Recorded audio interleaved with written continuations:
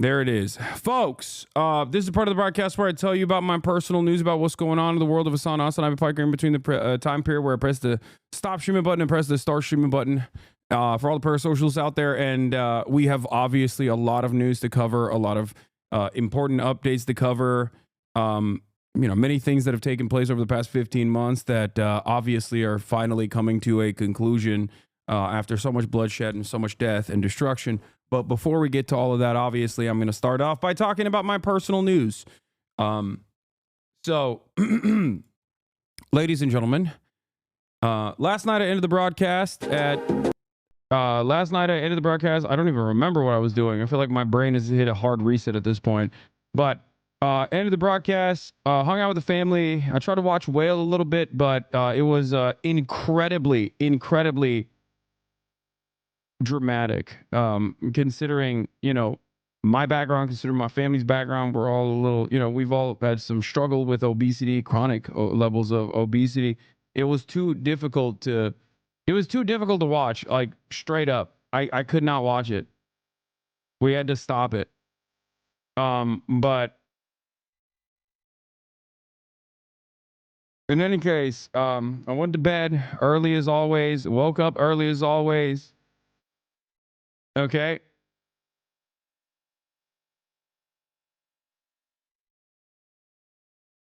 Woke up early as always. And I have a journalist here with me from an outlet, and he's doing a piece today for a major publication. But as is the case, as you guys know, just like with Donnie O'Sullivan, I made him go work out. And unlike Donnie, he actually did a pretty decent job of working out. Okay. He did a fairly decent job of working out. Respect. But after that workout, it's Don Lemon, ain't it? Okay, stop trying to figure out who it is. You're never going to be able to, and it doesn't matter. And I'm not going to reveal it regardless.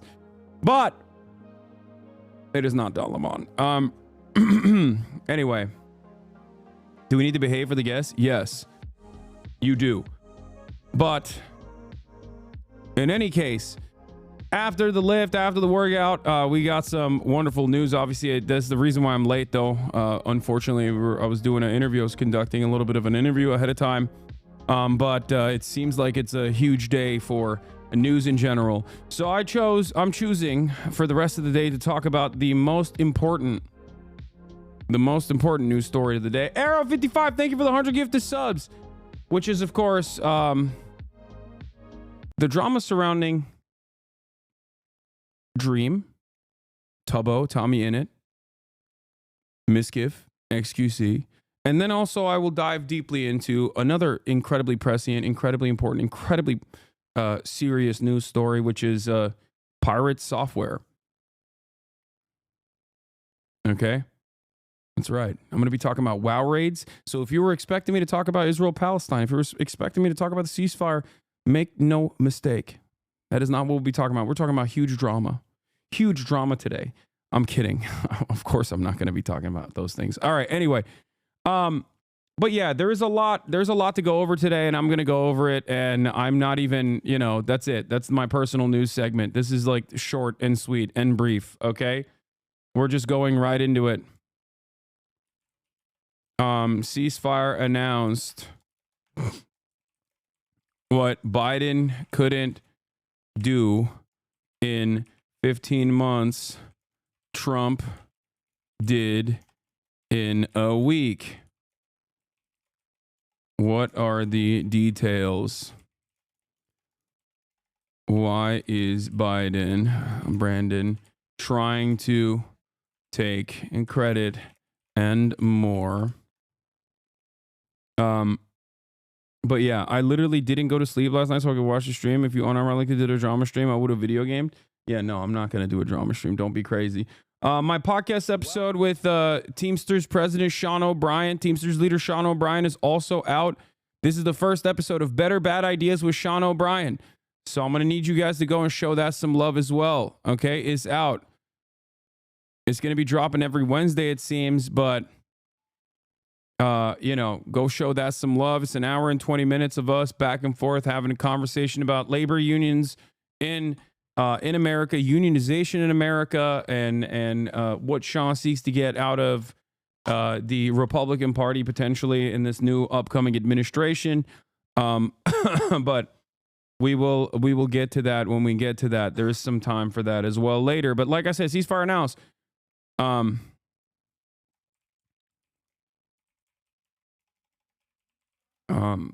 Anyway, 2025 off to a banger start.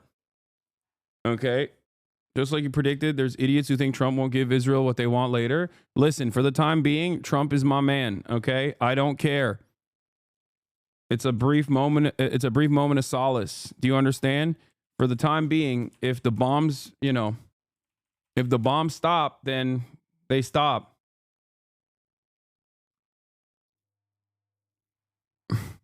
Anyway, if Trump gets Ukraine to ceasefire, they give him a Nobel Peace Prize. I mean, yeah.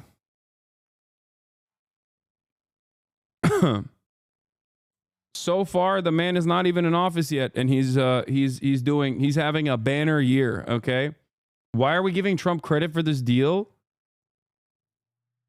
What? Why are we giving Trump credit for this deal? Who do you think facilitated the deal? You think it was Biden? I can't believe we already have liberals in the chat running defense for Joseph Robinette Brandon here. Wow, that's awesome. Okay, there's going to be a lot of back and forth today. Trump hasn't done squat. Yeah, okay, sure.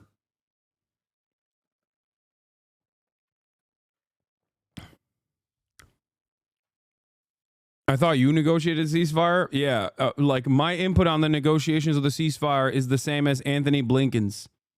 Okay.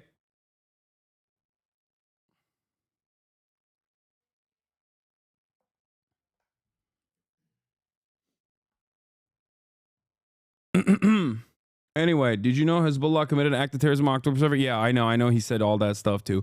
All right, we're going to get to it. We're going to get to all of it. But I'm seeing that a lot of people are basically choosing to give credit to the Biden admin here, which is the most insane thing I've ever heard in my entire life. But it's great. I'm glad that we have insanity that is alive and well. Okay. I'm glad that insanity is alive and well in this community. Okay.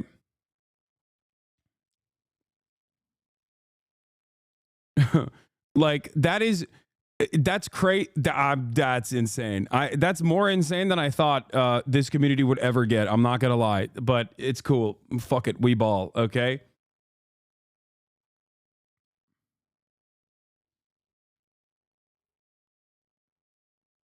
Anyway, let them see this. Yeah. Hold up. Let's blast off real quick. After 50 months of supporting genocide, libs have worse brain disease than hogs at this point. Yeah, it's pretty crazy to me. All right. Do we have a blast off meme at all or no? Do we have one?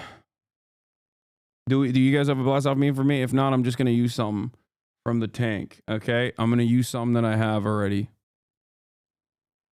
Oh, this is great. Okay.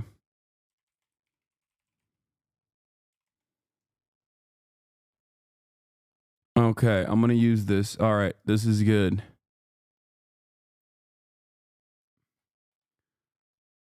Hold up your end of the ceasefire. I like that there is like a fantastic opportunity happening here, and you guys are trying to relitigate the conversation I had with Bradley Martin.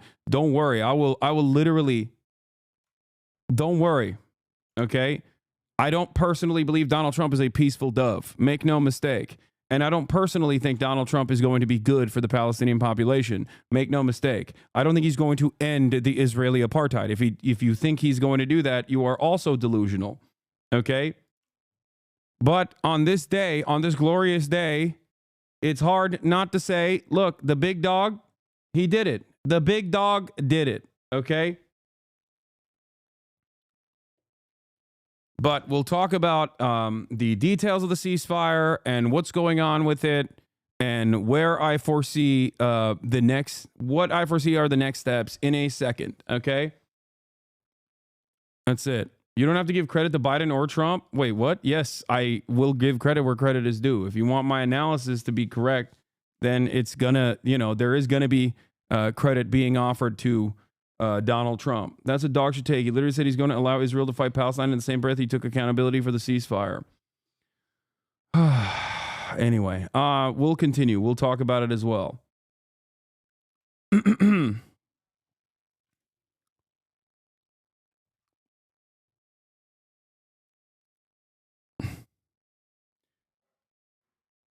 All right, where are we? Where were we? I'm already annoyed. Okay, I just got started and I'm already annoyed with everyone.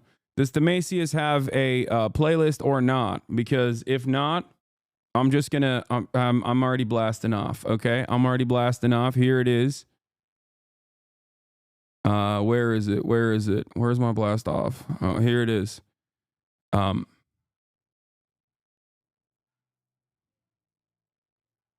No credit Israel's Dome of Gaza. Anyway, Israel's a wasteland. What? They have the West Bank to take over now? Okay. We'll get to the live coverage as well. We'll start off with Al Jazeera. There are already celebrations taking place on the streets. Hours turned this whole area into a stage of celebration, something that we're not used to see as early hours this morning. And what we see in the past days, this area here at the hospital used to be a stage for funerals for bodies that are killed and brought to the hospital, much of it filled with agony and sadness. But the past couple hours have been particularly different, more of an expression of much of the feelings that have been suppressed for the past 15 months. And without going into the details of the terms, people came together and got in groups here celebrating, whether in the hospital or in the streets on 10 sites across the Gaza Strip and further in the northern part of the Strip in Al-Mawasi. Damn, my guy would have given Reagan credit for releasing the Iranian hostages. I think the thing that you don't understand in that process is that even if there was incompetence, you're talking about a foreign adversary, not stopping a foreign ally. Okay, Joe Biden had the opportunity to do this with one phone call. I talked about this virtually every single day for 15 months. That Joe Biden can stop this today. He can stop it tomorrow. He can stop it yesterday. He chose not to do so.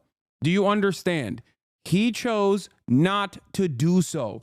Israel was the party that was responsible for refusing to recognize the conditions set forth by Hamas early on, the conditions that Joe Biden represented as the conditions that Israel had placed on the ceasefire negotiations on July 2nd.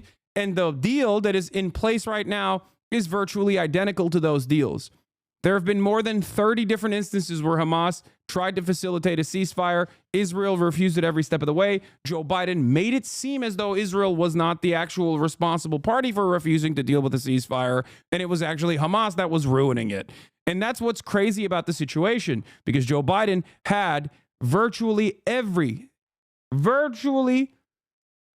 moment, every opportunity, all the power, all the cards to stop this by forcing Israel to meet his demands. And for a lot of liberals, I think this is impossible to contend with. Okay. Giving Donald Trump the opportunity to take credit for the ceasefire is entirely in the hands of Joe Biden. Okay. That's it. It is entirely in the hands of Joe Biden. If you think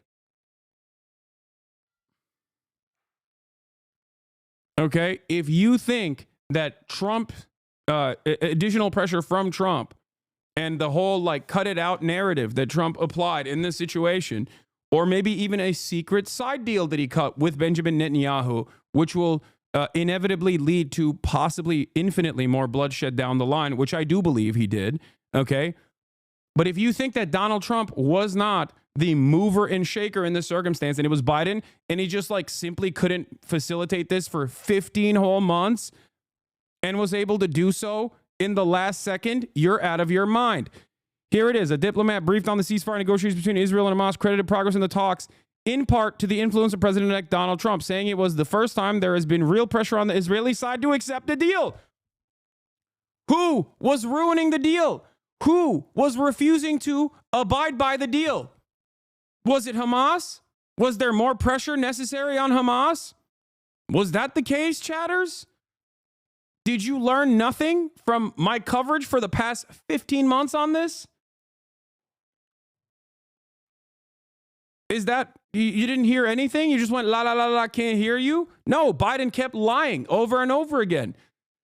Anthony Blinken kept lying over and over again throughout the entire process. There are numerous instances where I continuously showed you over and over again that Anthony Blinken would go on tour and openly state that it was actually Hamas that was a spoiler of the deal. It was actually not Israel that was a spoiler of the deal. It was Hamas. When we could see with our own two eyes who was actually spoiling the deal.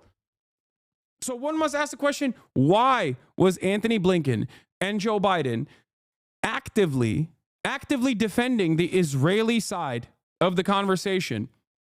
And why is everyone saying Trump pressured Netanyahu?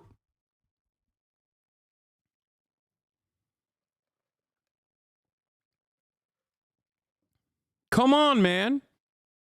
Y'all are out of your goddamn minds if you think that the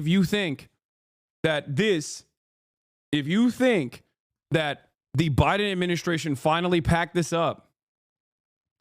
2 weeks ago, Biden gave $8 billion of arms to Israel. 2 weeks ago. Not even, January 3rd, working tirelessly around the clock for a ceasefire. I guess you genuinely believe that when they were saying it. Yeah. The grossest side of this process is that Biden had all of the power. He is the president of the United States of America. He could have done this. He could have done this day one. He could have done this early October 2023. He could have done it in November. Anthony Blinken and Joe Biden actively sabotaged the peace talks, the ceasefire talks, and defended the Israeli side by lying to the public. Here it is. Blinken apparently tanks ceasefire negotiations by fabricating a story to make Netanyahu look good. One of the many lies the Biden-Harris admin told to shield Israel from criticism. This is from the Times of Israel reporting from a couple months back. He pointed to a meeting Blinken held with Netanyahu in August, after which the secretary announced that the Israeli premier had accepted a U.S. bridging proposal for a hostage deal. The Arab official, along with a member of Israel's negotiation team, told the Times of Israel that this was empathetically not what had unfolded in the meeting, and that Blinken's comments had thrown a major wrench in that round of talks, which ultimately fell apart. How many times do I have to show you the receipts? I mean, I was there. I was covering it in real time. If Democrats knew, this was a funny tweet from Ryan. If Democrats knew that losing the election might lead to a ceasefire in Gaza, they'd have fought harder to win.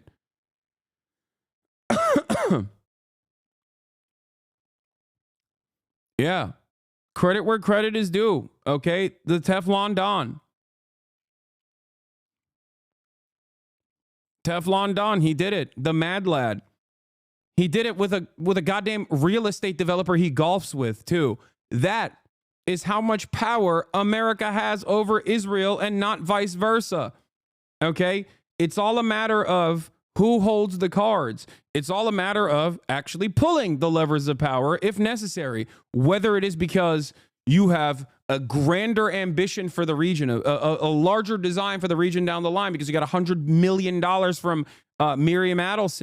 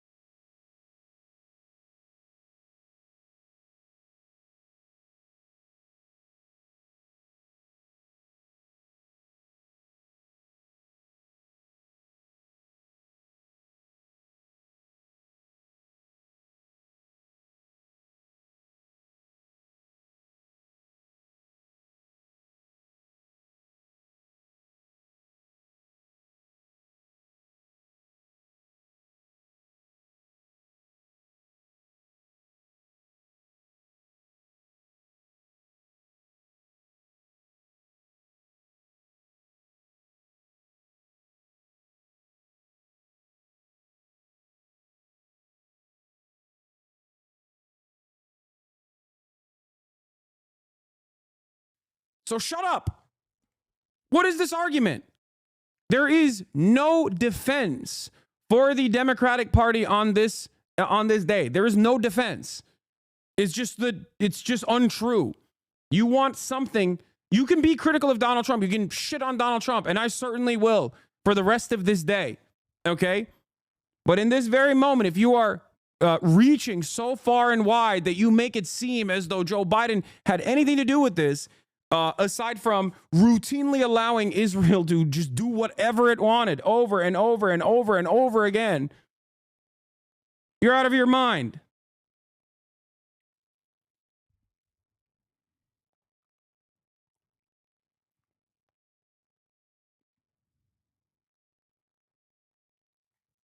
Anyway. Yeah, remember the ceasefire button was a youthful TikTok fantasy. Here's Matthew Iglesias. I'm out of touch with the youth, but my sense is that there are now millions of pseudo-informed people gassed up on TikToks and Instagram Reels who believe there's some kind of permanent ceasefire button in the Oval Office that Biden is perversely refusing the press. So what happened? What happened? Did Trump find the button? Was it next to the Diet Coke button? What happened? How do we hit the button? It seems like there was a button. Everyone kept saying, Hasan, you are so childish. You are so childish for making it seem as though this is just a simple phone call away.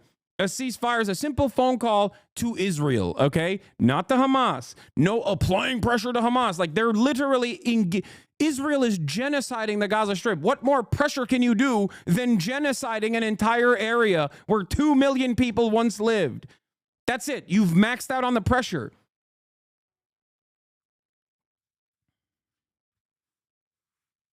Ridiculous. By the way, make no mistake, if Donald Trump also, just take photos is correct. If Trump is also able to overturn the TikTok ban too, oh my God, dude. It's an endless faucet of pro-Trump sentiment coming from, Trump is going to give the Republican Party the Reagan advantage for generations to come. Okay?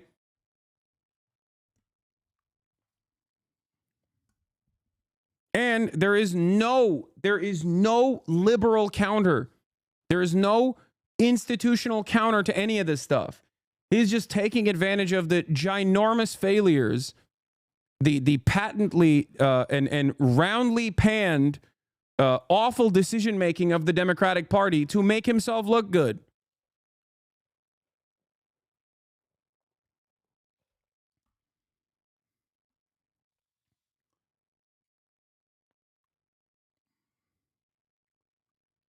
The button was Bibi's candidate of choice for winning.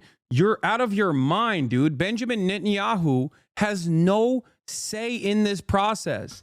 Okay? All they can do is try and undermine American interests in the region.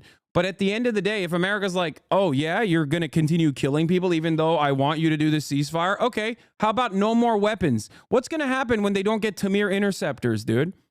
What do you think would happen if American cruisers and aircraft carriers in the region go, okay, we're turning around then? What do you think happens to Israel then? What do you think happens to Israel without the 2,000-pound bombs that we were consistently sending to Israel as they kept literally running out of ammunition because they dropped multiple nukes worth of munitions on Gaza? What do you think would happen to Israel if America was like, all right, we're not protecting you anymore then? Are you out of your mind? What is the Iron Dome without Tamir interceptors? It's nothing.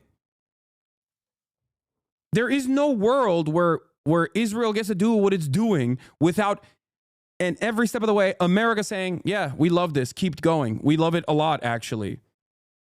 Okay? We love it so much.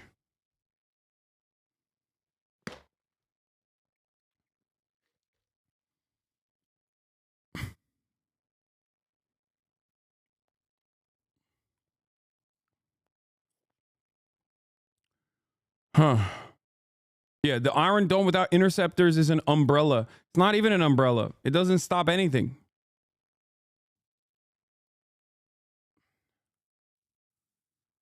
The reality is the reason why nothing has happened for the whole time Biden was in power is because he's completely disabled. My friend is an intern in DC and young people are to talk. No, I mean, Biden's ineptitude aside, Like, they wanted this. The Democrats, as a administration, wanted this to continue. Okay?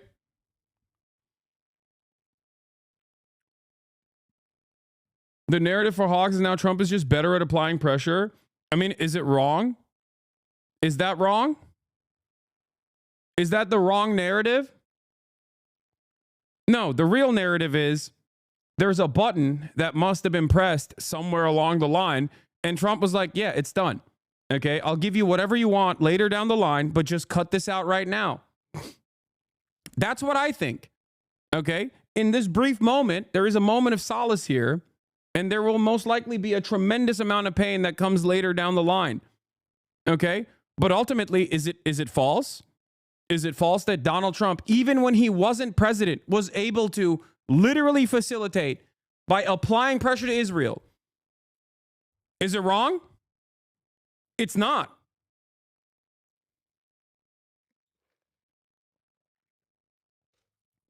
You got so much information coming out of the Biden White House where they actively told Israel, yeah, go blow shit up in Lebanon. It's great. We love it. You know, keep going. And even if you don't have insider information, you have outsider eyes to look at the situation. Every day there's another report of Biden being like, oh, I'm so angry with Benjamin Netanyahu. Here's another $8 billion of weapons, sir.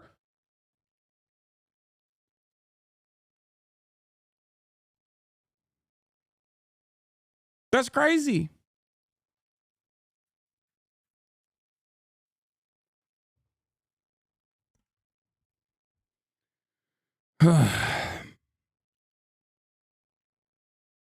Great, though. It seems like the same media apparatus that actively defended Israel's genocidal ambitions is now trying to reframe the narrative in an effort to give Biden credit 5 days before he leaves office, when he very clearly, openly, and openly kept lying at the behest of Israel over and over and over again.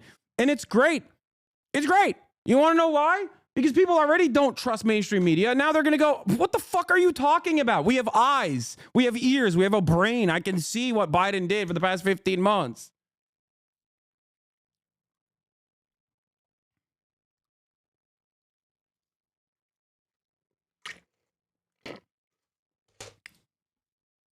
Do you think Trump gets credit? I mean, Trump is going to get credit regardless. He's going to get credit from, obviously, every single outlet on the right. That's number one. And this is a credit-worthy moment, okay? And last but not least,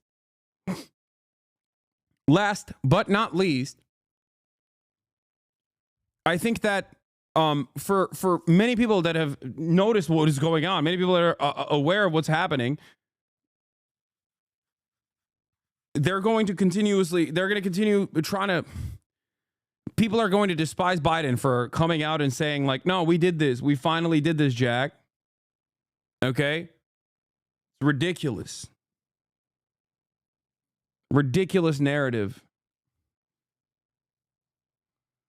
Shocking.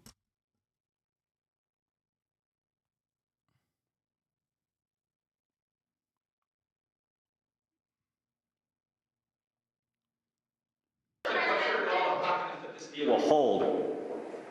I'm confident. Thank you. Folks, credit for this, Mr. President, you or Trump? Is that a joke?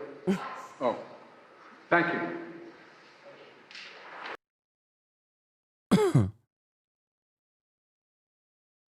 What is this? What's going on in Los Angeles will become fairly common in years to come unless the global community comes together, change our energy systems, and take on lies.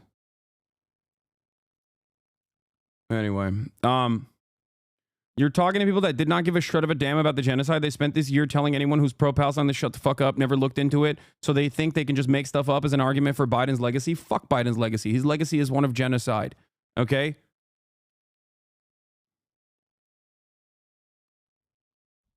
Does this mean the no new wars narrative is real? No, it's not.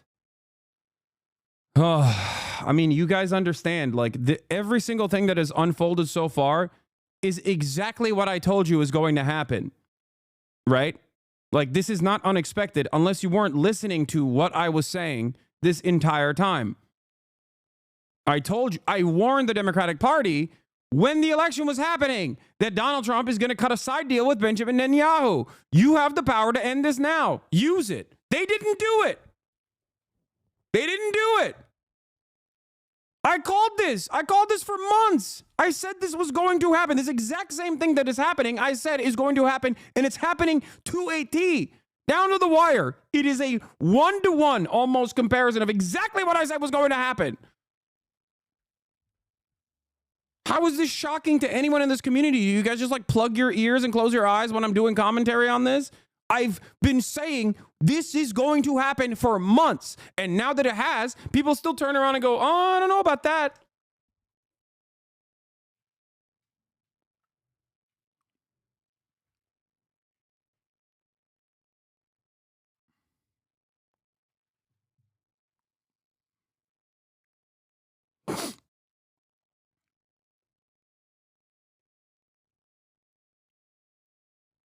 Now, it's not fully done anyway. Netanyahu says the Hamas folded on the dispute over the Philadelphia corridor, but as the several items in the framework have yet to be finalized, we hope the details will be finalized tonight.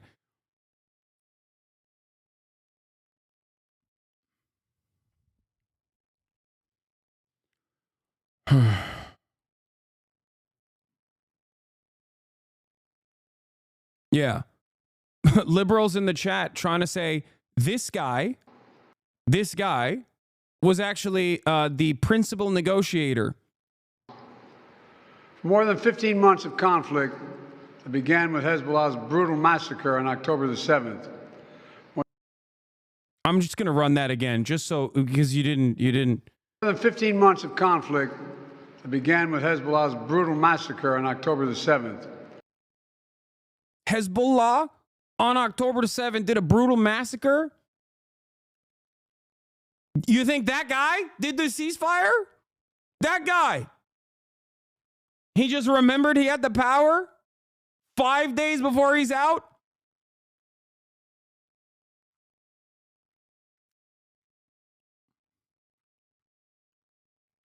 What kind of ridiculous false reality are we living in where people even like entertain the notion that this is competent leadership in display? Of course, liberals are going to lose permanently and forever. You are making the most reactionary, stupid, mouth-breathing losers look sane when you try to literally justify anything that you're seeing here. Anything. Like, it's psychotic. It's QAnon. This is QAnon, okay? There is no difference functionally between trying to say Biden is a competent leader and he really tried really hard to facilitate a ceasefire, even though all evidence points to the direct contrary, okay? And he finally did it 5 days before his administration ended. The foreign policy genius, like, to me, running with that narrative is unironically no different than QAnon, being a QAnon supporter, thinking that there is like, he also said he spoke to the Emir of Kuwait to thank him for the ceasefire deal when he was, oh God, it was the Emir of Qatar.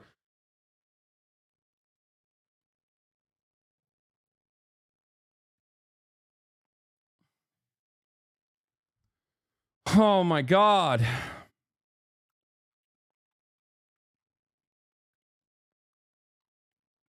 He doesn't have a PhD in foreign policy, chat. He's just that good.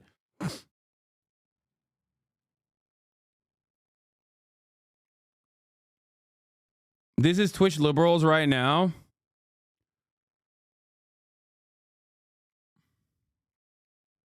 Most vindicated image in political history. Okay, smart guy, let's see you take a crack at it. Oh, I love that. Yeah, it turns out someone else did take a crack at it, dude. I mean, I covered this yesterday. Even the flex mode that, like, the fact that Donald Trump used a random real estate developer that he golfs with to be his envoy, to be his voice in the room. The fact that his envoy, his voice in the room, told Benjamin Netanyahu, I don't give a fuck about Shabbat. like, and forced him to talk on a Saturday. These are aesthetic moves that is exactly in line with the way that Donald Trump plays hardball. Okay, like straight up, he did that deliberately. That is supposed to, that right there, him not sending like a serious a serious person within his cabinet and tasking a random real estate developer that he golfs with to be the guy is already disrespectful. That's number one. Okay, it's a way to reassert dominance. It's a way to show who's in charge here. Okay, that's number one. Number two, the fact that that guy was also actively being like, yeah, I don't care. You're going to work on Saturday. I don't give a shit. Like, that is disrespectful. That is incredibly disrespectful. Okay? But that kind of disrespect is exactly the way that Donald Trump, like a shitty real estate developer, would cut side deals. You know what I mean? To play hardball. This is why he won? Yeah, he did.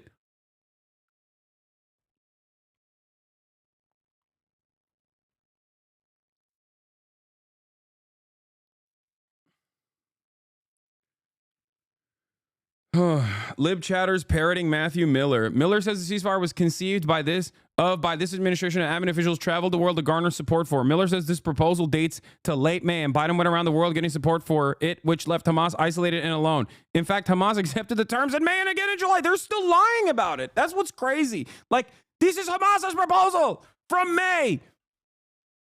And they're still actively lying to defend Israel after Benjamin Netanyahu fucked Joe Biden. Okay? Think about that.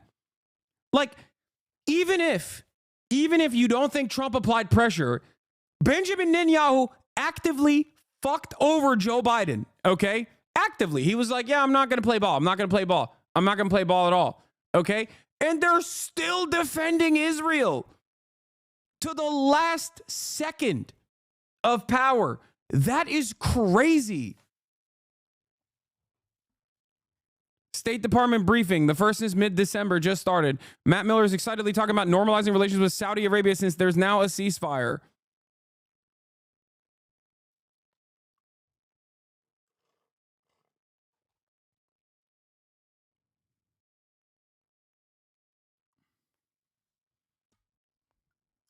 So it wasn't Biden then, but mainly Netanyahu. Oh my God. Oh my God. Oh my God. Oh my God. Of course it was Biden. Biden holds all the cards. Biden controls the levers of power. We are the American government. Okay? What are you saying? Biden's incompetence in this process doesn't change the dynamic, doesn't change the power that he has, doesn't change that, like, the people in his inner circle actively wanted this to happen. Okay? Actively wanted this genocide to continue. That's it. That's it. Biden loves genocide. Make no mistake. He loved it. Okay? He loved every moment of it. And luckily for him, it is going to continue until the last day that he's in office. Okay? The Democrats alongside Biden also loved it. Okay? They did. Seemingly they did. They didn't do enough about it. They didn't do anything about it. They applied zero pressure. There were a couple Democrats who did, and that's it. And they were cast aside.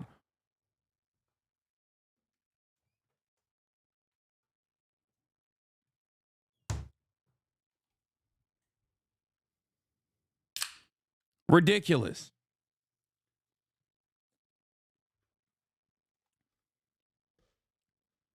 Ridiculous.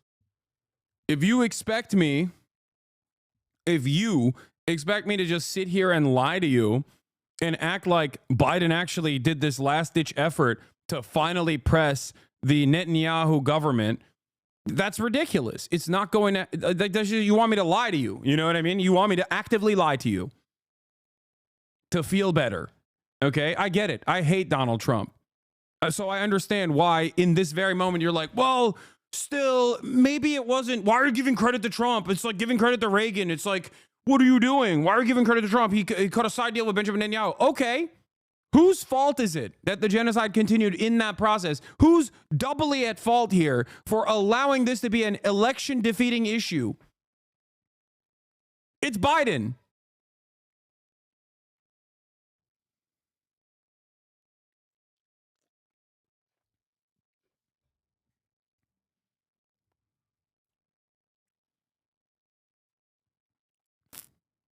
It's Biden and the rest of the Democratic Party and those in positions of power who had every opportunity to stop what was going on, even when it was electorally beneficial, even when it was the moral thing to do, even when it was the right thing to do, and they chose not to do it. Make no mistake.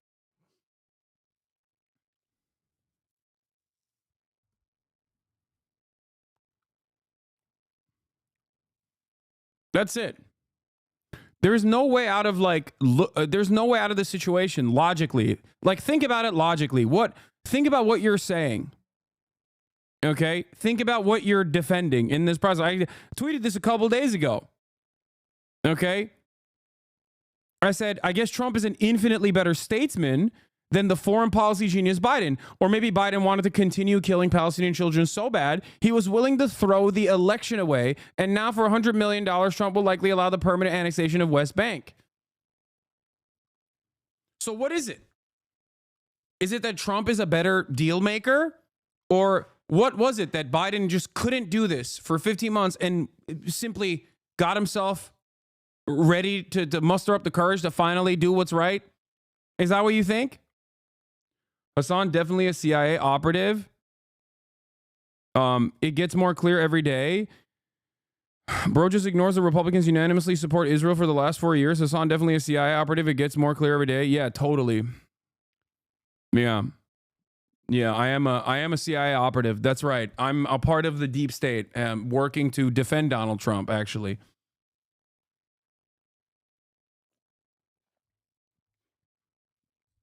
Yeah. Why am I a CIA operative? Because I'm criticizing the guy who defended Israel for the past 15 months as Israel continued to do a genocide. Yeah.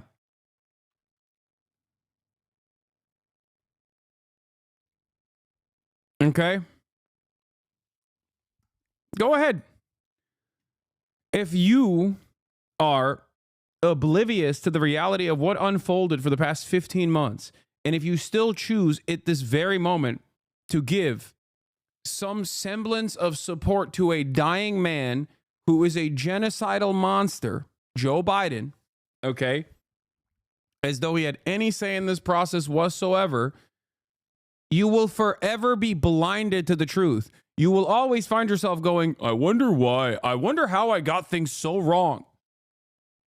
And it's not like this was unexpected. This is something that I told you was going to happen. Okay?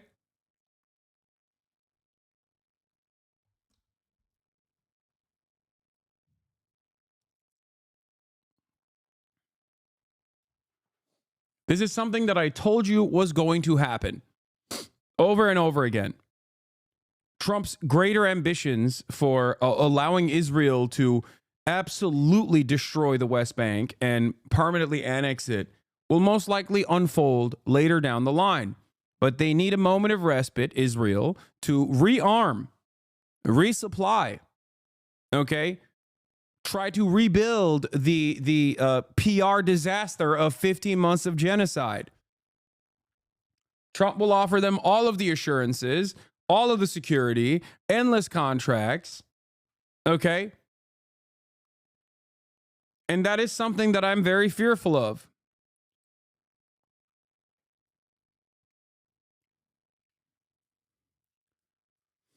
They've attacked Jenin already today. They haven't stopped attacking Jenin. They haven't stopped attacking the West Bank.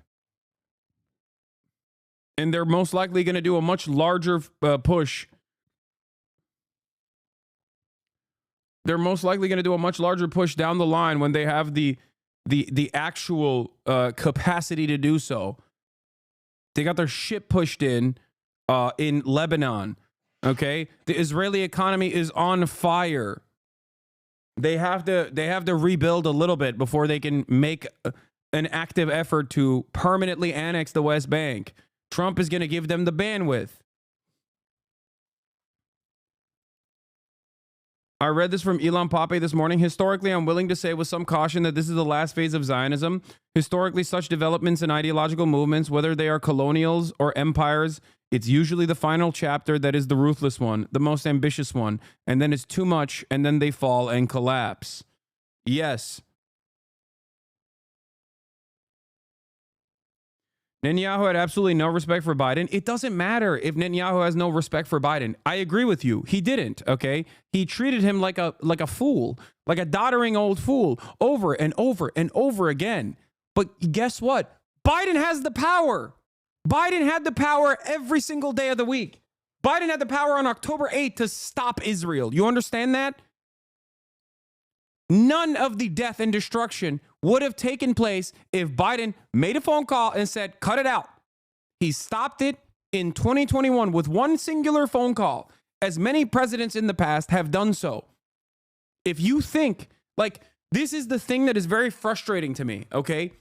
Israel is a violent apartheid regime that is a settler colonial enterprise, benefits America's interests in the region. That much is true, which is why Israel gets a lot of bandwidth in doing whatever it wants, and even sometimes actually undermining the American intelligence community, spying on Americans, spying on American diplomats, things of that nature. That's because there is a larger agenda there, okay? But a lot of people, I think, fall into this silly way of thinking where they think like, oh, well, Israel owns America. Like, no, Israel doesn't own America. America owns Israel. Israel is our weapon. Israel is our shield. Israel is our settler colony. We took it over from the British, and it's been ours in perpetuity, okay? The British started the process, and we took it over, and it's been ours.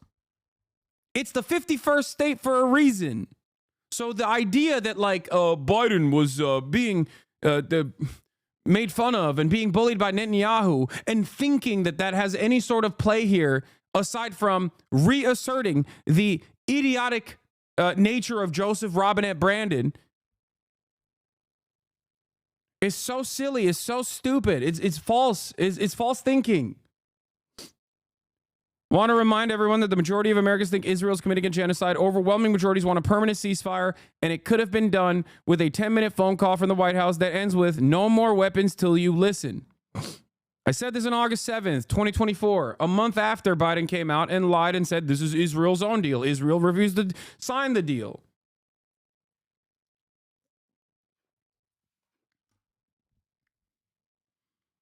Scahill said today that the Trump won the ceasefire narrative is true, but it also shouldn't be overstated, as it also works to give Netanyahu domestic political coverage with it being so unpopular. What do you think about that? It doesn't matter. I'm not covering this from like the Israeli side of things. Benjamin Netanyahu is self-interested, and part of the reason why he probably did this is because he truly believes that Trump has his back. Okay. Hold on.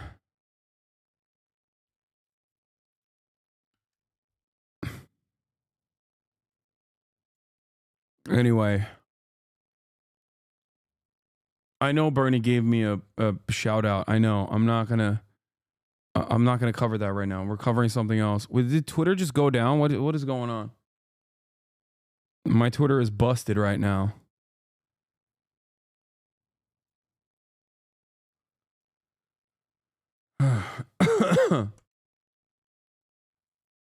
Yeah. Here, I want to show you two different things as well that make no sense in terms of like the way that Biden and Kamala Harris operated. Look at this. Number one, adults' historical rating of U.S. presidents. How do you think each of the following presidents will go down in history? As an outstanding president, above average, average, below average, or poor? 37% said poor about Joseph Robinette Brandon. The lowest, the number one at the, it has the highest level of disapproval, okay? And the second highest net positive or disapproval, net negative approval rating. After, well, I guess the third, technically wrong. Or no, that's positive. What am I saying? It's the second lowest.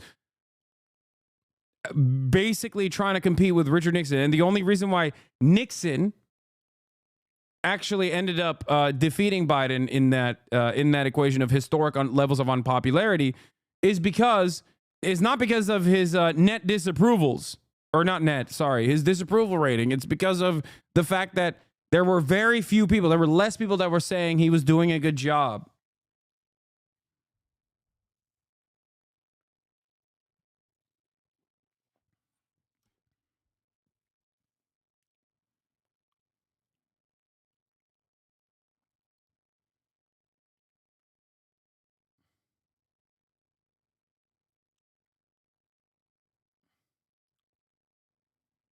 Anyway. Are you gonna play Dummy Falastini? I already did.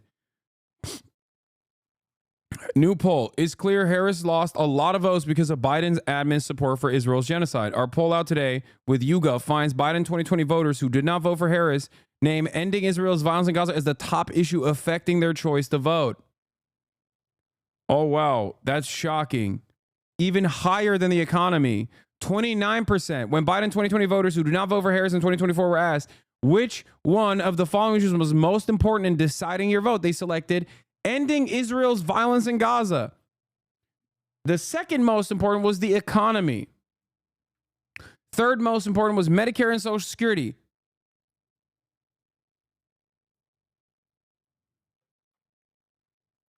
This issue played a key role in battleground states as well. Across 6 battleground states that flipped from Biden and Trump, 20% of these voters said ending Israel's violence in Gaza was their top issue. The second most cited reason behind only the economy.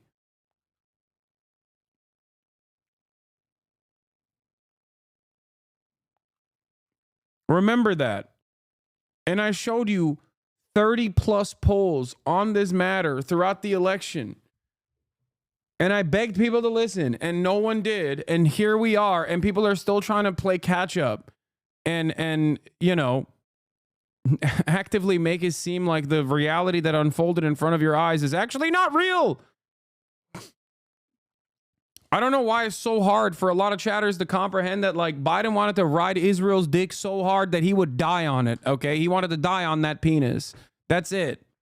And he killed the Democratic Party's chances of thwarting the second Fourth Reich installation in the United States of America. That's it.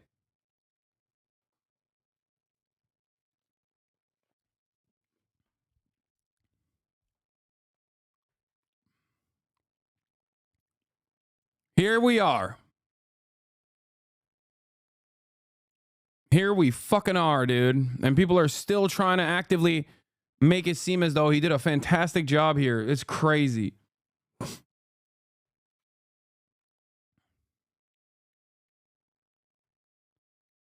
There's going to be additional battles here with allowing third-party investigators into and NGOs into Gaza. Israel's going to try to stop that. Donald Trump is probably going to play a role in not allowing that to happen. Okay, there's going to be a lot more. There's going to be a lot more violence to come. There's going to be a lot more hatred and awfulness to come out of this process. I do not for a second believe that Donald Trump is in any way, shape, or form invested in the defense of Palestinians. But make no mistake, that doesn't mean that Joe Biden was in any way, shape, or form invested in the defense of Palestinians either.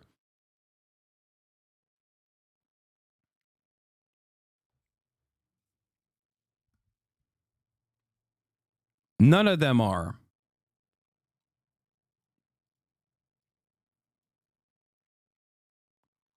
Of course, the only judge that ruled for Israel gets to be the next president of the ICJ.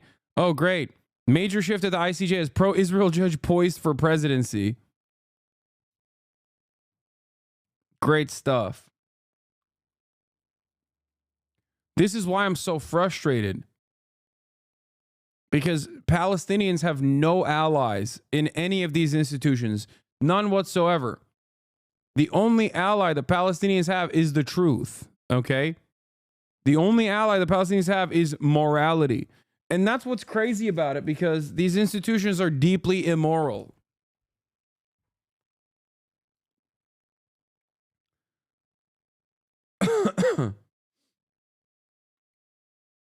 It's a terrifying predicament.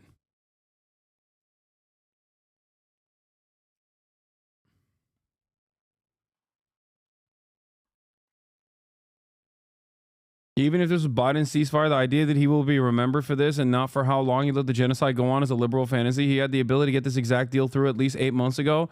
Could have done something else even earlier. Also, normies are never going to see this as a Biden's deal. They'll see it as Trump's deal if they remember it at all. Yeah.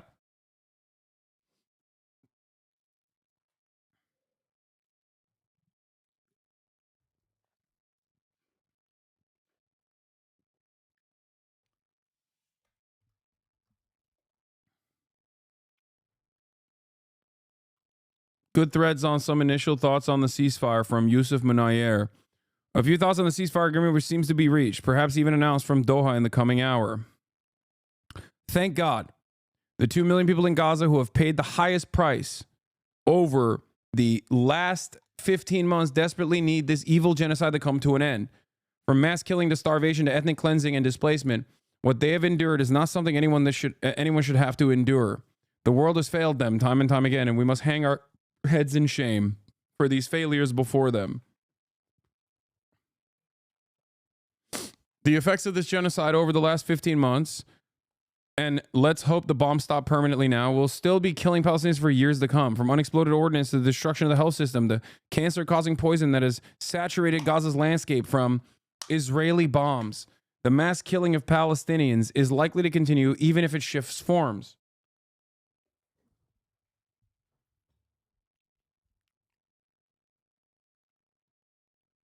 It is also highly likely that Israel will continue to bomb Gaza after the ceasefire agreement, just as it did in Lebanon. The exchanges make this a little different, but constant monitoring from the guarantors will be needed to ensure it doesn't just continue after or during phase one of the exchange. From the U.S. end, the enforcement will come from the Trump admin, so we will see how that goes. This ceasefire could have been achieved months ago. Since the 7th of October, the Biden administration and Netanyahu have been navigating a process of finding out how to swallow the failures of that day, and their only answer has been to attempt to wash it away with ever more Palestinian blood. This didn't work despite their best efforts, though Netanyahu, for now, is in a more secure political place than he was in late 2023. That is the main reason we are seeing a deal be agreed to by Israel, even as Palestinians have been offering an exchange and calling for a ceasefire since October 2023. Netanyahu and Trump would like to make it seem like the ceasefire is a product of Trump's magic, but it is primarily a product of Israel's failures on the ground. Their military has succeeded in destroying Gaza and civilian life, but Hamas's numbers, according to Blinken yesterday, haven't changed much, which is the least shocking thing of all time.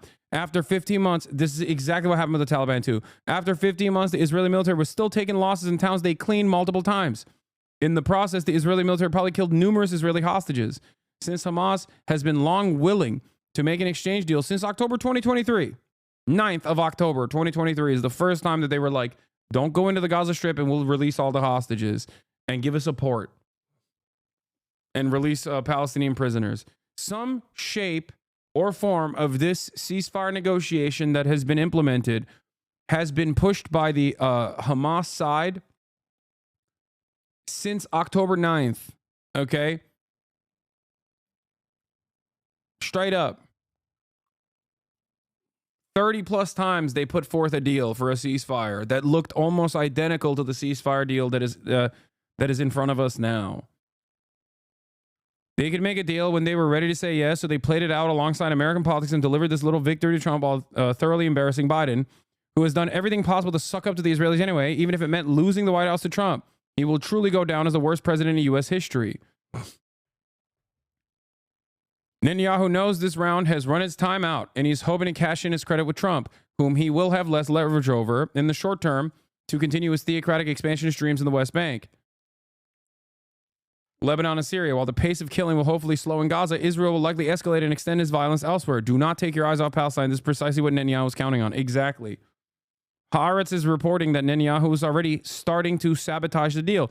Netanyahu's deal with Smotrich means abandoning 65 hostages in Gaza. Haaretz's Zvi Barel confirms the government has no intention of transitioning to phase 2. Breaking. Netanyahu promised to keep Smotrich include explicit commitment to resume the war after phase 1 until Hamas defeat, change combat conditions including heavier weapons, limiting humanitarian aid, annexing territory, and encouraging immigration. So they want to settle northern Gaza. That has been their primary purpose of this, okay? That's what they want to do. That's what Bezalel Smotrich wants to do. That's what Itamar Ben-Gvir wants to do. And he's giving them assurances. Now, having said that, if this translates to some kind of retaliation, encouraging immigration, forced displacement. Yeah, encouraging immigration both from the settler side and forced displacement for the Palestinians. This is what I predicted would happen in my 2024 predictions. If you recall, it just took an extra year. It didn't happen in the year 2024.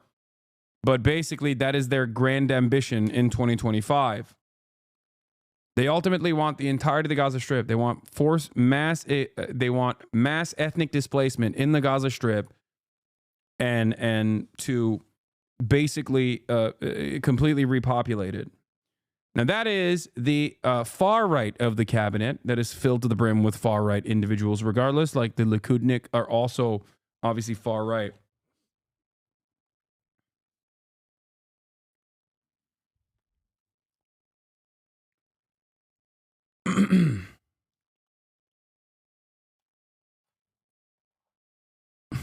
Anyway, I am still fearful that I am still fearful that they will drop they will drop this deal. But I think that makes Trump look bad, and Trump cares about the way he looks, especially if like people care about what's going on in Palestine right now. When eyes are on the prize, like Trump wants a gift for his inauguration. Basically, it sounds stupid, it sounds silly, but I'm sure he's made side assurances to Benjamin Netanyahu that he will protect Benjamin Netanyahu. But ultimately, he has the power. Yeah. I said Bibi would give Trump an optics win at first and then go harder. Exactly. But that means there must be an optics win in the interim, in the short term. And if if Benjamin Netanyahu keeps pummeling Gaza in the interim, in the short term, that doesn't give Trump the optics win. And I told you this down to the minutia, like down to the very last detail. This is what I said is most likely going to take place. So far, that is seemingly what is likely taking place.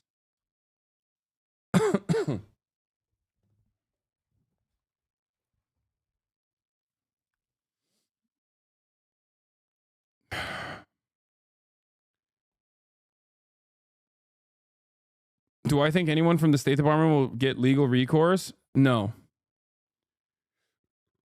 Anyway. On his Truth Social. This epic ceasefire agreement could only have happened as a result of our historic victory in November, as it signaled to the entire world that my administration would seek peace and negotiate deals to ensure the safety of all Americans and our allies. I am thrilled American and Israeli hostages will be returned. Didn't you say you'd praise Trump if he had a hand in this? I did. I gave him I wore the Trump hat. Everyone got mad at me. Yes, I said that. I also said that Donald Trump is not going to end the apartheid. In a conversation with Bradley Martin, if you remember, I told him that there might be some semblance of a ceasefire negotiation, and I will give him credit where credit is due if he facilitates this, because at the end of the day, I want there to be a ceasefire. I want the Palestinians to no longer be murdered in the way that they have been for the past 15 months. Okay, and that I will give credit where credit is due. Having said that, however, I don't think Trump is going to end the apartheid.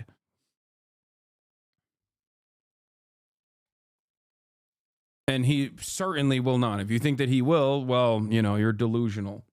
Returning home to be reunited with their families and loved ones.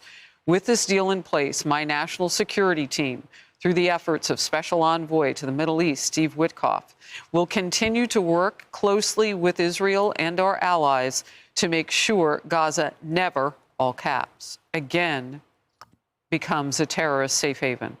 We will continue promoting, again, all caps, peace through strength throughout the region as we build upon the momentum of the ceasefire to further expand the historic Abraham Accords.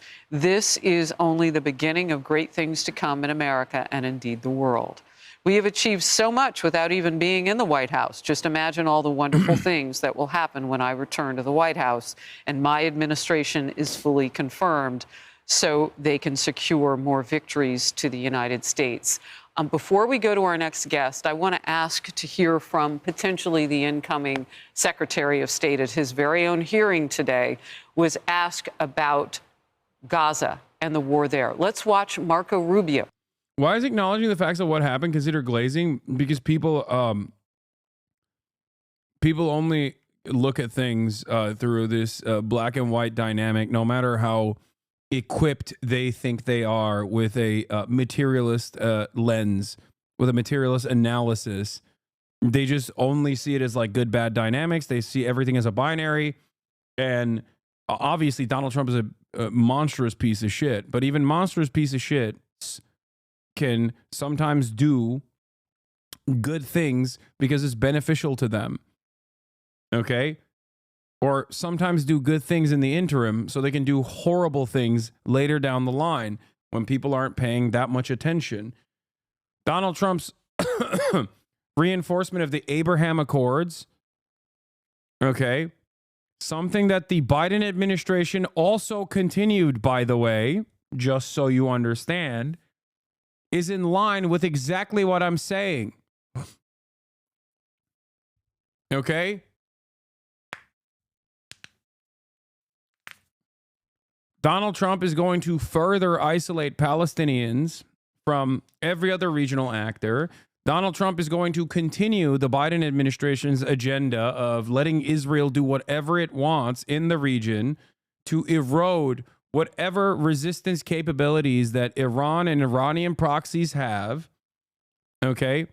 And then try to deliver a final blow, most likely to Iran. They have a grand design.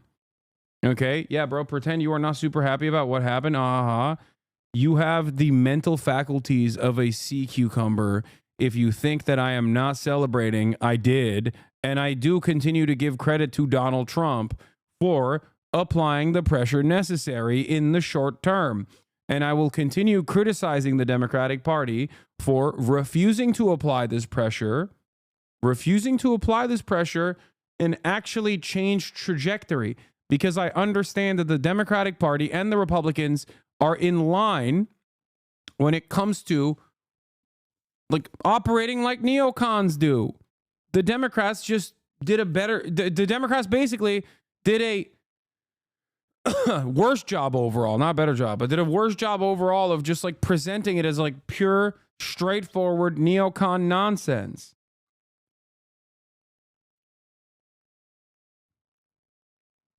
Parading Liz Cheney around. Try to do a I see you, I hear you nonsense. Oh, I see you, I hear you.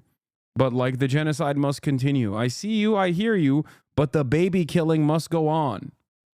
Okay? We are not satiated.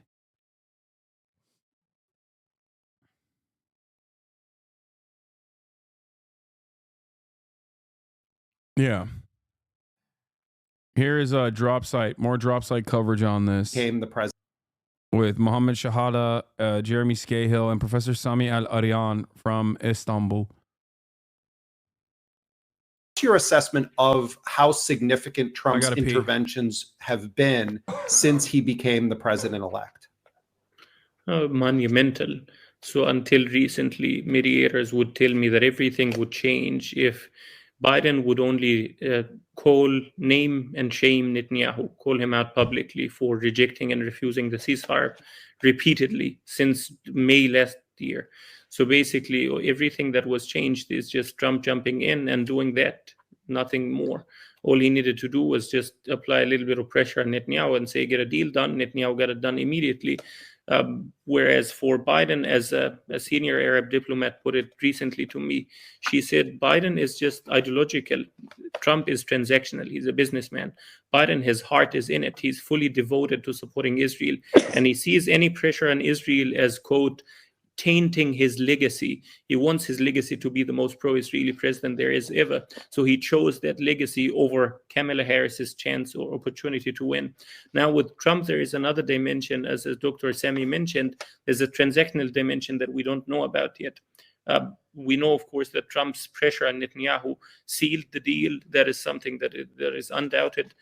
In the very last minutes of the negotiations, Netanyahu tried to maneuver by insisting on a couple hundred meters of the buffer zone. So now it's 700 meters. He wanted it to be 900 instead.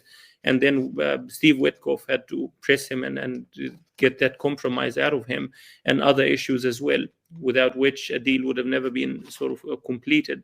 But on the other hand, we are getting reports from Israeli media that are saying that Trump gave Netanyahu a gift bag in return, and that gift bag includes a promise to allow Israel to violate the ceasefire and provide them with cover for it. So in other words, to resume the war in Gaza as soon as the first phase is completed, never going into phase 2, just getting 33 hostages out and then back to war again. The gift bag also reportedly includes lifting all Israeli settlers. I agree with everything that Mohammed is saying here, by the way. Okay? Trump is no friend of the Palestinians. Make no mistake. Okay? Trump is no friend to the Palestinian people at all. And he is as good as an ally as Israel can ever get. Okay? So we shall see what happens. But in the interim period, remember, if you consider Joe Biden to somehow be better than Donald Trump, you have to remember that he had the power to do this months ago, a year ago. At any step in the process, he had the power to do this. Okay? And he chose not to. So functionally, there is no difference when genocide is ongoing. You are a genocidaire. And it's doubly messed up that you can turn around and give Israel's greatest ally another W in the Western world and another W in the eyes of the Palestinians as well. That's it.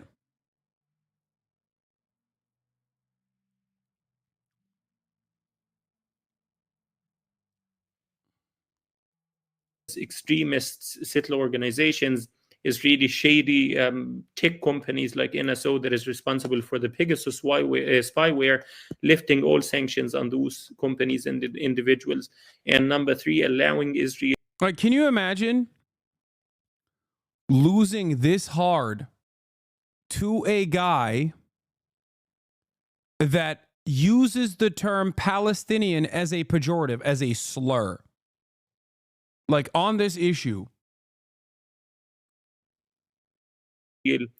Trump was president 8 years ago. Why didn't he stop it back then? What are you talking about? Trump set the stage for October 7 and what Israel did in the aftermath of October 7. What are you talking about? Donald Trump's Abraham Accords, permanent recognition of the permanent annexation of Syrian territory, Golan Heights, the embassy move to Jerusalem, directly led to Palestinians feeling increasingly more isolated.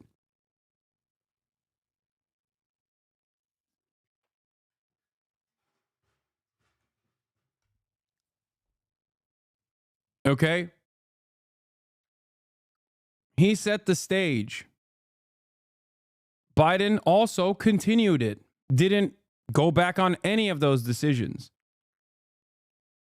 and then kept steadily rearming the Israeli government as it continued its genocide, while simultaneously going, oh man, we're just really working tirelessly around the clock for a ceasefire. Okay? American foreign policy is uniparty. It is bipartisan. Okay? American policy on Israel only goes in one direction. And Republicans do have a tendency to make things worse, at least historically. And I suspect that Trump will make things worse for what is to come down the line. But if the Democratic Party actually wanted to stop this because they cared about the Palestinians or the bloodshed or anything, if they cared about winning this election, they would have applied this pressure instead of Donald Trump. And they didn't.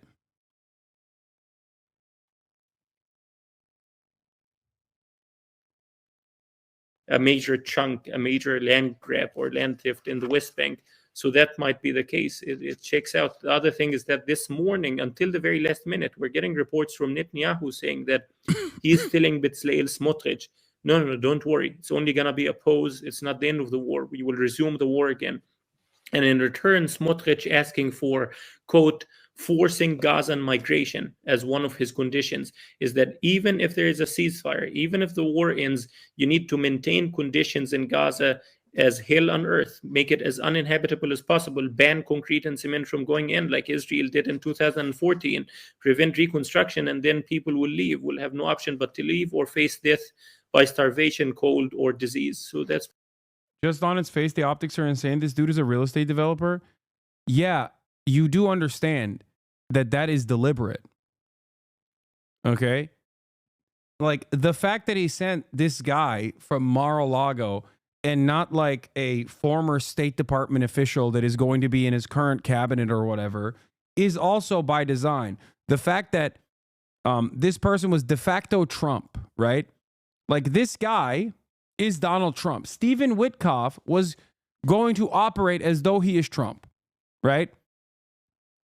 So Donald Trump sending him over is a fuck you, okay? Is a way to reassert dominance, to basically say, like, we are the ones who hold all the cards. That's number one. Number two, like, forcing Netanyahu to come and work on a Saturday. That is optically something that Democrats are terrified of doing, that Donald Trump would absolutely do. That's like a classic real estate, like shady real estate guy who's like, no, I'm the one with the dick, okay? I'm the one who holds all the cards, not you.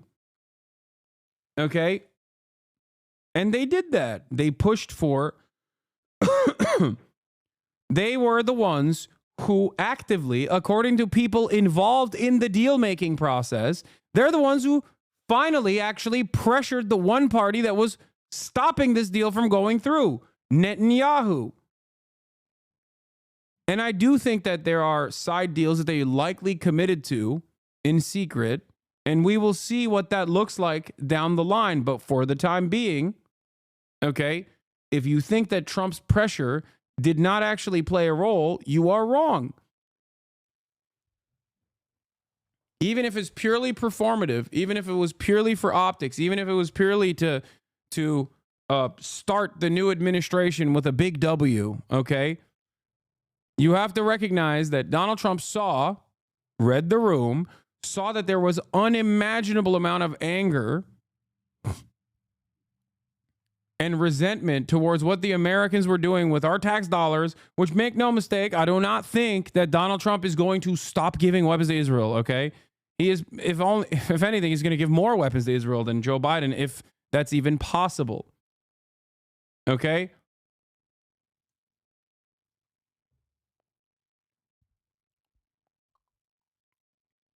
But understand that he basically he played a very significant role in, forcing Netanyahu to heel here, at least in the short term.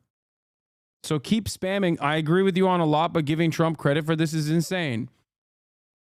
You can spam it all day, every day. Okay? I still fear that what will come next is going to be significantly worse. But in this moment, it was Trump's pressure. Okay?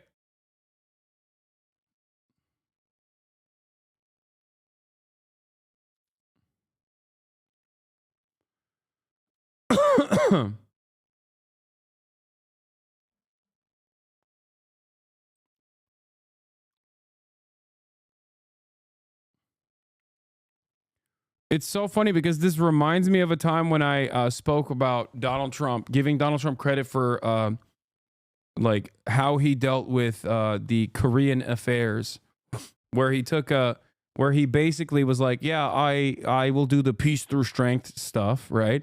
But also simultaneously, he was like, I'm gonna take a sidestep here.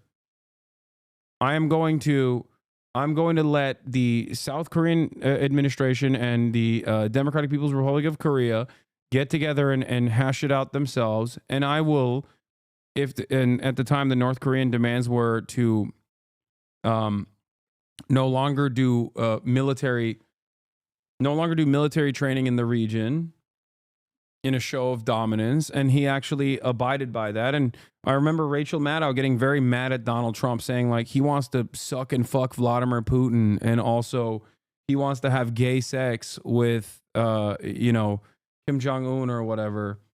And liberals kept going crazy over Russiagate narratives, consistently claiming that Donald Trump actually was doing the wrong thing and that we need to escalate military pressure on North Korea. And it was actually the right thing to do. Trump did the right thing there. It was one of the only instances where Donald Trump was correct on his foreign policy in a sea of horrible things that he did. There is no partisanship in this regard.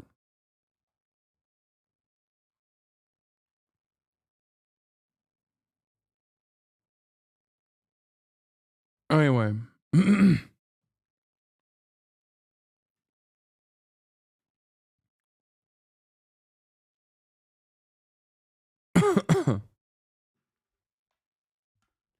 Why were you trying to stop cussing? I mean, I was, but it's hard for me not to cuss here because, you know, you got a lot of people going crazy. Here's Washington Post's own reporting on this from Evan Hill. A diplomat briefed on the ceasefire negotiations between Israel and Hamas credited progress in the talks, in part to the influence of President-elect Donald Trump, saying it was the first time there has been real pressure on the Israeli side to accept the deal. A diplomat, this is from Susanna, Georgia, WAPO. A diplomat briefed on the ceasefire negotiations between Israel and Hamas credited progress in the talks in part to the influence of President-elect Donald Trump, saying it was the first time there's been real pressure on the Israeli side to accept the deal. Indirect talks between Israel and Hamas were deadlocked for months. The contours of the current deal suggested the Israeli negotiators offered concessions on issues that had previously impeded a breakthrough, according to the diplomat who spoke in an interview Wednesday on the condition of anonymity to discuss the closed-door discussions. Trump's Middle East envoy, Steve Witkoff, has attended the talks in Doha, the Qatari capital. The negotiations also have been aided by Hamas's diminished position, the diplomat said. Hamas doesn't have the capacity to say no to anything. Since the October death of Hamas leader Yahya Sinwar, the militant group's officials in Doha have held fewer high-level meetings and rarely used its official office in the Qatari capital, the diplomat added.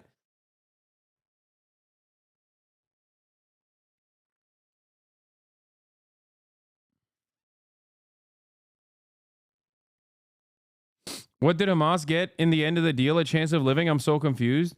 Yes, an end to the genocide, and also getting Palestinian prisoners that have been permanently detained by Israel to be released from prison, and also literally the same demands that they've had since the beginning. Yeah, they get the they also don't get assassinated across the board. Because remember, Benjamin Netanyahu kept stating his goal was the complete dismantling of Hamas over and over again. The complete dismantling of Hamas. Hamas will never exist in the Gaza Strip.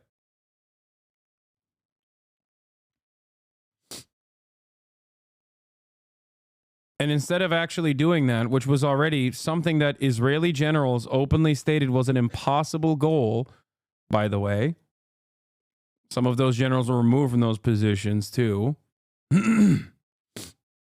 Like you had war criminals like Yoav Gallant, who are no longer a part of the war cabinet, no longer the defense minister, who is an out and about war criminal, who said the Palestinians are beasts, like we have to starve them, we have to not allow them to have electricity or whatever. Like that guy was saying, there's no way that we can militarily end Hamas. It's like a ridiculous goal. It's not real. It's just a silly thing that Benjamin Netanyahu's repeating. Okay? That war criminal was correct in that assessment.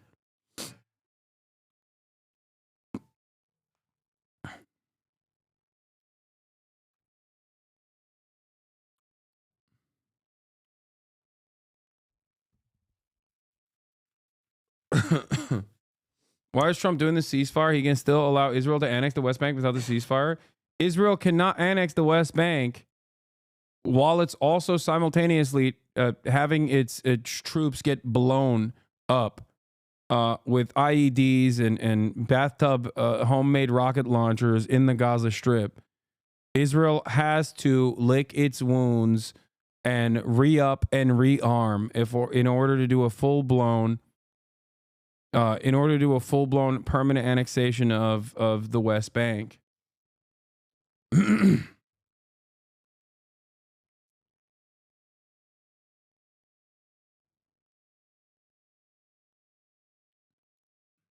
on a potential hostage deal. Do you agree that a permanent ceasefire in Gaza absolutely must include the release of those hostages? Well, it must include it, because if it doesn't, there won't be a ceasefire for long. That is the linchpin of what's happened now. Hamas has been severely degraded, but these people, that include a number of American citizens, need to be home as soon as possible, and that will remain a priority in any engagement that we're involved in with regards to not just a ceasefire, but some permanent peace process. Mark my words, Trump may have forced Netanyahu's hand on the ceasefire deal, but the incoming president will reward Israel with the recognition of his future annexations in the West Bank and through a normalization deal with Saudi Arabia. No, I that's my assessment as well. That's what I also believe. Process moving forward. Now, we have been reporting that it is not unlikely that Marco Rubio would become the next Secretary of State. He's having a smooth day so far. We've been picking up some sound and clips for you and playing those when we can. But he is one of 6 people today who are in confirmation hearings, pulling Trump's vision potentially into place. And you see the imminence with which, particularly those people who will handle our diplomacy and our fighting forces, those people are very important all the time, but particularly now, if part of this deal is going to release hundreds of killers that we know of as terrorists in the Middle East back onto the open market for themselves. I want to bring in a man who knows this very well. He is the former U.S. ambassador to Israel, David Freeman. And Ambassador, you and I were together the day that Donald Trump in his first term moved the embassy, importantly, from a political location from some in the world to its home city, Jerusalem. As you watch this now, tie it all together for me, the journey that we've taken in the last 466 days since this war began. Well, Harris, thanks for having me. And what I would say is that when, God willing, that first picture emerges of a hostage being reunited with his or her family, I will be in tears. 10 million Israelis will be in tears, and probably hundreds of millions of other people around the world will be in tears. It's been that traumatic and difficult, and my enduring thanks to my old friend, who I knew could do this, President Trump, for getting this done. It's so important to so many people. Look, I want to quote a guest that we had on a few moments ago with Kaylee Shahrazani. He said something that made such an impression on me. As long as Hamas is in power, war will never end. So he said whether the ceasefire potentially would last 42 days or whatever it would last, Hamas is going to do what it does until Hamas is no longer. Yeah, and I think that's a very important point, because some people, I think, are misinterpreting this as some kind of a capitulation to Hamas or an agreement that Hamas can continue to rule the Gaza Strip. Well, President Trump, first of all, I was hearing his comment just in real time as you put it out. He put the words "never again" in capital letters, that never again will Hamas rule the Gaza Strip, and I think that's important. And when you think about this team that President Trump has assembled, of course, his own words themselves. You heard Mike Waltz earlier today say that the Hamas has to be decapitated. You heard your colleague Pete Hegseth testifying yesterday that he supported the. Yeah, they're gearing up for. Okay, in 42 days. Okay, the phase 1 of this ceasefire agreement is going to be over. And what they're doing here is manufacturing consent for the aftermath of that process, where Benjamin Netanyahu will go back and be like, well, Hamas is still there. This is another thing that I also warned people about. Okay, I'm not going to sit here and act like this is a bad thing overall, because ultimately it's a good thing that there is a ceasefire. Okay. That is a good thing. That is not a bad thing. Any kind of ceasefire is a good thing. Okay.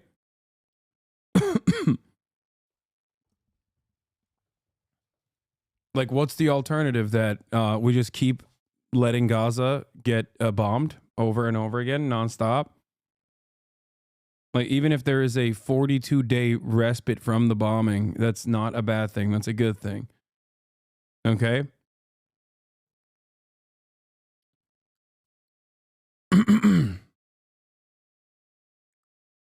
This is another thing that I pointed out to yesterday.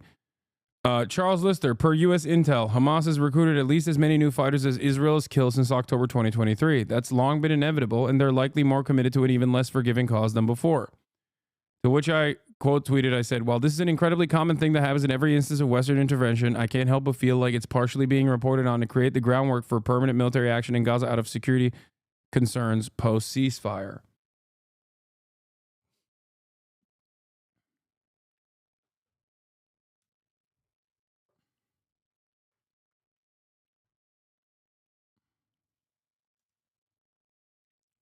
So I think that all the conversations that you're having about people, all the conversations that you're having, that you're seeing on mainstream news, whether it be from the left or the right, whether it be from Fox News or other liberal outlets, about Hamas's resurgence is specifically to run defense for what is to come. The killing of every single member of Hamas. You heard future Secretary Marco Rubio saying that there'll never be a ceasefire if Hamas stays in power. You've got Brian Mast, who's the incoming leader of the House Foreign Affairs Committee. When he was asked, where do you stand on Hamas? He said, I stand on their throats.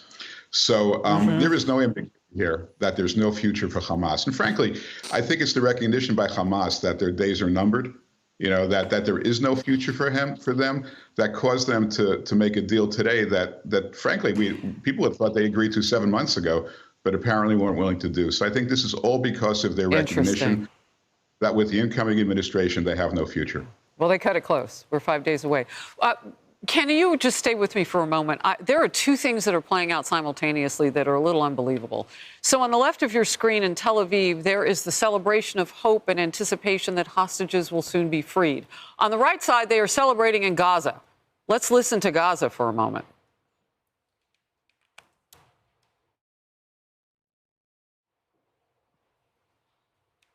Yeah, I was told we would have the sound of that. Let me know to the team when we do. Ambassador Friedman, what are they celebrating? I wonder. I mean, what could they be celebrating? Maybe like a semblance, a crumb of hope that the genocide is over, even though it most likely is not. You know, maybe that they can have more humanitarian aid come in. Maybe they can go back to their homes or what remains of their homes. Maybe the fact that they don't have to like constantly fear when they hear buzzing in the air that they're about to be eviscerated.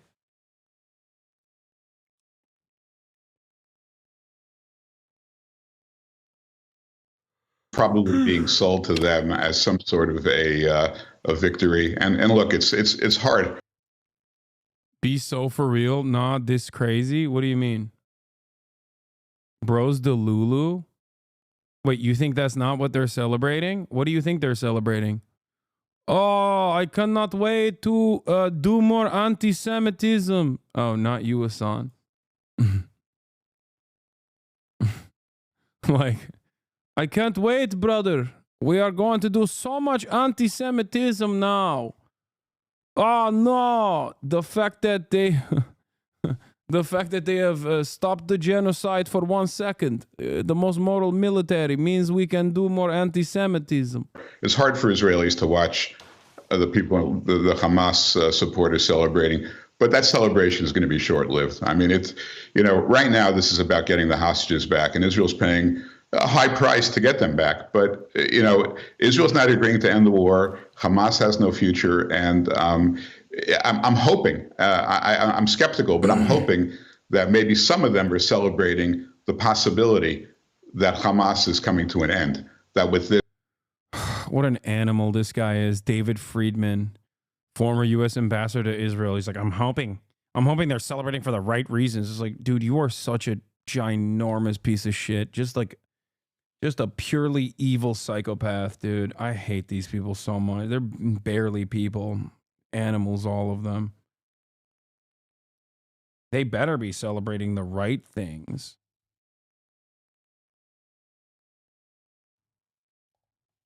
This, Hamas loses its leverage, and maybe someone can come in and rule the Gaza Strip, which is less malign. But I'm not a very good psychologist into the minds of these people. Yeah. I was hoping to get some audio, but now we have a little bit more light on the situation. They are on each other's shoulders and looking jubilant. And as you say, wait, we can hear some of it now.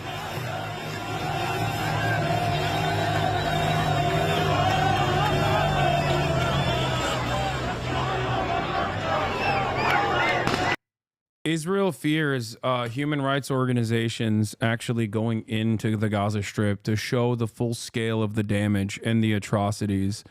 So I think that they will probably do everything in their power to stop that from happening. I suspect that they will try to do everything in their power to ensure that this does not happen.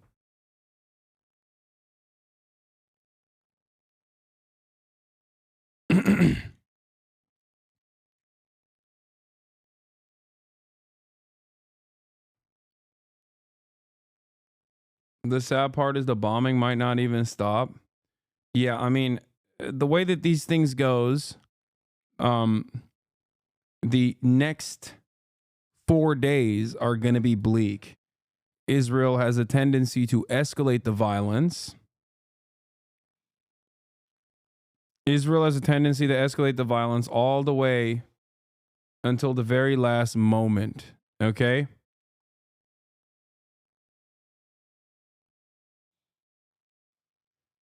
Oh, damn. My interview with Bernard Sanders actually made it to Daily Mail. That's cool. Bernie Sanders delivers scathing verdict on longtime ally Joe Biden as president prepares to leave office. Bernie Sanders said that Joe Biden's biggest failure as president was not being strong enough or able to communicate his economic policies to ordinary working class Americans. While he claimed Biden's record on domestic policy was strong, Sanders told streamer Hasan that the president fell short on his goals. He has not been the kind of leader and communicator that made the record understandable to the American people. Despite listing several things he felt Biden had done in his 4 years, including being unashamedly pro-labor, Sanders said that Biden had ultimately been a disappointment. The truth is, given where the American worker is today, it is simply not enough, he said. Sanders claimed Biden should have gone further on his progressive agenda, raising the minimum wage and expanding Medicare. The Vermont socialist even went as far as naming something Biden did poorly compared to Donald Trump. Biden has accomplished a lot, but he does not do what Trump does and identify enemies, he said. He said that while Trump tends to place the blame on migrants or transgender people, Biden refuses to use equally strong messaging on corporate greed.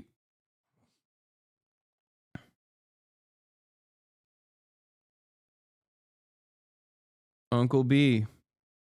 Trump considers executive order hoping to save TikTok from ban in U.S. law.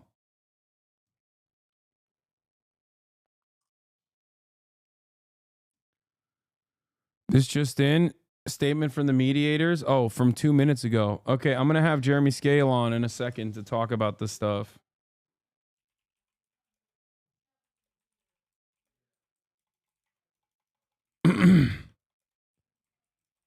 Hold on.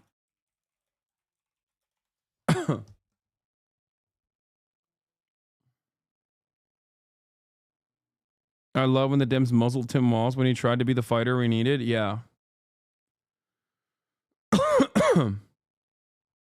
I also told you, like, I'm not like a believer that TikTok will definitely get banned.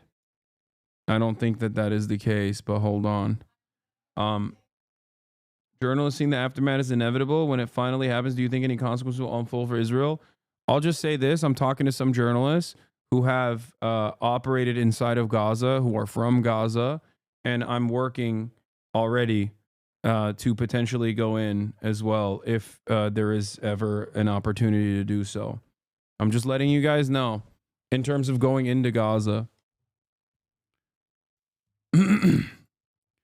It is very dangerous, obviously, with how Israel operates in that area. But let's see if there's a way to safely do such a thing.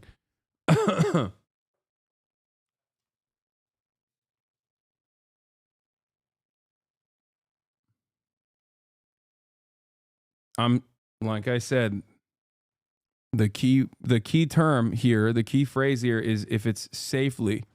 If it can be done safely, I will try to do it. All right, I'm going to call Jeremy now. Okay. Hold on.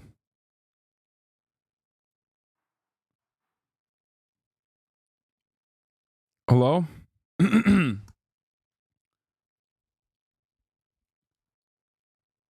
Jeremy, can you hear me? Can you hear me? Okay, I can hear you, but you are a little low. Hold on. Let me pop this out real quick. Boom. Can you hear me? I got you. Am I still low? Yeah, you're still low, but I can also increase your volume on my end. All right, we're good. We're good. This is fine. I'm an old man. No, I feel you.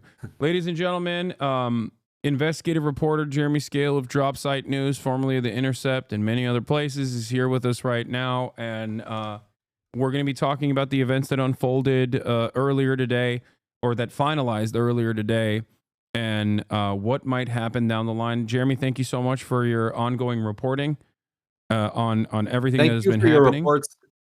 Thank you for your reports recently, also where you were talking to the firefighters, and I mean, like, it's such a treasure that we have you, man. Oh, thank you. I mean, I try my best. But in any case, there is a breaking story coming out of Drop Site, as a matter of fact, from the mediators on the Gaza ceasefire, from your institution. But before we get into that, I wanted to hear you break down everything that has happened in the last week or so, if possible. Can I show you one thing? I'm going to pull this up on my phone. I just want to show you something that relates to everything that we're talking about here, which is that I obtained today. I'm in touch regularly with people that are on the Palestinian negotiating team. And I want to share this. We didn't do this as a story, so like this is an exclusive here. I obtained a document that was agreed to by Hamas on Monday. It's Wednesday right now. We're speaking. On Monday, I reported and others reported that Hamas had told the mediators from Qatar and Egypt that they accepted the ceasefire framework. And Tony Blinken and others kept saying the same lie that they've been repeating for many, many months, which is, oh, we're waiting on Hamas. So what I received was the actual signed and stamped document of the ceasefire agreement that now is public, with the signatures of each of Hamas's negotiators. Look at this. You see there? Yeah. Okay. This was delivered to the mediators on Monday. And Antony Blinken and other U.S. officials and Israeli officials continued up until hours ago to say, oh, we're waiting on Hamas, we're waiting on Hamas. This is what the Palestinians have been dealing with under Joe Biden for almost 16 months now, where there have been good faith efforts to try to engage in an exchange of captives. There are 10,000 plus Palestinians who are being held in Israeli prisons, jails, dungeons, more than 3,000 of them being held in this Orwellian administrative detention.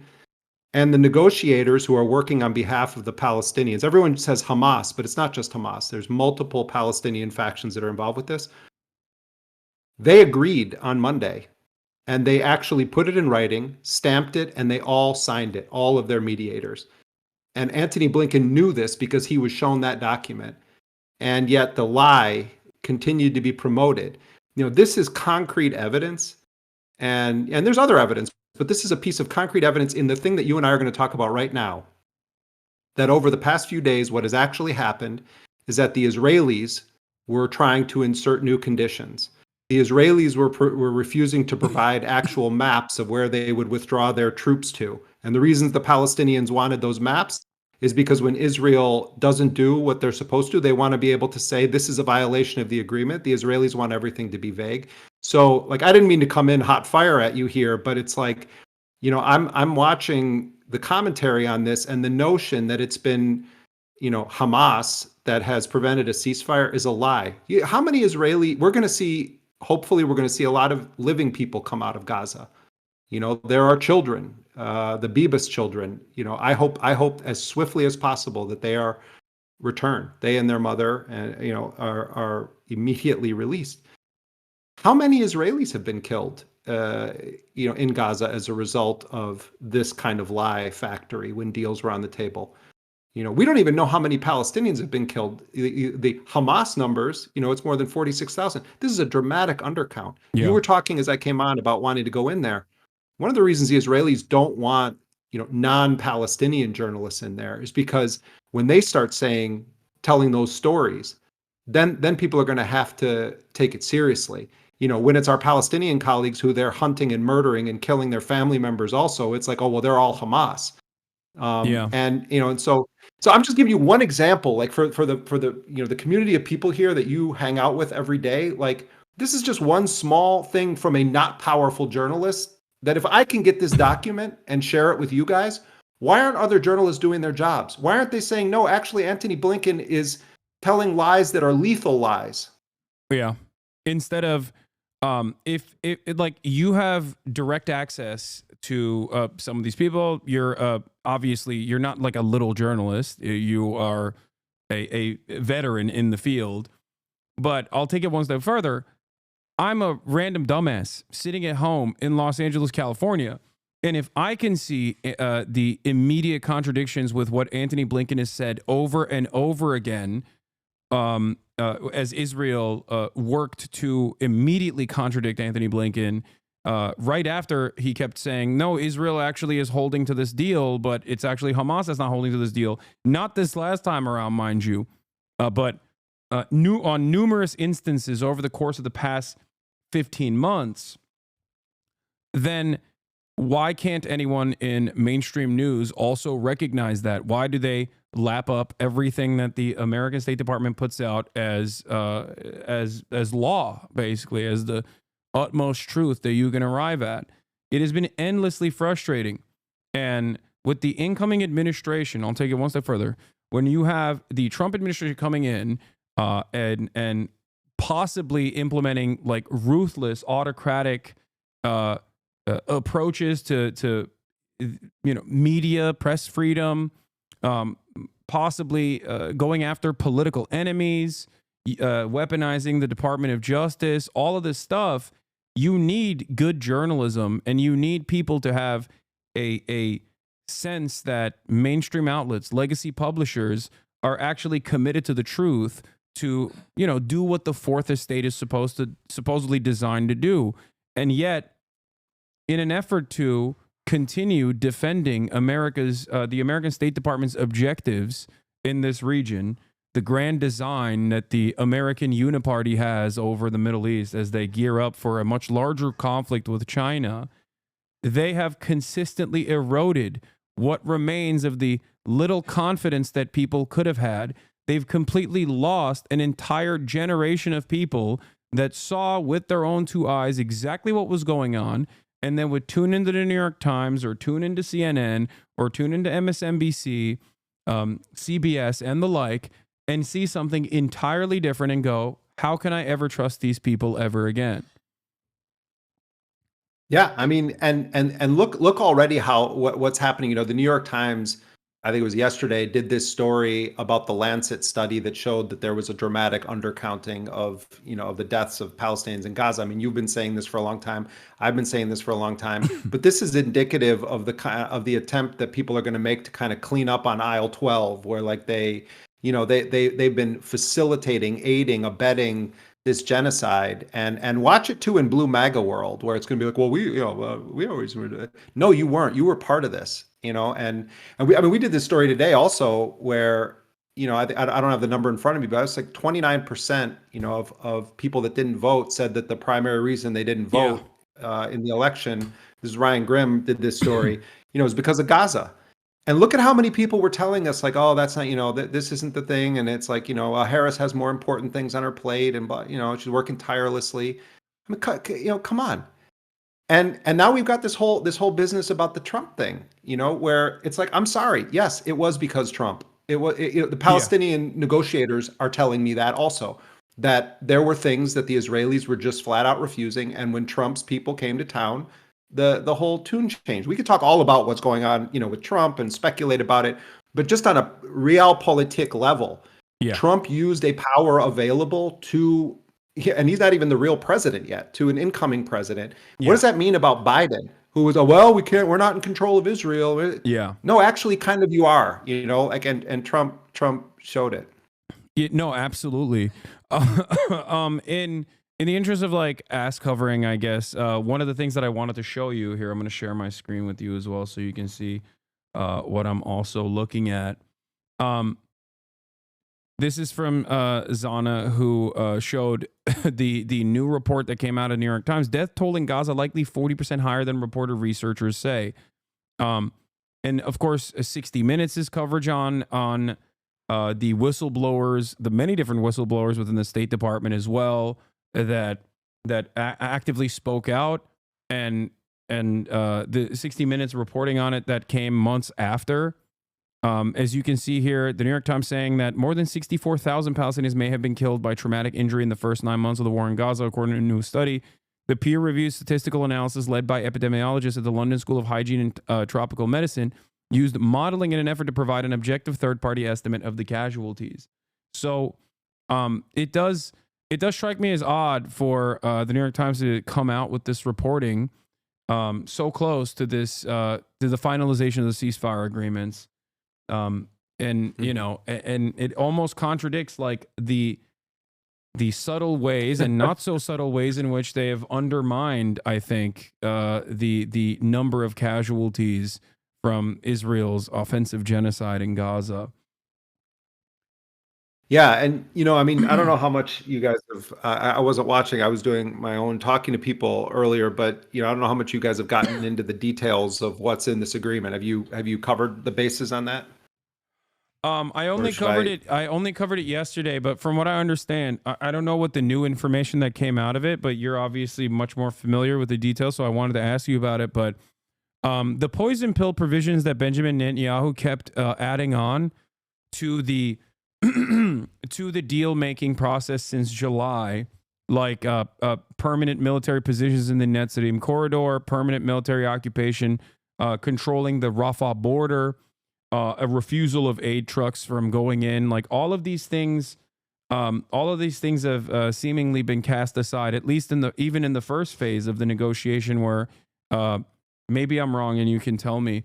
Benjamin Netanyahu has actually conceded on these demands in terms of like removing military positions, even from the Philadelphia corridor, which was a major point of contention. Yeah, I mean, on paper, if this deal moves past this first phase, just like back up, just do a little bit of just basic architecture here. So this is a 3-phase deal. Each phase is envisioned as being 6 weeks long, 42 days. And in that first phase of the deal, you have 33 Israelis that fall under what they call the humanitarian category that are going to be released. It's on the first day, it's supposed to be 3 people. People are presuming it's going to be Kafir Bibas, Ariel Bibas, and their mother, these two kids. Kafir Bibas was 9 months old on October 7th when he was taken to Gaza. So those are supposed to be the first 3. And then they have a mathematical formula for how many Palestinians then are released. And among that group also is 5 female Israeli soldiers. And then for those, you have a different category of Palestinian prisoner. But at 50, the same time, right? Yeah, exactly. Yeah, 50 for each of the female IDF soldiers released. Right, for each of those. And then you have 600 aid trucks coming in, and then there's going to be the Israelis pulling back and eventually, withdrawing. And if they then make it on the 16th day of the first phase, they're supposed to be no later than the 16th day. They're supposed to be discussing the terms for the second phase of the agreement, technical details of how many Israelis are going to be released from Gaza, how many Palestinians are going to be released from Palestinian prisons and other facilities. But that second phase also has language in it that envisions a total withdrawal of Israeli forces from Gaza. In this first phase, they're going to be going into like a buffer zone. And there was a lot of disagreement over how many meters into Gaza. Gaza is a really small territory, relatively speaking. And so what the Israelis basically have carved out is kind of drawing a thick marker ring around Gaza where they can where they're going to put their forces. And so there was a lot of discussion going up all the way to hours before this thing being announced on like literally how many meters are they going to be allowed to remain inside of Gaza. But on paper, this is full withdrawal and then envisions a permanent ceasefire. Part of what Netanyahu has been trying to sell to people, in his coalition and in Israel is that we're really just making a deal for phase one. And that we're in the driver's seat here, and I think that they believe that they're going to be able to convince Trump that there's been a violation that allows them to basically just resume, really intensely attacking the people of Gaza. But so there are loopholes that Israel can try to exploit, and the Trump dynamic is a wild one, as you know. Like I don't think any of us are under the illusion that Trump's motivated by love of the Palestinians of Gaza or humanitarian concerns. And there's certainly like a gift bag. Mohammed Shahada, the Palestinian journalist who's been covering this in an really in-depth way, I was just talking to him, and he was like, there's a goodie bag that Trump is giving to Netanyahu, and the reports in the Israeli press indicate that it's filled with a lot of really significant things, including this possibility of resuming the war in Gaza. So, I think we have to be able to walk and chew gum at the same time. Trump absolutely was a decisive factor certainly in the timing of this, but really in kind of finally forcing Israel to agree to it. That's true. On the other hand, Trump promotes himself as the most pro-Israel president possible. Yeah. There's indications he doesn't personally like Netanyahu at all, which could create some interesting opportunities. But on a political level, I wouldn't be hanging any hopes that Trump somehow wants this thing entirely done. The one wild card here is, like, I don't think that Donald Trump necessarily wants the Middle East in flames. He's got all these other things he wants to do during this term as president. So, there are some accidental things that could end up benefiting the people of Palestine under Trump. Whereas, Biden was like a geriatric vampire just refusing to like leave and really dedicated to the project of Greater Israel, like throughout his whole career. So, I mean, the Palestinians, they look to the left, they see something terrible. They look to the right, they see something terrible. There's a weird way in which they could end up with a better deal under Trump's presidency just because of how absolutely atrocious Joe Biden is on the issue of Palestine. Yeah. Other indicators that Donald Trump obviously is most likely cutting side deals with Benjamin Netanyahu that are not addressed in this at all, of course, stem from the reality that he might not like Benjamin Netanyahu, but he does like Miriam Adelson, or at least he likes $100 million that he got from Miriam Adelson. And previously, when he ran last time, he liked it from Sheldon, who is now dead. Totally. I mean, look at the wackadoodle he's putting in charge of the embassy there. Mike Huckabee. Yeah. A complete evangelical Zionist rabid sociopath, like worse than anything anyone could have ever imagined. A person who says Palestinians don't exist, and a person who refuses to call the West Bank, calls it Judea and Samaria. I mean, he is like a Itamar Ben-Gvir type in American Power. Like it's the equivalent, basically. So I totally understand that, and that's why, like, I've been trying to explain to people, because there's a lot of people in my chat that are saying, how dare you give Trump credit for this? I can't believe you're praising Donald Trump. Why is that controversial? No, but why? Look, just spend a few minutes reading generally reliable or mainstream sources. You can find it from the left to the far right in Israeli media. They know what some of those people seem to not want to accept, which is that whatever you think of Trump or why Trump did this, we would not be talking about a Sunday cessation of Israel's war happening had Trump not intervened. That's just Absolutely. a fact. Yeah. That's not praising Trump. That's just factual. Thank you. Exactly.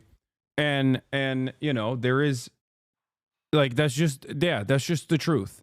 I think that what do you say to the fact that Trump didn't send like a statesman at all, but just like a real estate developer that he golfs with to talk to Benjamin Netanyahu? What do you feel about the Witkoff? I mean, this story is so surreal. You probably talked about this, but I'll just tell a brief version of it again that like it's come out now in the Israeli media. Apparently last Friday, Steve Witkoff, who is a billionaire real estate tycoon, you know, a Trump golf buddy, as you say, and who really looked like a deer caught in the headlights when Trump pulled him onto the stage in Mar-a-Lago, like, you know, a week ago. But Witkoff has been there with Brett McGurk and Burns and, you know, from the CIA and others, and they've been a part of this team because, you know, Trump obviously is going to be president soon. And, you know, Netanyahu was pulling the kind of stuff that he's pulled on Biden and company for, you know, a year and a half. And so Witkoff, Trump's envoy, is in Doha, and he's meeting with the mediators, and he calls Israel and says, like, I'm coming tomorrow to meet with Netanyahu.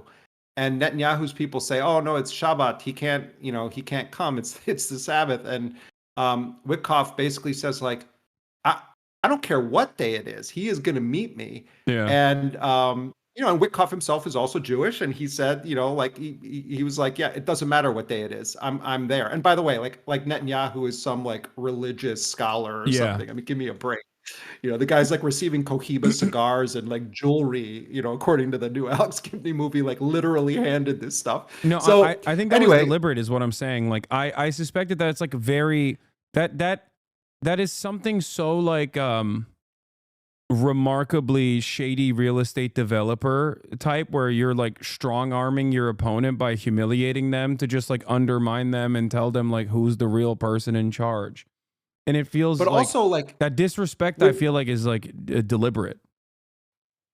It is, but also like, you know, Antony Blinken, none of these people take him seriously. Like he's, you know, he's just not taken seriously. It's just a fact. You know, he's just a creature of the Washington blob. But Trump sends like literally like a golf buddy, and it reminds me a little bit like in the Godfather films, like Tom Hagen. You know, like when Tom Hagen would show up somewhere as like the consigliere, it's like you knew he was speaking for the Don.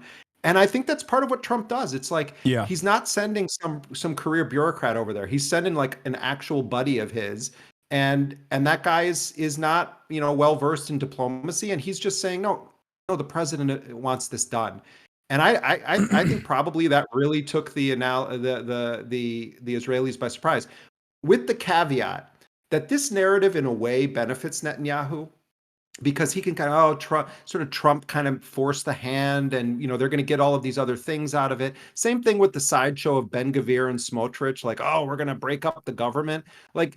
That far right flank of Netanyahu is kind of good for his propaganda right now. He's kind of trying to have it all ways. So, like, yes, I think there's a real thing that happened there that is serious, but part of this is all show, you know, and part of this is spin. So, you know, take it all with a grain of salt. You know, read all sources, but you know, there is no question. Palestinians recognize it. The Israelis recognize it. I'm talking about people that are making this deal. Trump played a decisive factor in this, and I know it's making people's heads explode, but we have to be able. This is going to be a long 4 years ahead of us, a long 4 years, and we have to learn to be able to walk and chew gum at the same time when we analyze the Trump presidency. And remember that Joe Biden was one of the most bloodthirsty warmongers in American history with this war, facilitating a heinous genocide and gleefully doing it for large parts of it. So let's be accurate. Let's be honest. Let's call a spade a spade. Let's recognize the dangers of Trump. Let's talk about the dangers of Trump. But also we need to be able to speak honestly about it. Like, you know, we have to tell the truth. Yeah, absolutely. Now comes a moment of speculation, because I know I've listened to some of the conversations that you had with Mohammed, and And I agree with the assessment that was made in said conversations about what the future of Palestine looks like. Whether there's been some whispers of a potential side deal, a side agreement that Donald Trump might have conducted with Benjamin Netanyahu in Mar-a-Lago. But also on top of that, there is this idea that like the next 42 days will be of utmost importance. First and foremost, the next 4 days will be incredibly important because Israel does have a tendency to escalate its bombing campaigns in the buildup to a ceasefire. They've always done this historically. They're doing it as we speak. And right they're now. doing it as exactly. Like, they're literally. doing it right now as we are having this conversation. So every single Palestinian I've talked to that is in Gaza right now, I'm like, how are you feeling about this? Are you feeling joyous? Has said, I'm waiting for Sunday. Like Sunday cannot come soon enough because I don't like every single person, no matter what age they are, is like, I will celebrate when it's Sunday, when the ceasefire is actually implemented, because they all know that Israel's modus operandi in situations like this is to really escalate the bombing until the very last moment of the facilitation of ceasefire. But then after that, there is obviously 42 days of supposed peace. And in the aftermath of that, when phase 1 turns into phase 2 with like the troops leaving the region, the IOF, like leaving the Gaza Strip, that is where everyone is speculating that Benjamin Netanyahu will sully on the deal and will go back to business as usual. Could happen that way. Although, you know, once you get this kind of a framework in place, there will be different forms of challenges to Israel trying to do that. You also are, this also envisions internationals being on the ground in, a variety of capacities. So I think that's a real risk. I think it's a real possibility. I don't think it's a fait accompli. And I have had a similar experience with Palestinians I've been talking to today in Gaza.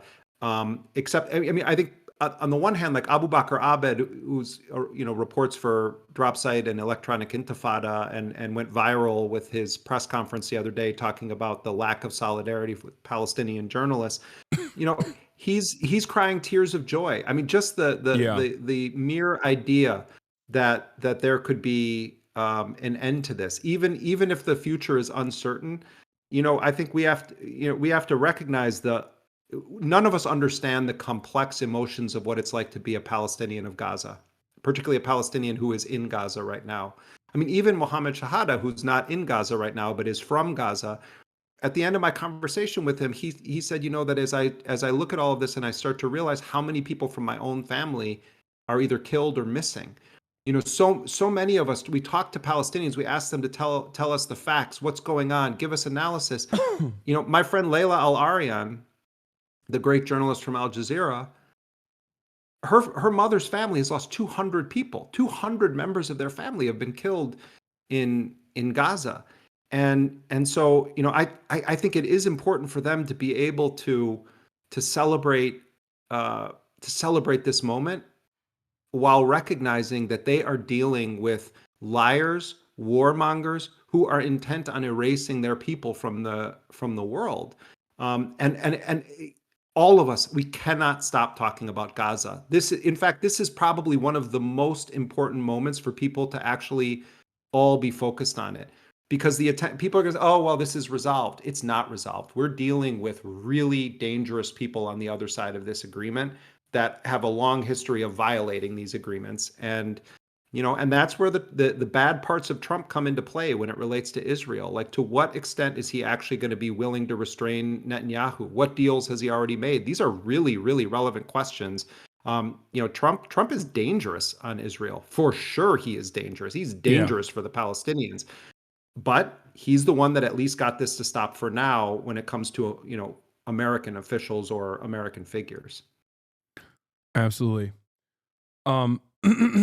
So what is, what's your speculation as to what will happen in the next couple of days, though, if you don't mind me asking? Yeah, I mean, well, I think that there was an order issued. Israeli media is reporting this, that the Israeli forces are supposed to continue full spectrum intense attacks right up to the moment that this thing officially kicks into effect. It's supposed to be on Sunday.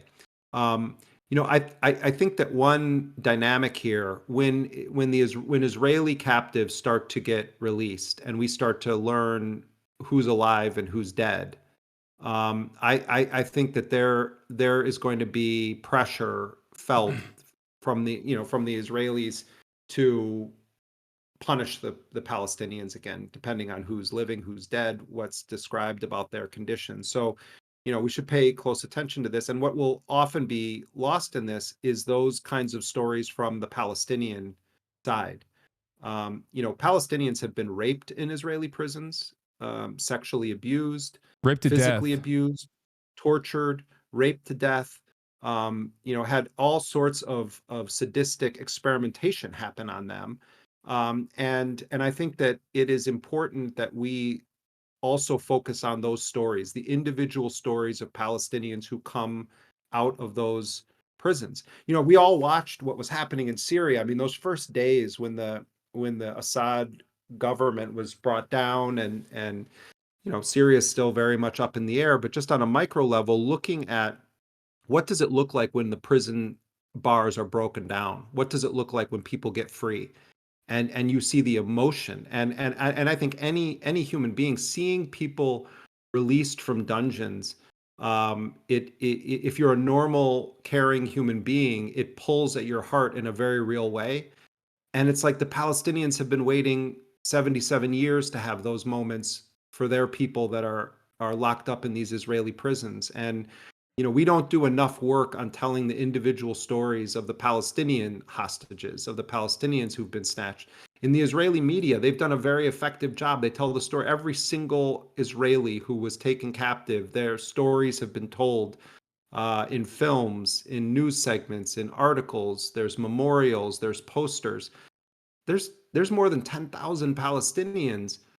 There's no posters for them. There's no stories being written about what's happened to them. I mean, look at the children who've lost limbs. There's no additional $250 million from a governing party in the interest of doing more propaganda to the West either on the Palestinian side, in the way that like the Israeli Knesset has offered additional budget allotments to doing just that, to Hasbara operations.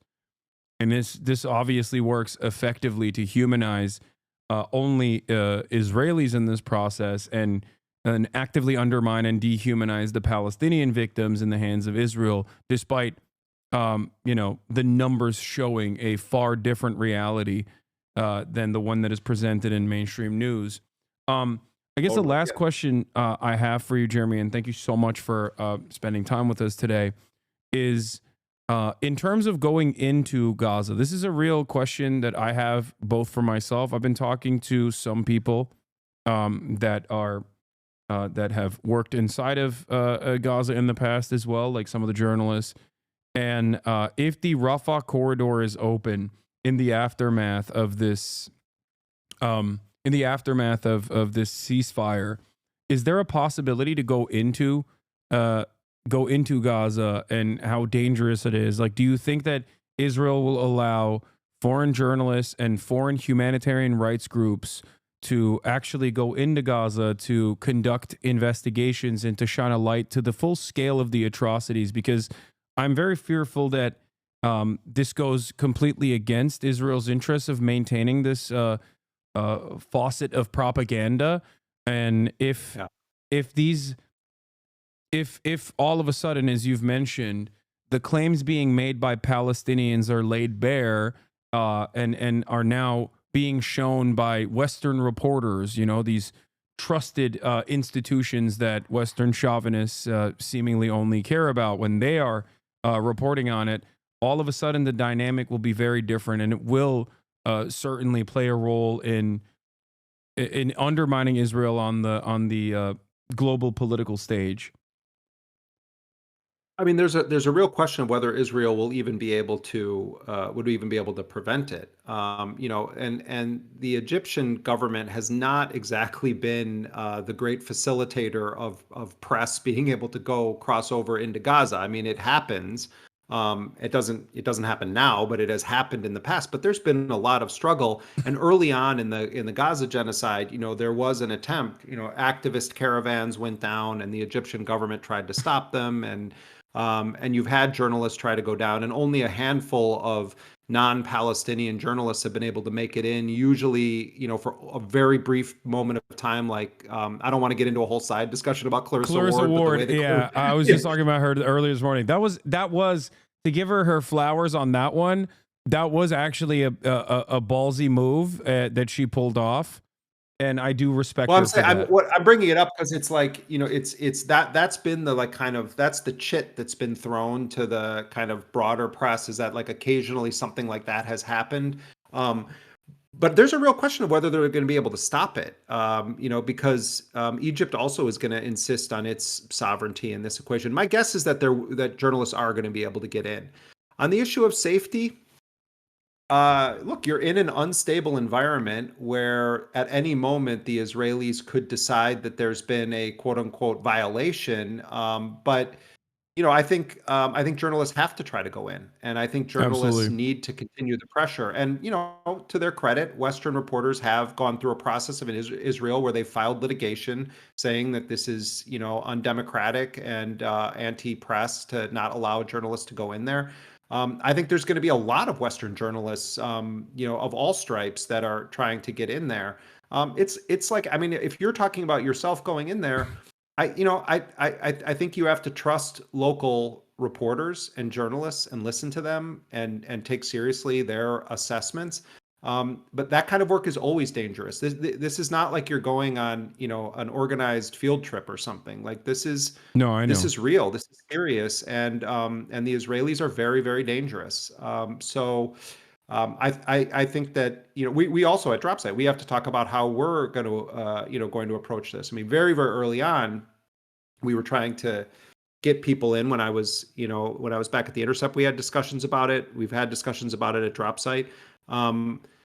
We have great Palestinian colleagues that have done a remarkably heroic job covering this.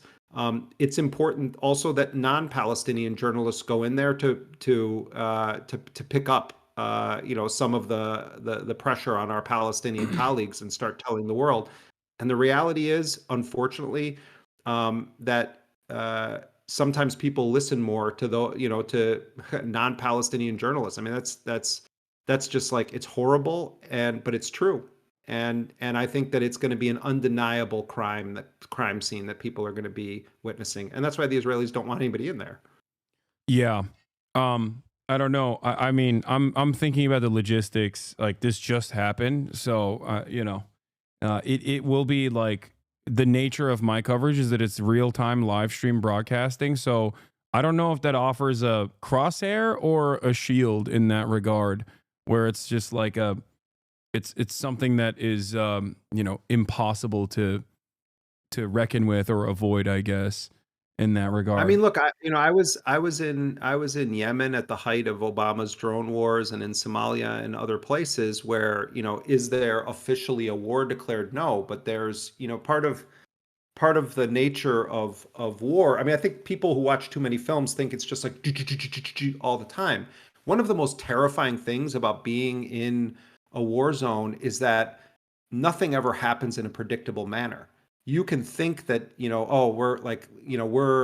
were out in the field. Let me just give you an example. We're out in the field. We're filming people. We were filming this thing, but now we're back to wherever we're staying and we're safe. Well, why do you think you're safe? Anything can happen there. So it's the unpredictable, unexpected nature of it that often is kind of the most terrifying. And I think that's true also of civilians. How many stories of Palestinians did we hear where a parent says, "Oh, I went out to forage for food," and then their family is killed when they go out? Or someone gets sent out to go and do a mundane task. "I'm going to fill some water," and they end up getting killed. I mean, to me, that's the war is not like you see in films. It's like one of the most terrifying aspects of it is that bad, horrifying things can happen at any moment. And I think that vibe is still going to be true, even if there's this quote unquote, cessation of hostilities in that first phase. But that's what journalists do. They go and they take calculated risks, and sometimes the calculations have to be thrown away because of that unpredictable nature of what can happen in a war zone. Well, I'd like to talk to you more about that offline as well, in terms of like what the best possible way to do that as well. But thank you so much, Jeremy, for coming on and enlightening us as always. Always And good to be also, with you. thank you so much for your consistent, continued coverage. And thanks to you also, like you really helped get Dropsite off the ground, and like so many people from this stream are now like subscribers and write us, and so we're super we're super grateful like for your solidarity and your help, and also helping Dropsite launch into the world. You often like disparage yourself, man, but like when you do something that's when you do something that's hitting, it's really hitting. Like, and I think your voice matters more than you give yourself credit for. I try to do my best, but I am, at the end of the day, nothing without my community. And I think that they are the ones who make my reach more meaningful, I think.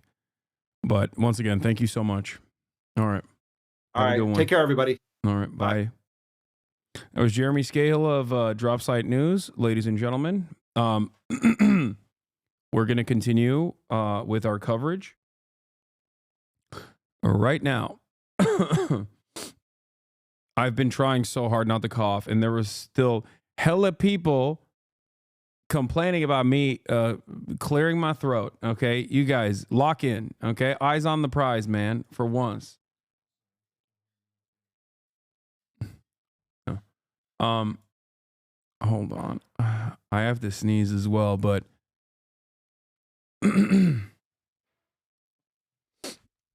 you heard Unc, don't be so down on yourself. Anyway, where was I?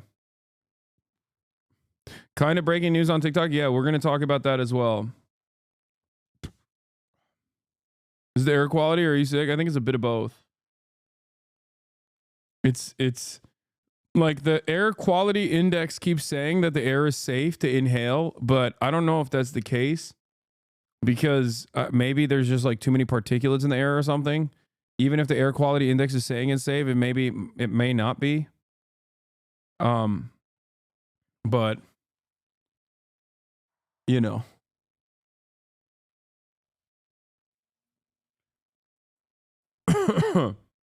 safe isn't necessarily good, bro. No, they're saying it's good, not safe. Like the air quality index reports that it's good.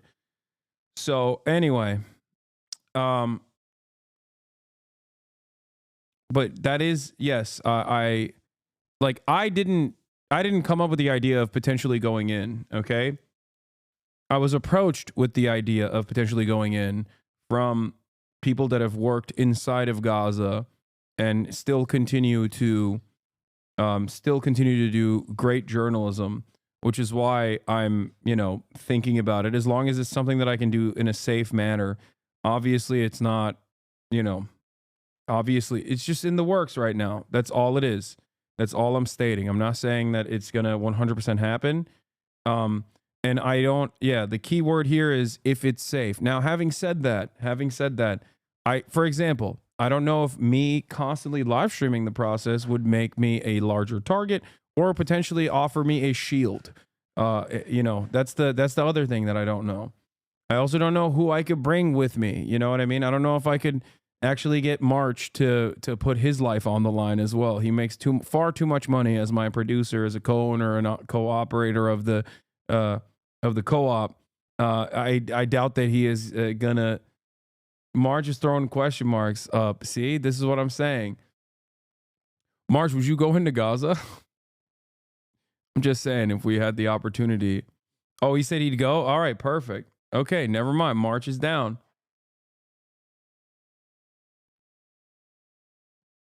You had chatters in here earlier giving you shit for giving credit to Trump, and an award-winning journalist just said the same thing, almost like people should listen. Yeah, those people don't care. It's not even giving credit to Trump. It's just accurately reporting on the truth of what took place. Okay. I will never forgive nor forget Joseph Robinette Biden. Okay. I will never forgive nor forget for so many different reasons. But the very fact that, like, he had this opportunity and he did nothing. He had this opportunity and he did nothing with all the power that he had, all the influence that he had. The fact that he also let Trump take credit for this because Trump applied pressure in the last moment. I mean, it's just crazy.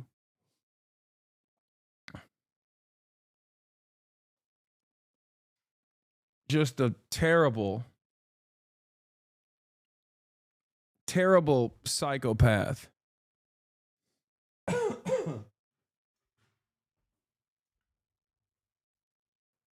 Terrible sociopath who enjoyed the killing. I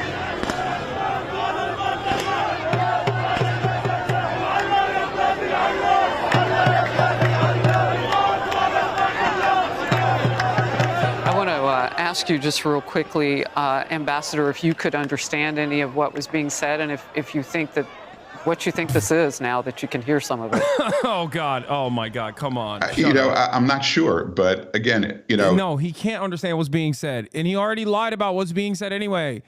This person does not care about Palestinians. He literally said they're all supporting Hamas.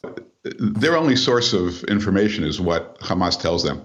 Right. So, maybe they're being told by Hamas because, again, this is going to end up being a defeat for Hamas. It may take 6 weeks. It may take another year, before this is all cleaned up. But this will end up in a defeat for Hamas. Maybe the Hamas is spinning this to their people that somehow, they're going to remain in power, and maybe that's their narrative. But it's not. It's going to be short lived. My colleague Charles Payne is here with a question for you, Ambassador. Ambassador, thank you very much. The Biden administration initially gave so many mixed signals on this that in many ways, I felt, at least as an outside observer, it emboldened Hamas. We know President Trump will not do that. Will there be a way, Sun Tzu's and talks about an avenue for your adversaries to retreat? What kind of efforts are being made, if you can talk about it, to at least find sensible people in Gaza that understand that the path they're on now means total destruction, and that if they do want to rise up, because there has to be a lot of dissatisfied people there, they will get some help from Israel and perhaps the United States so that they can take control of their nation, and it's not Hamas who's once again leading them down this path of destruction where they put hospitals, babies, and everything else in the line of danger. Well, Charles, it begins with the eradication of Hamas. As long as Hamas is there, it's absolutely impossible for anybody to rise up who will put the interests of his people and his children ahead of the grievances of the past, ahead of the hatred for Israel. So as long as Hamas is there, it's virtually impossible. But the key point here, as you talked about the difference between Biden and Trump, the key word is daylight. There was massive daylight between Biden and Israel over the last 15 months. And every time Hamas saw that daylight, it empowered them and made them think that they can hang in. This level of copium is so funny. Because, like, it's so far removed from the reality. Saying that Biden actually had a lot of daylight between him and Israel is hilarious. While also simultaneously trying to give Trump credit for the ceasefire, but also, like, recognizing that it's bad. Because for him, it's bad. David Friedman doesn't like the ceasefire. By his own metric, if there's daylight between Biden and Benjamin Netanyahu,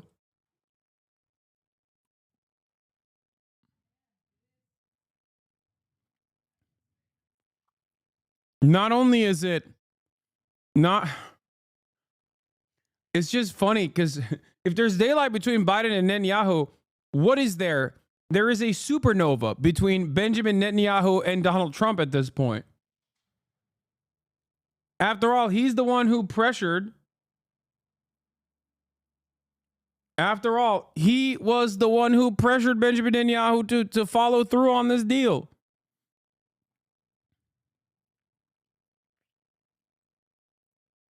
That's crazy. in there that they could potentially emerge victorious and in control.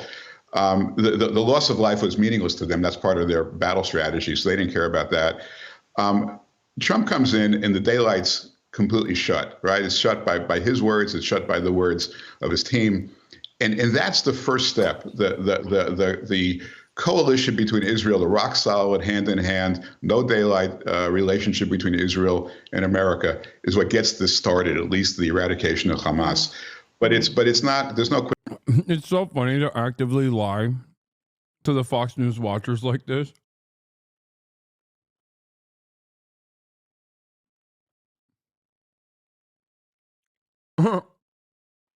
Yeah. No, Benjamin Netanyahu loves the ceasefire. He's the biggest fan of the ceasefire. And I'm sure the president's going to want to continue to engage with all of you in the next couple of days.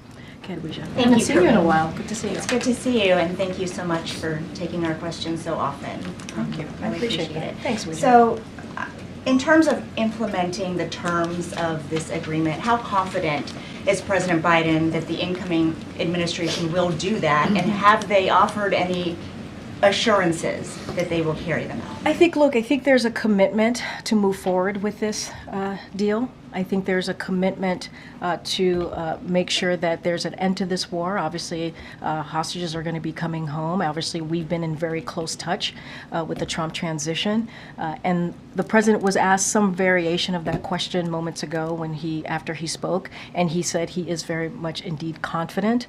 So look, we understand this is going to be implemented by the next team, as I just stated. We are going to work closely, in close coordination with the Trump team. As the president has said, and I have said also moments ago, we want this to be in one voice, right? I think that's what you have seen in the past couple of weeks, how we have moved forward in one voice. And this is what's important for the hostages, to get them home, to make sure that we're getting that humanitarian aid into Gaza, and to ending this war that has taken a lot of innocent lives. And so that is the commitment. That is the commitment that you can see from us. I hate the Democrats so much. I truly believe that. Thank you. Can Mary. Thank you, Karine. You and the president have stressed that this. I despise them so much. Like, they're so bad. Like, they're just as monstrous as the Republican Party is on this issue, okay? Maybe not on every other issue, but specifically on this issue. They're just as monstrous. Okay? And maybe even today, the Republicans have outflanked them. But they're also so smarmy, so elitist, so annoying. Like, they're so weak and silly with the way that they just try to hold on to this notion of like international rule-based order that they actually abided by when like no one believes them.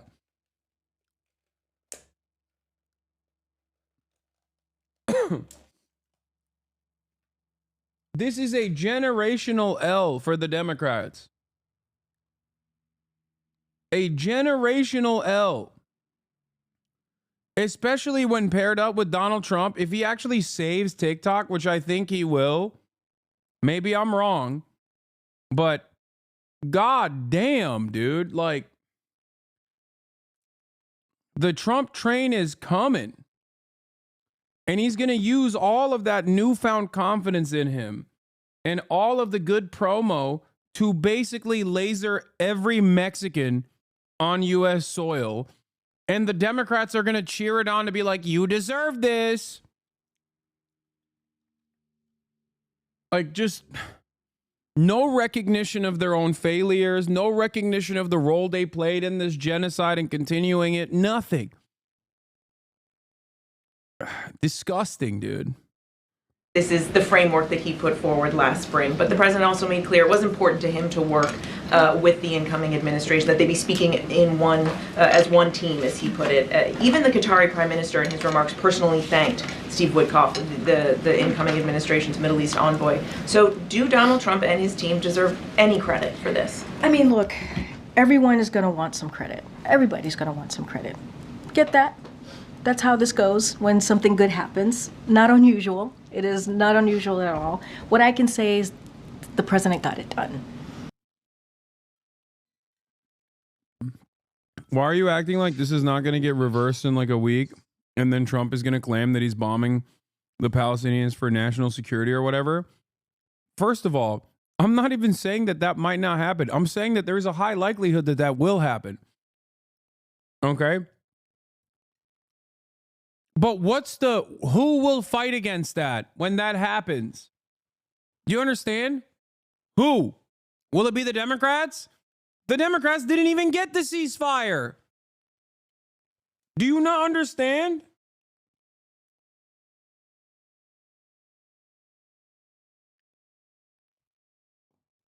That's the problem. The Democrats did not even get the ceasefire. That's what is endlessly frustrating to me.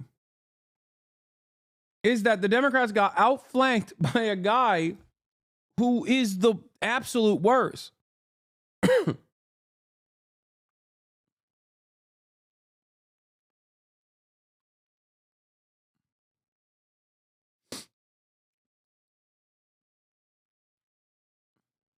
Right? That's what I can say.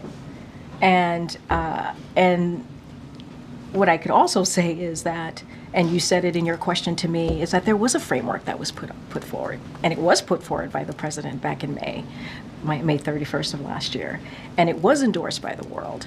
And you see a president that has done everything that he can. This is someone who has foreign policy experience, decades of foreign policy experience. He understands what it means to bring people together. Grow up. No one cares. No one believes this. Together. He understands what it means to get a deal done. He also said in his remarks how difficult it was to negotiate. Negotiating is incredibly hard, and this wasn't easy, but we got it done. And so, you know, this is someone who speaks from experience, and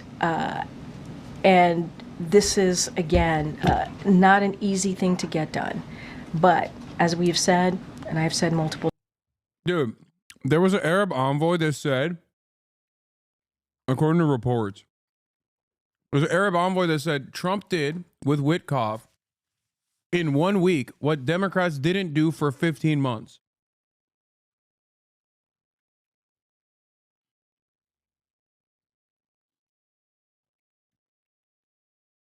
Even if you're not super primed and super tuned into every single thing that's going on and aware of the minutia, okay?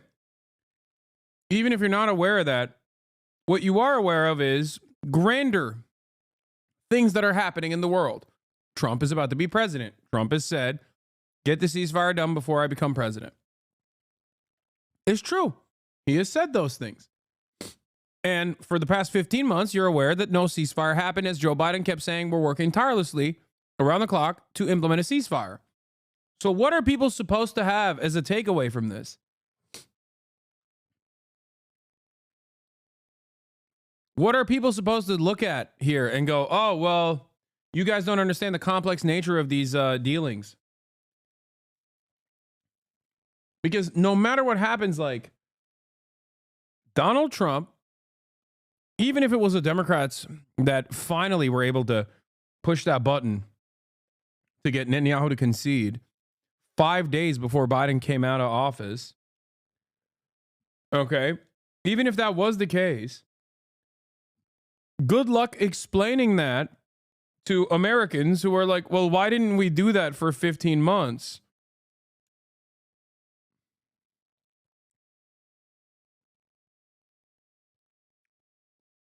Isn't it because Netanyahu wants to make Trump look good? That's why. He didn't want to make a deal with Biden because it would help Dems. Dude, it doesn't matter. At the end of the day, a responsible elder statesman should be aware of what is happening in front of his eyes.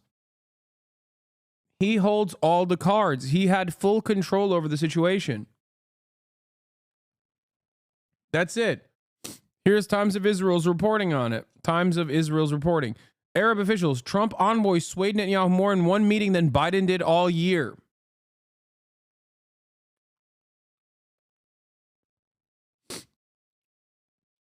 I think liberals are going to get way grosser, by the way, for the record. They're going to turn around and say, well, guess what? The genocide is still imminent to all the Muslims who are now celebrating, all the Muslim Americans and Muslims all around the world that are celebrating a potential ceasefire. They're going to turn around and be like, I hope Netanyahu kills your entire family as well here in America. Times, and I think Jake Sullivan said this obviously recently when he was here on Monday. We were able to work closely with the Trump transition team. Look at this stupid fucking dumbass, absolute moron who is a Trump supporter, it seems.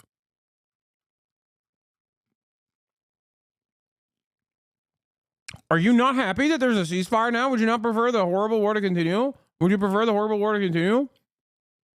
Did I not say that I'm happy that there's a ceasefire and even gave Trump the credit that everyone has been yelling at me for? Maybe your dumb European mind cannot comprehend the English language well enough, and you just simply can't understand the words that are coming out of my fucking mouth. Stupid fuck.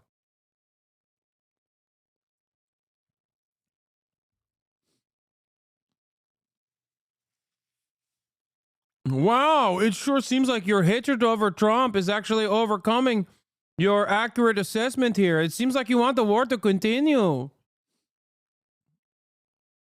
Dumbass. Team and coordinate with them.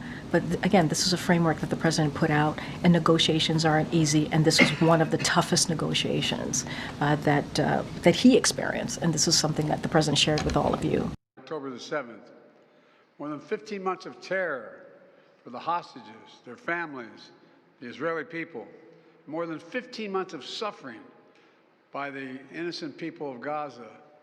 Fighting in Gaza will stop, and soon the hostages will return home to their families. The elements of this deal were what I laid out in detail this past May, which was embraced by countries around the world and endorsed overwhelmingly by the UN Security Council. The deal is structured in 3 phases. Phase 1 will last 6 weeks. It includes a full and complete ceasefire, withdrawal of Israeli forces from all the populated areas of Gaza, and the release of a number of hostages held by Hamas, including women and elderly and the wounded. And I'm proud to say Americans will be part of that hostage release in Phase 1 as well. And the Vice President and I cannot wait to welcome them home. In exchange, Israel released hundreds of Palestinian prisoners. And during Phase 1, the Palestinians can also return to their neighborhoods in all the areas of Gaza. And the surge of humanitarian assistance into Gaza will begin. And the innocent people can have a greater access to these vital supplies. You know, during the next 6 weeks, Israel will negotiate the necessary arrangements to get Phase 2, which is a permanent end of the war. Let me say it again, a permanent end of the war. There are a number of details to negotiate to move from Phase 1 to Phase 2, but the plan says if negotiations take longer than 6 weeks, the ceasefire will continue as long as the negotiations continue. I've spoken to the Emir of Kuwait and the President of Egypt, and we have pledged to make sure the negotiations will keep moving forward for as long as it takes. Then, when Phase 2 begins, there will Remember, signature moment. Starts off by talking about how Hezbollah did October 7. Literally right there, it says the president of Kuwait played a role in this when he should have said Qatar. Like, I'm supposed to expect that this guy actually played a role here? Really? Really? He doesn't even know where he is right now. He's straight up dookie in his diapers at this very moment. And like liberal media is trying to be like, look, he did it again. He done did it again. My goat. My goat, Brandon.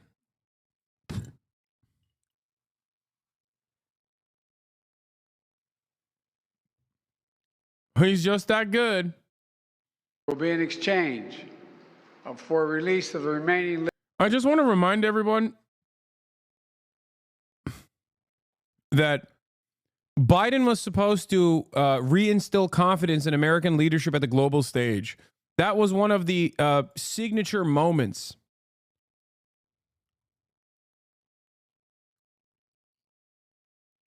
Like, that was the thing that he was better on Trump on. Look at us now.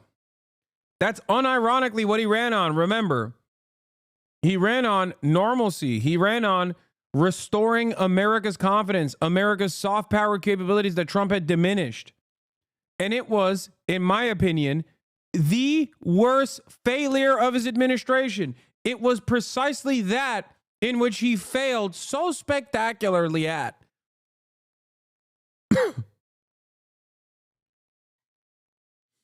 Like, it's crazy. There is not one area where he actually has done something that helped America's placement as the leader of this empire.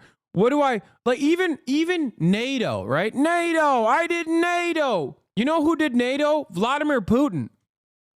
Even that was a gift from Vladimir Putin to Biden, and even that had tremendous amounts of failures associated with it. Because on the one hand, he was like, I did NATO. On the other hand, it probably accelerated the fascist parties in Europe with the destabilization that took place. So literally, even on that front, the NATO side of the conversation is straight up Vladimir Putin's psychopathic ambitions in Russia or in Ukraine, and the failure, the spectacular failure that his invasion of Ukraine turned into, so that it was both enough proof for Finland and Sweden to join NATO, like enough reason for them to want to join NATO, while simultaneously recognizing that they're too busy to do anything about Finland or Sweden. So it grew NATO, is true. Ironically enough, though, it grew NATO because of Vladimir Putin's ineptitude and incompetence and bloodlust. So even that was a gift, if that was even to be considered a gift. Even the positive from the perspective of the Democratic establishment, even the one crumb that is supposedly positive for Joe Biden was that he did NATO, and even he didn't do NATO. It's crazy.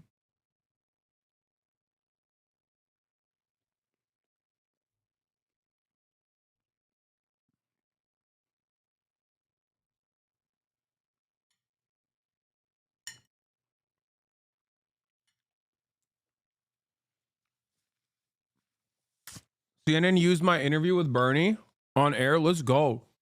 Is the GOAT doing actual interviews? Is your favorite Twitch streamer actually doing real news reporting?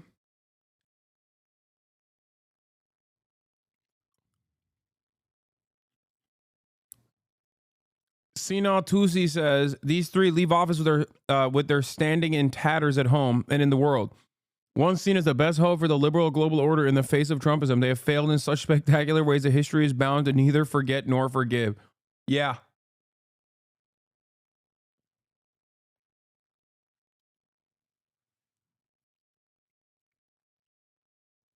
Accidentally did a journalism? No, it's not an accident. Interviews such as that one, high profile interviews such as that one also is journalism. Just like doing on the ground reporting on like issues that are otherwise unaddressed would be also considered real reporting. When you're bringing forth from your interview subject a new piece of information that they haven't revealed before, that would be real reporting. Living hostages, including male soldiers, and all remaining Israeli forces will be withdrawn from Gaza, and the temporary ceasefire will become permanent. And finally, phase 3, any final remains of hostages who have been killed will be returned to their families, and a major reconstruction plan for Gaza will begin. This is the ceasefire agreement I introduced last spring. Today, Hamas and Israel have agreed to that ceasefire agreement and the whole ending the war. You know, those of you who have followed the negotiations can attest, the road to this deal has not been easy. I've worked in foreign policy for decades. This is one of the tough. It's just crazy because, like, Trump did it in a week. I'm just not going to ever forgive or forget. I will also warn you, Trump is not a friend to the Palestinians. The man who is the staunchest ally of Israel was able to conduct these affairs in less than a week by sending an envoy that has no business being there. Okay? Disrespecting the Israeli side through and through. Israel, once again, showing the world that they only respond to pressure. They only respond to being bullied. And for some weird reason, Democrats never understood that. And I think that it's not because they didn't understand it. It's not because they're like feckless cowards or whatever, which they are. But I think it's also because they liked it. They liked what Israel was doing. They were on board with it. They were in favor of it. They liked it. They wanted more of it.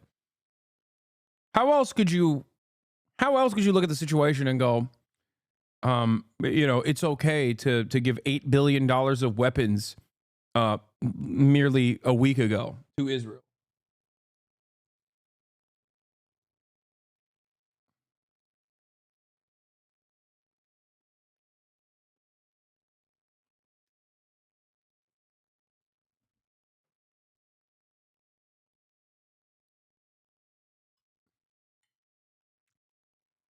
To consistently talk about how difficult of a process this is in the wake of Donald Trump's introduction to the process, yielding the first successful position since the beginning of the conflict, is really stupid.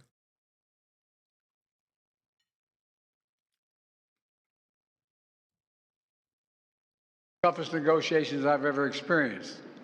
And we reached this point because of the pressure that Israel built on Hamas, backed by the United States. Or maybe the pressure that Trump instilled on Israel. Hamas's strongest supporter, Iran, launched attacks on Israel. And those attacks failed after my administration organized a coalition of nations to stop them.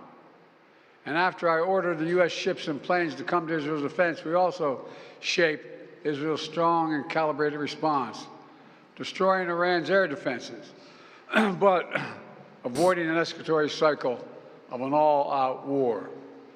The United States also organized a coalition of 20 countries to stand up to attacks by the Houthis, including their missile attacks in Israel.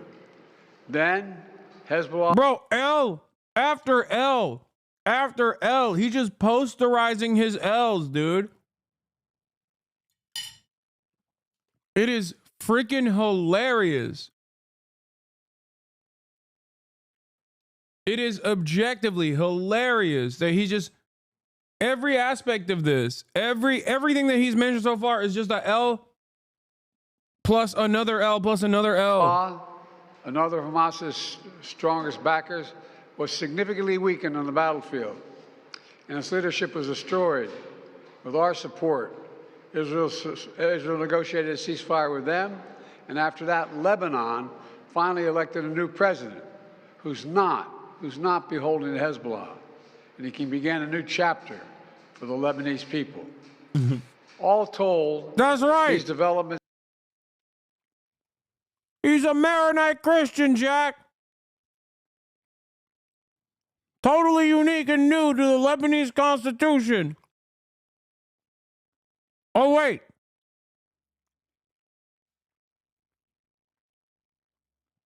I'm being told that that's how it works in perpetuity in Lebanese history.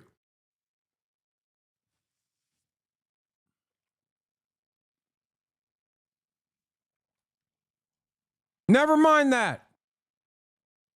This one's a cool Maronite Christian rather than the last one.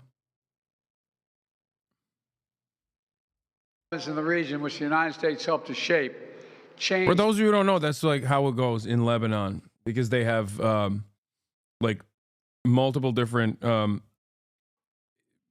fairly significant religious populations. So in an effort to create some semblance of like equality and parity, the president is supposed to be from like one sect.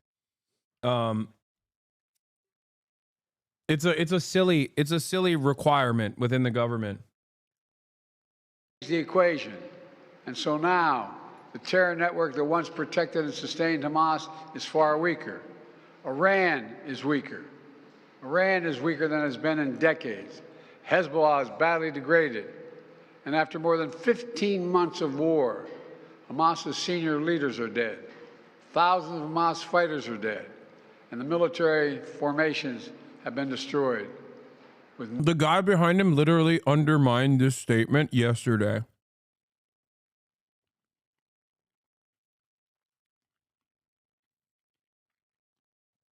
The guy behind him was like, Hamas has actually restored its numbers to pre-October 7 levels, like, according to our reports.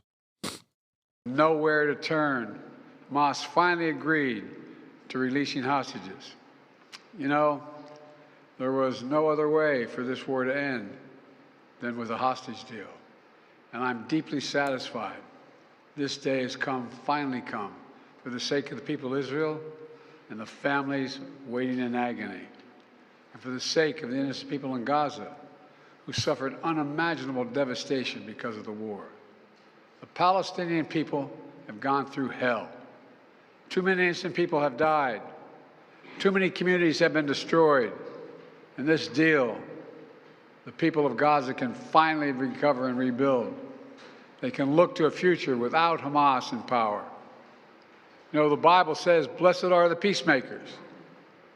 Many peacemakers helped make this deal happen, including an extraordinary team of American diplomats who have worked nonstop for months to get this done.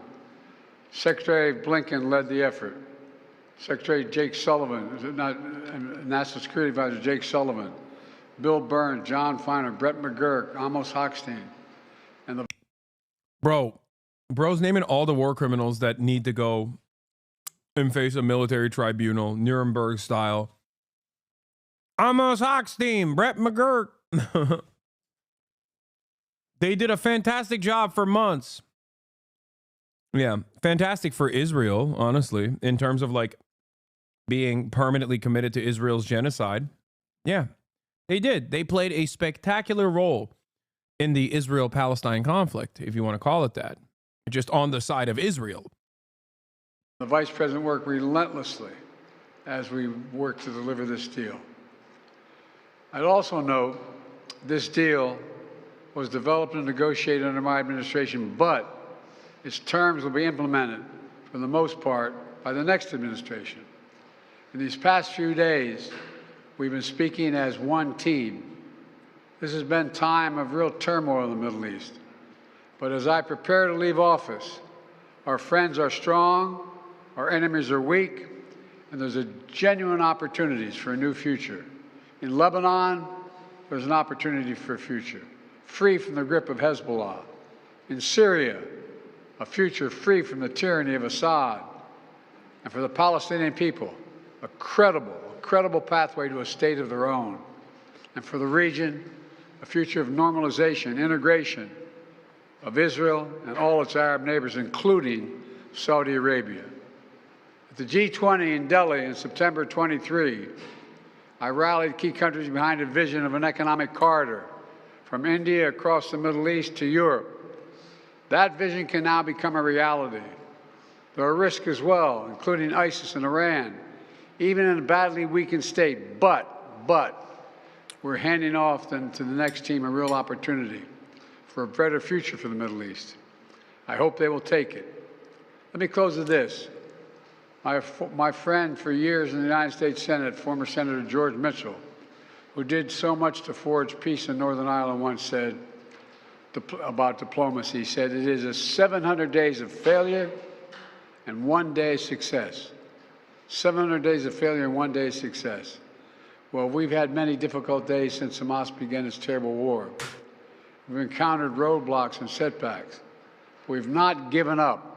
And now, after more than 400 days of struggle, A day of success has I arrived. still think he's going to die in 2025 of old age. Okay, for the Secret Service, I'm saying this is speculation, okay? It is legally allowed to make this speculation. He's very old. He's 900 years old, okay? It's not even like an out there assessment, okay? It is pretty funny that this man, like, people tried to tell us that this man was going to do 4 more years, dude.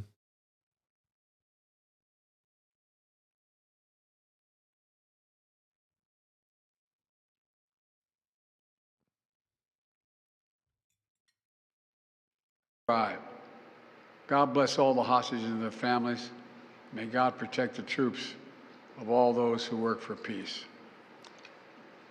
Mr. President, how do you see the future of Gaza now? As you were saying, the implementation of this deal will be in the hands of the next administration, and basically they will shape the future of Gaza. So how do you see this future? And also, how much credit do you give to the Trump team for this deal? Trump is already taking credit for it. Well, you know, this is the exact framework of the deal I proposed back in May. Exact.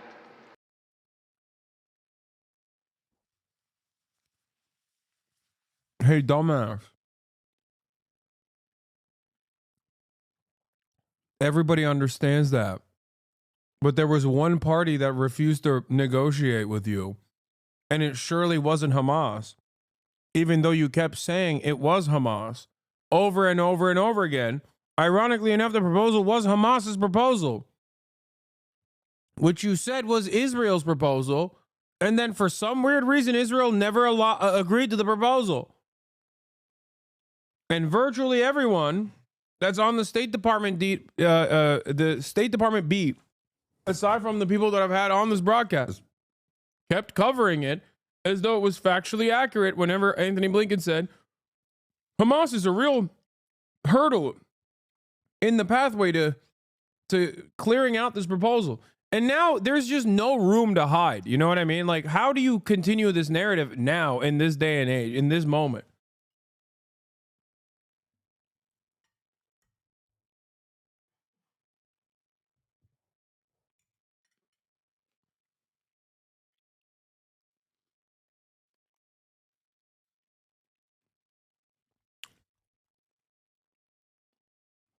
When is this not going to pile on like this into Trump?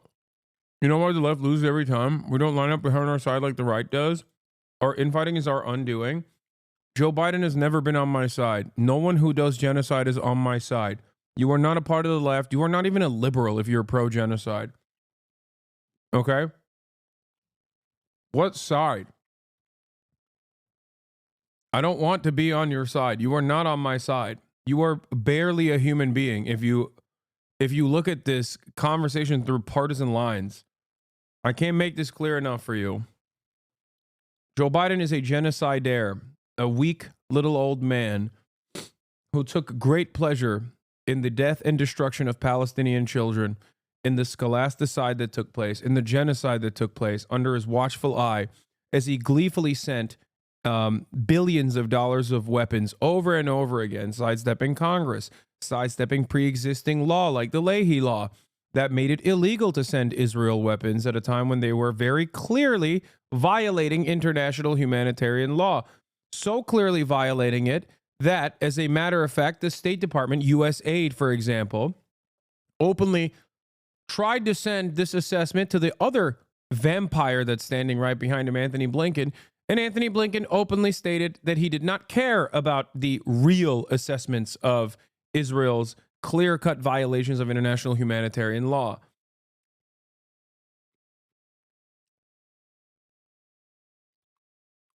It's additionally ironic that they lied till the very end, as the exclusive reporting that Jeremy Scahill showed on the broadcast, that they lied until yesterday. Anthony Blinken lied until yesterday, protecting Israel, claiming that it was still Hamas that was a bottleneck to the ceasefire when they already had the Palestinian envoy's signatures in their hands since Monday. Think about that.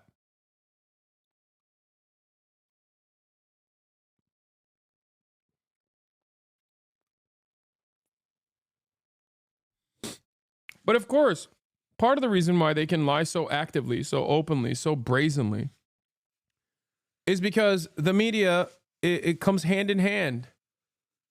Like, many outlets will do their bidding, do the bidding of the State Department unflinchingly, and will reaffirm the silly ideas that you can immediately contradict with your own two eyes and like a little bit of critical thinking. It doesn't require much intellect to understand that something doesn't make sense. Like, Israel killed the principal negotiator on the ceasefire hostage negotiation, man. Israel assassinated Ismail Haniyeh in Tehran. Like, you don't do that when you're, you know, genuinely, tirelessly working to do a ceasefire.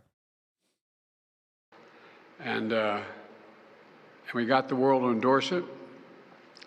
Secondly, it's America's support for Israel that helped them badly weaken Hamas and its backers and create the conditions for this deal.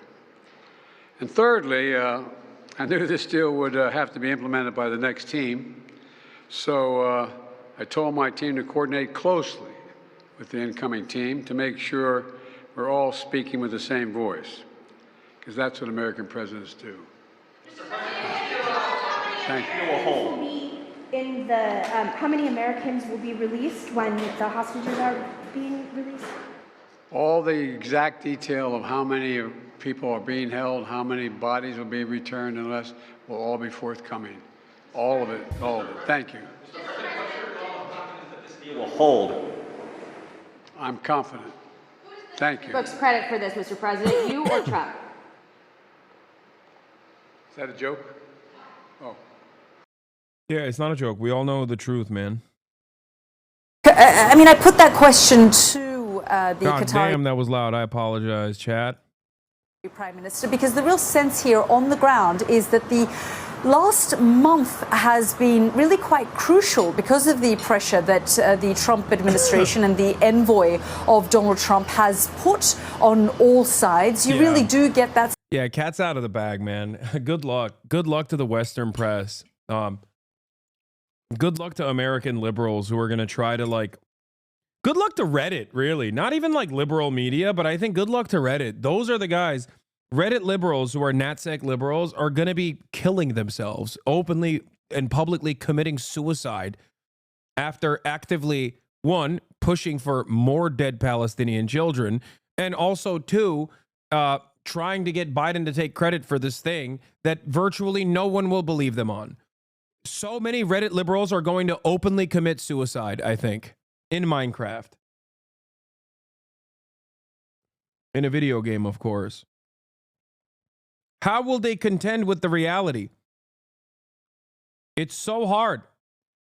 They'll just, I mean, look, I'm sure they'll just stick around for a little bit and wait for Trump to also open up the unlimited genocide faucet, you know, so they can turn around and be like, you deserve this. You know, you deserve this, sand people. That type of attitude, I'm sure.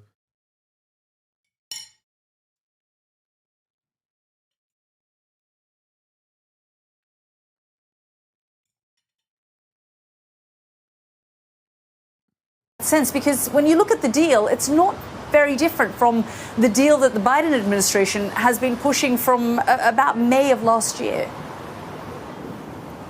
It's almost identical to the May deal that Biden announced here at the White House all those months ago. So it's one of the key questions. I guess there are three key questions right now. The first is, can the deal, the ceasefire, hold? The second is, will it bring a lasting peace? And the third question is, as you put to the Qatari Prime Minister, why now? I think there are a number of reasons. First of all, the situation on the ground in the region has changed quite. Are you aware that people on the right don't want the ceasefire? They want all Palestinians gone? Yeah, are you aware that people on the left also, well, not left, but liberals also want that very same thing?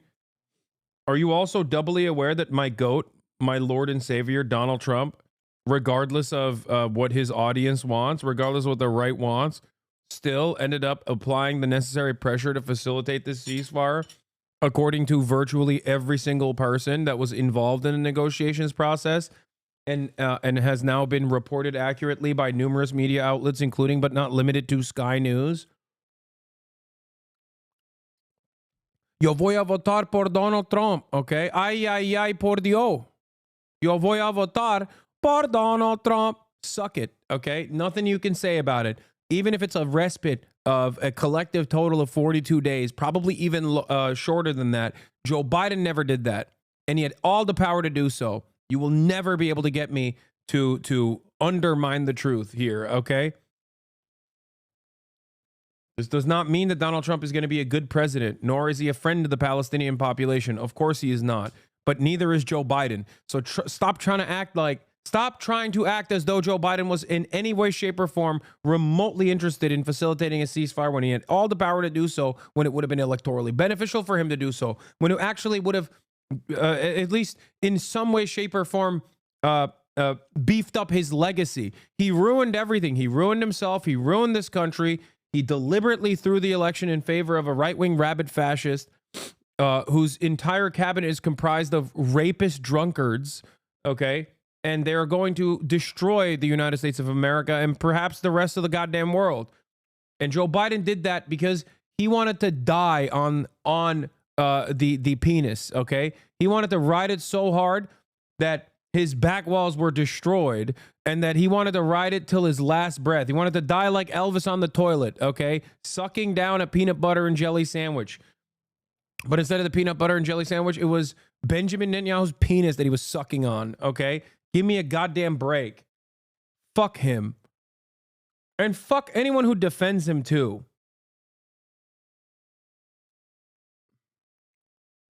Significantly in the last. You are so brainwashed? On what? Brainwashed on the truth? What are you talking about? You think Biden... Explain to me how you think Biden actually actively, curbed back Israel's worst genocidal ambitions. I mean, you probably don't even think that Israel's doing a genocide, I suspect, if you're saying stuff like this. But go ahead. Explain to me. It's additionally funny to come in here and say this like when virtually every single thing I said down to the wire came out to be true. And it's the worst part about it is that it hasn't happened yet. Like the worst aspect of my predictions have not even come to fruition yet.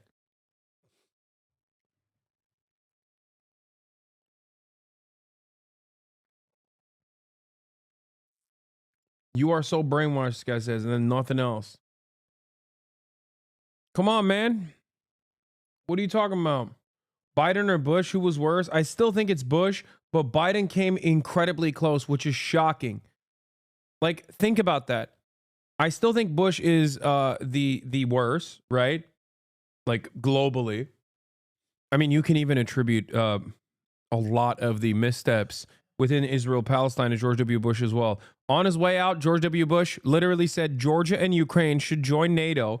And also on his, well, not on his way out, but kind of on his way out, actually. No, literally on his way out, he tried to facilitate an election in Gaza, an election in Palestine, when his own people, the Palestinian Authority, the Fatah party was like, dude, don't do it. We're not ready for this election. We will lose. Palestinians despise us. They understandably see us as like a corrupted force that is in the pocket of the CIA. And Bush was like, nah, dog, it's fine. We'll do it. And guess what happened? They lost. And then Bush was like, okay, let's do a coup d'etat and forcibly remove Hamas from power. They lost again, militarily this time, further solidifying Hamas's reign over the Gaza Strip. That was George W. Bush on his way out, by the way. That's what he did on his way out, while also simultaneously saying, yeah, you know what, Ukraine and Georgia, you're a part of NATO now. Let's get it started. So yes, George W. Bush is still the worst. But I always said Donald Trump was the second worst, at least as far as like presidents in my lifetime. And it turns out, no, Joe Biden is worse than Donald Trump, at least in his first term. Joe Biden's foreign policy literally was the continuation of Donald Trump's foreign policy. All of the worst aspects of Trump, casting aside the Iran denuclearization agreement, Joe Biden continued that. Abraham Accords, isolating Palestinians, making them recognize that there was no hope, no way out, which led to October 7. Joe Biden continued that. Every single thing that Donald Trump did to accelerate the conditions in which October 7 happened, Joe Biden continued. And then Joe Biden continued Israel's offensive genocidal campaign in Gaza. And then Donald Trump stopped it, at least for a couple days so far. Now, it hasn't stopped yet, and it's going to continue, and the bombing is going to intensify because that's how Israel operates, okay? They're going to intensify the bombing all the way until the 19th, the day of the actual ceasefire. I'm unfollowing. I voted for Biden this election, and your hatred for him is a turnout for me. No, don't leave, chatter. We can recover this. I know I said I was riding with Biden this whole time, and maybe you took it seriously, but that was a lie.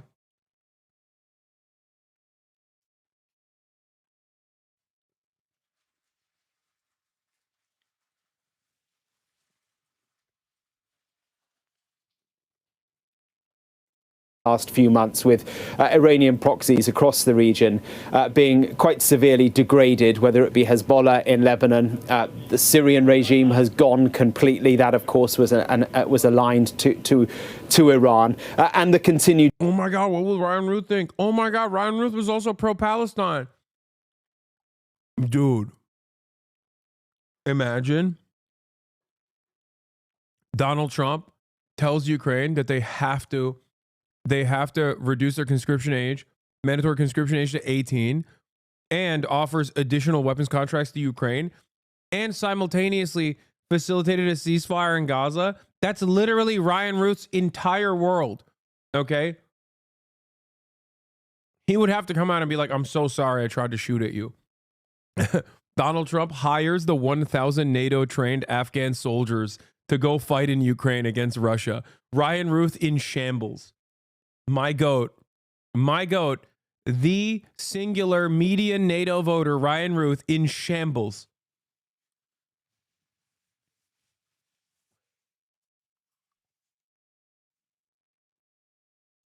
Degrading of Hamas in Gaza. So all of that is a strategic gain and puts Israel in a better position, making it more likely that they would be happy from their part to do a deal. But the other thing that's changed is Trump. And there's no two ways about that. His unpredictability has focused minds. There's no question about that. It has focused minds in Qatar, in Egypt, in Iran, and also in Israel. Netanyahu realized over the course of the past 18 months that he didn't need to dance to Joe Biden's tune. That much was proved time and again by the fact that Netanyahu was able to walk over Joe Biden's red lines and nothing happened. It's different with Trump. Trump is unpredictable. That claim that all hell would break loose if the hostages were not released very, very quickly after Trump took office. What did that mean? Was it an empty threat? Was it not an empty threat? Who knows? That's Trump. And I think that focused Netanyahu's mind. It focused other minds as well. So both sides are obviously trying to claim all the credit. It's far more nuanced than that. Have a listen to Biden at the end of his statement a little earlier on, where he was asked what the history books would make, who they would. Dude, if something didn't happen and the same cycle of failure repeated for 15 months, and then there was a new factor presented, I'm sorry, it's very difficult for me to avoid looking at the new factor that is now involved in the equation after the 15 months of failure changed into a success. Like, it's no amount of complexities understanding is going to change that dynamic. Okay? Oh, it's just too complex for you to understand. Just like Israel's genocide. Too complex for you to understand.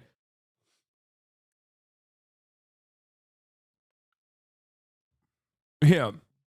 No, it's actually too complex for you to understand. That's why you should demonstrate blind fealty to me, okay, and Joseph Robinette Brandon, that he magically was able to finally put this deal together that he was tirelessly working around the clock on 5 days before he was out of office. He just couldn't do it for 15 months until the last 5 days. You're brainwashed? Shut up. No more you're brainwashed. You have to tell me why I'm brainwashed, what your disagreement with me is. It's so boring when you say that.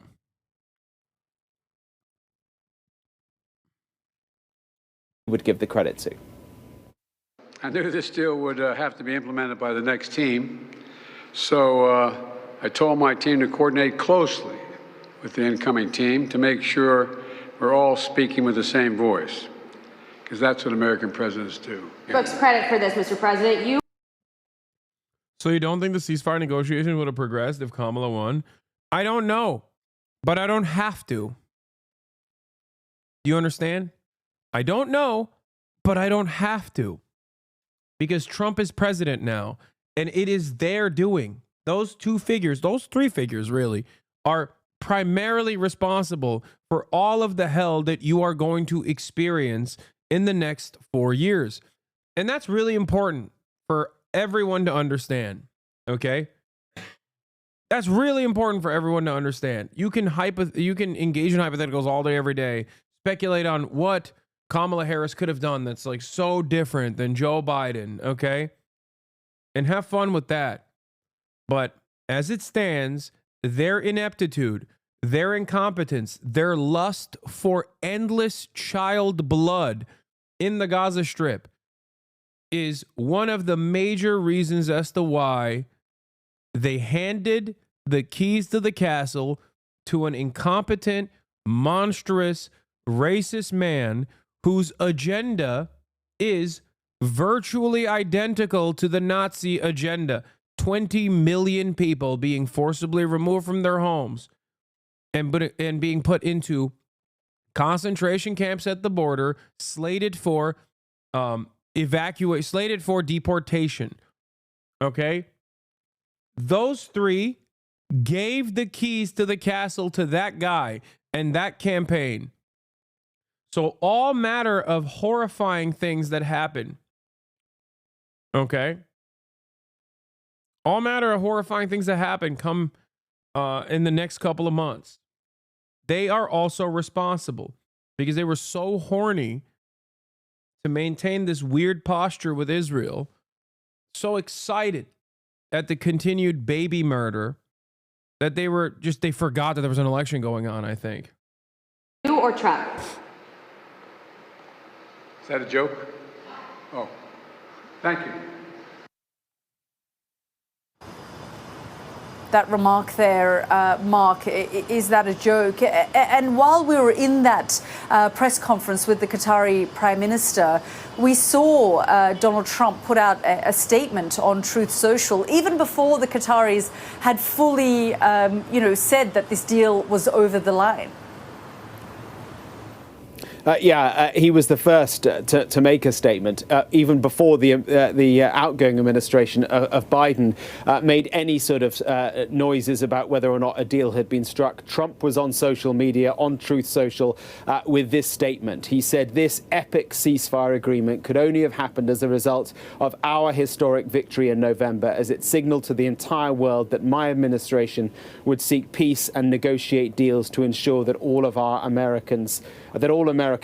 the safety of all Americans and our allies." And it continued, "We will continue promoting peace through strength throughout the region as we build upon the momentum of this ceasefire to further expand the historic Abraham Accords." Now, Yelda, the Abraham Accords was a deal done in the first Trump presidency that saw Israeli normalization with certain Gulf Arab states. It was a remarkable moment in itself, but it has been set back massively by the events of October the 7th and what followed after that. Now, as I said a little earlier on, bro, it's just like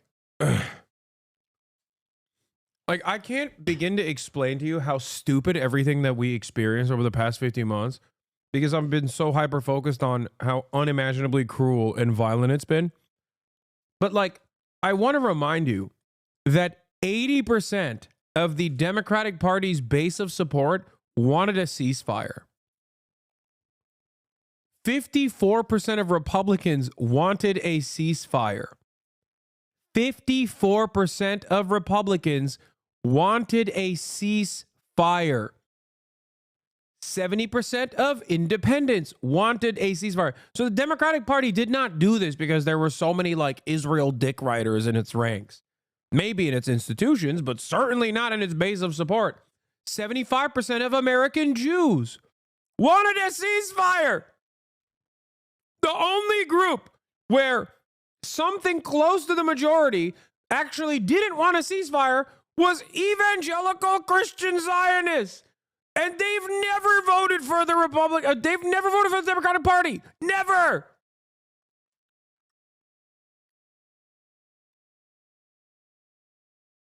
That's so insane to me.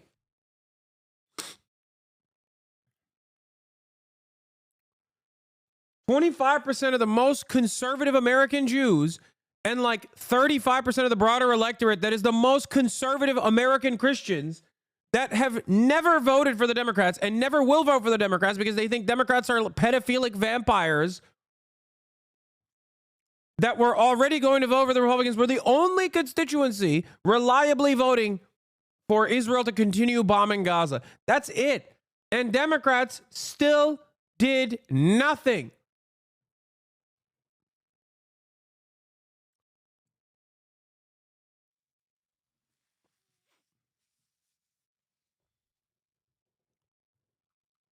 It's so crazy.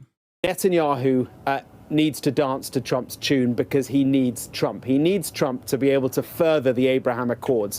What Netanyahu really wants is normalization with Saudi Arabia. Harder now than it was 4 years ago because of what has unfolded in Gaza. And to get normalization, he needs a deal, and he needs a deal that Trump can help with. And I think that goes to the heart of answering that question. Why now? Why this deal came now? I would also add briefly, Yalda, that you were discussing with Ali whether or not this will hold over the next 4 days, this ceasefire. I wonder whether it will, for precisely that reason. The Israelis are not likely to derail anything now because of one word, Trump.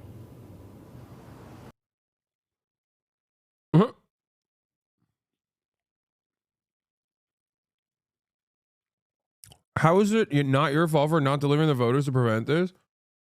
Wait, are you trying to say that like I had a significant role in making Trump win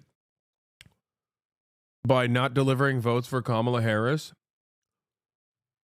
Not only is that kind of stupid, I mean, really stupid for you to say, and it's something that I've addressed a lot of times,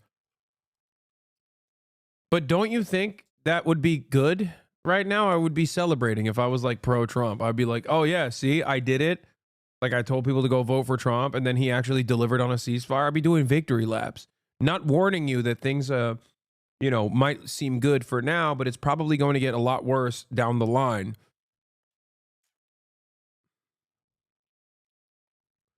If I played a role in Donald Trump actually winning the election, I'd be celebrating it right now, don't you think?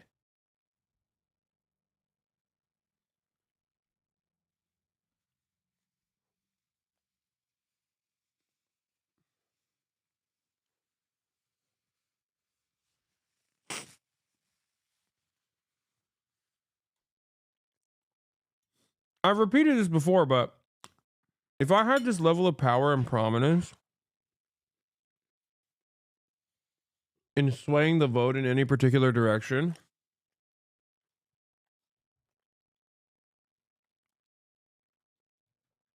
don't you think it was the stupidest decision for the Democratic Party to not kiss my ring?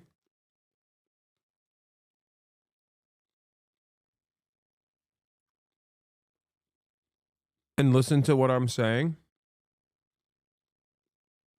It's interesting because, like, I don't have this power, but in your fantasy, in your hypothetical, I do. Then, the Democratic Party would be a fool not to listen to what I have to say and make concessions to me. Don't you think?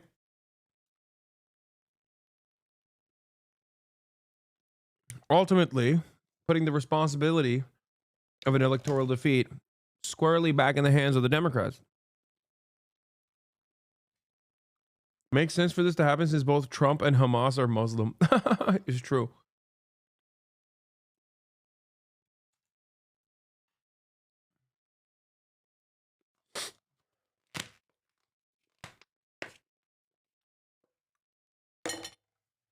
Yeah. I somehow am a real mover and shaker in terms of like people winning elections. I'm a make it or break it kind of guy for elections. But I also simultaneously do not use that power for Bernie Sanders, you know? Weirdly enough, despite all of the influence that I have, I just simply don't use it for my main man, Bernie. If I had that level of motion, Bernie Sanders would have been president. This would be his second term. The Israeli apartheid would have been abolished. Okay, just kidding. He probably wouldn't do that. Let's be real. But since we're, you know, fantasizing, I'm just gonna, you can't stop me from fantasizing further. You know what I mean? Yeah. Bernard Sanders says, we must dismantle the Zionist entity. An enterprise of settler colonialism must not stand. Not on my watch. We will not repeat the mistakes of the past.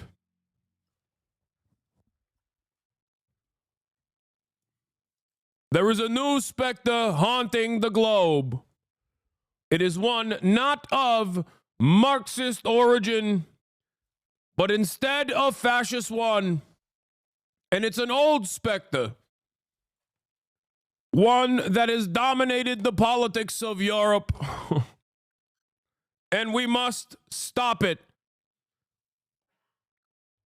The international proletariat must rise up in arms. You have nothing to lose but your chains. Bernie would nuke China? That's crazy. That's what Bernie Sanders would say in my mind. In my fantasy, that's how Bernie is approaching the subject matter. Yeah.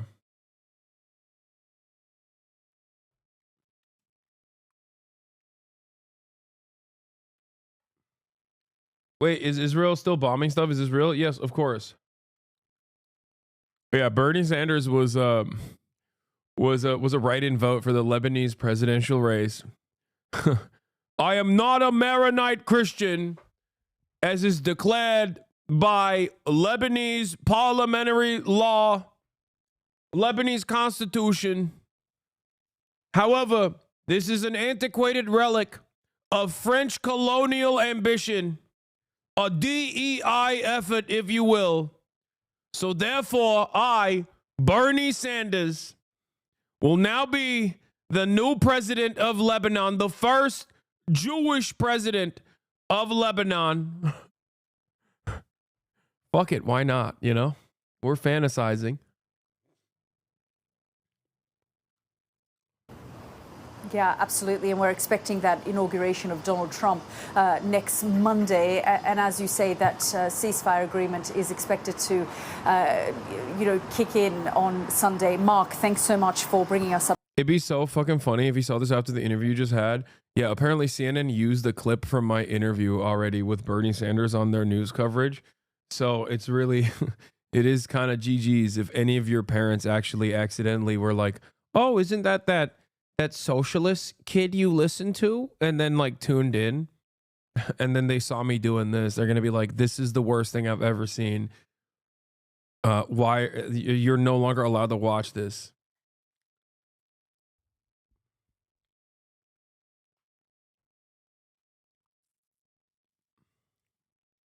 Up to date, and Mark was talking there about normalization that Israel wants with Saudi Arabia. Well, Saudi officials have maintained, and they've certainly told me that they are focused on normalization only if there is a Palestinian state. Thank you, Mr. Chairman. Oh, now we're back to the Senate. Thank me later for finding this. We'll see. If Trump stops the Israeli government from doing an apartheid, I will do the fucking tasteful photo shoot. No dick, tasteful nude. Yeah, that was ending the apartheid, not ceasefire. For those of you who misunderstood what I was saying to Bradley Martin, because time and time again, I repeated the position that I likely believe that Donald Trump will get an optics victory here for a at least momentary ceasefire, and Netanyahu will give it to him. Semantics, show us your hog. You literally are, never mind. I'm not going to say what you do for a living, but you are a professional journalist, a professional photojournalist. That's crazy.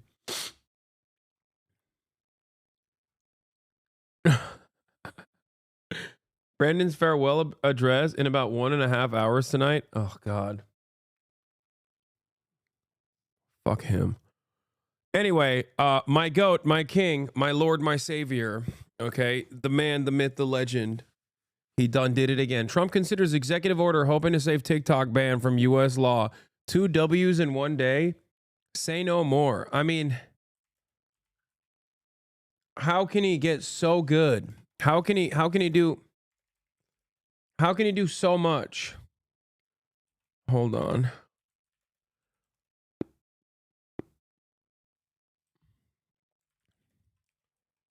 I'm trying to find the song. You already know. Oh, there it is. Someone already linked it. Okay. With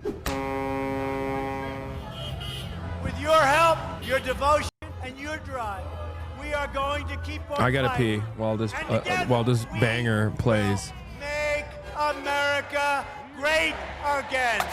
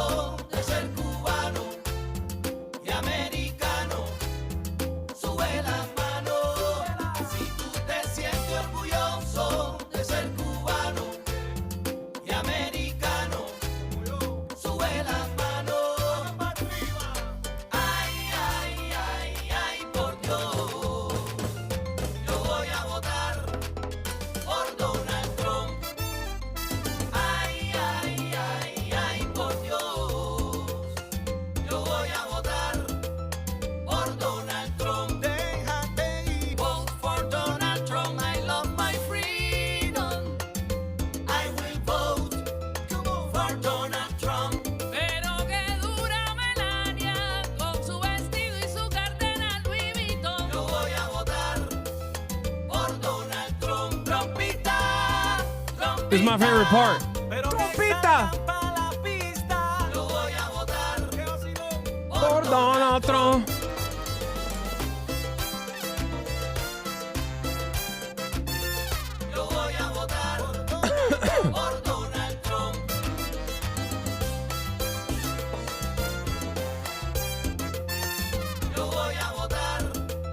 Por Donald Trump.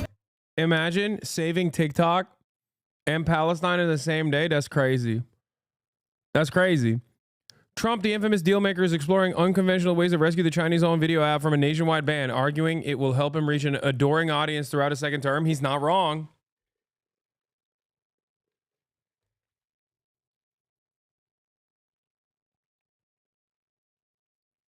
And the third W of the day. The third W of the day has also landed. Donald Trump's official inauguration portrait. Look at how sexy he looks here. Oh, yeah, he's putting up wilt numbers, dude. He's out of control.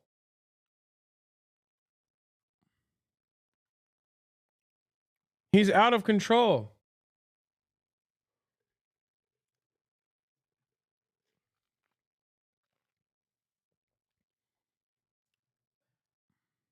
He's mocking us. Can Brandon post a photo this sexy? I think not.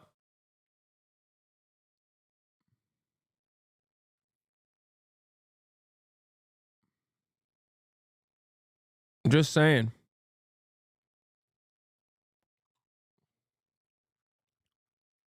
Why is he mocking us? It's because he knows. The MAGA communists were right, dude. The MAGA communists were correct. Donald Trump is undermining the labor aristocracy every day. He is destroying Western Empire. I am more convinced. I am more convinced than ever before that this man is JD Pondon, baby, as I've said before. JD Pondon. Okay? Permanent first world genocide Don. It's clear. He's punishing the labor arista KKK rats by for the crimes that the crimes that these Treatlerites have subjected the global South to. Korean unification. Yeah. He already said he doesn't like borders. He said borders are a scar on this planet. That wasn't Giannis Varoufakis. That was Donald Trump who originally said borders are a scar on this planet. We must take over Canada. What is a border? What is our northern border but a line? A mere scar on the face of this earth. Yeah, he is the globalist king. He said, long live the global intifada.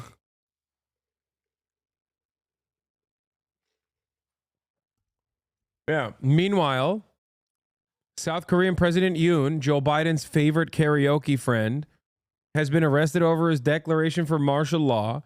Donald Trump's going to come back and unify Korea. I'm telling you, JD Pondon, baby, is happening. It's happening. Things are happening, dude. Here.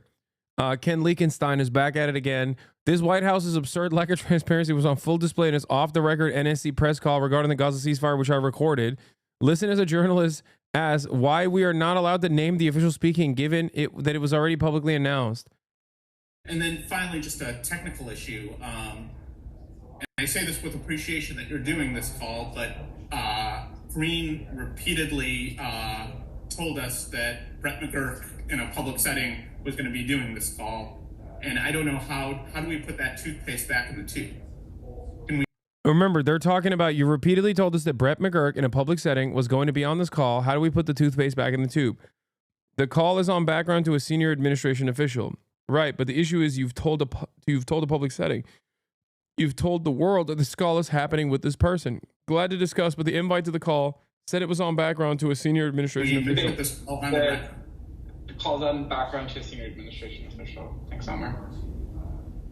Right, but the issue is you've told a public setting, you've told the world that this call is happening with this person. Glad to discuss it offline. The invite to the call said it was on background to a senior administration official. I'll turn it over to Brett for the questions.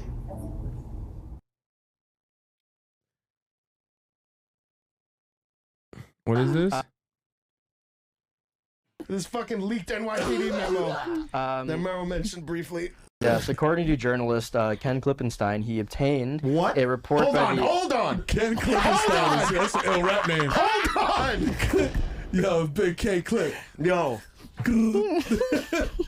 Pow pow. Okay, clip, nigga. What's up? Yo, that's a fire name. Ran up on him in the street. Couldn't reach his clip in time. I had to leak it to the press. Like my name was Clippenstein. Don DeMarco. Yo, and then they every time, and then they get a reaction. They gotta repeat the bar 7 times, bro. I'm sorry, man. Go ahead. I'm sorry. That's so sick. Oh my God. Highest praise. Incredible praise for Ken.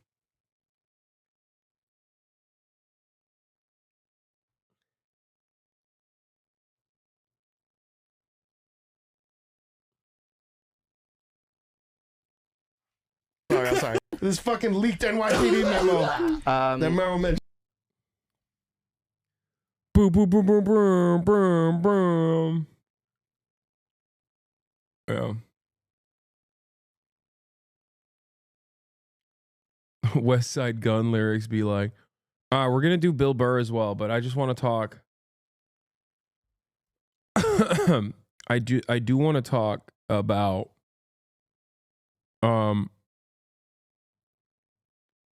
Donald Trump saving TikTok potentially. I don't know exactly how he's gonna do it, but the Mad Lad says he wants to do it. President-elect Donald Trump is considering issuing an executive order once in office that will suspend the enforcement of TikTok's sailor ban law for 60 to 90 days, hoping for a brief reprieve for the Chinese-owned app that will net him an early victory. Trump has been mulling ways to save the day for the wildly popular video app. 170 million people, dude. That's an automatic lock. Okay? That is an automatic lock, dude. Trump has been mulling ways to save the day for the wildly popular video app, talking through unconventional deal-making and legal maneuvers.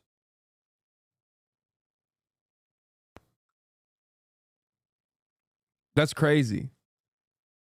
That's my go right there. Oh, also the last thing I wanted to show you is Barack Ravid openly also, who is very close to Biden, as you guys know, openly talking about how Trump played a big role in this in the final push. So first about Donald Trump, I think Donald Trump was an important factor in this deal. His involvement, I think, was, the 5 cents to the dollar that was missing. I think his public statement threatening that they'll be hell to pay in the Middle East if there's no deal was extremely important. I think the fact that he and the Biden administration, I think Joe Biden and Donald Trump. What the fuck is wrong with you today? Did Jank introduce you to the bag man? Oh, yeah, he did. Me and Unc are back on board, dude. It's funny to say this, like 2 days after I covered incarcerated firefighters demanding that they get better pay, highlighting the mistreatment of prisoners across the board.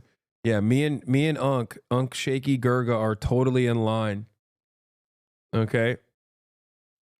You will never hear me say crime is bad. Okay? I will always and forever maintain the position that crime is very good. Trump did something that I think no U.S. presidents and president-elect ever did. They worked together during the transition period on a huge diplomatic deal and got it. Biden's envoy, Brett McGurk, and Trump's envoy, Steve Witkoff, sat together in the meetings in Doha, in the negotiations. Yeah, so first about Donald Trump, I think. Yep.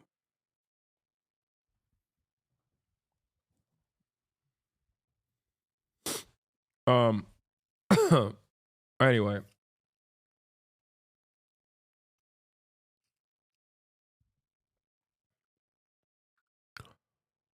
All right, where were we?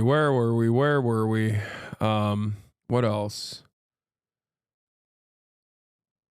We covered all this. Here's a brief moment of solace from Xiaohongshu.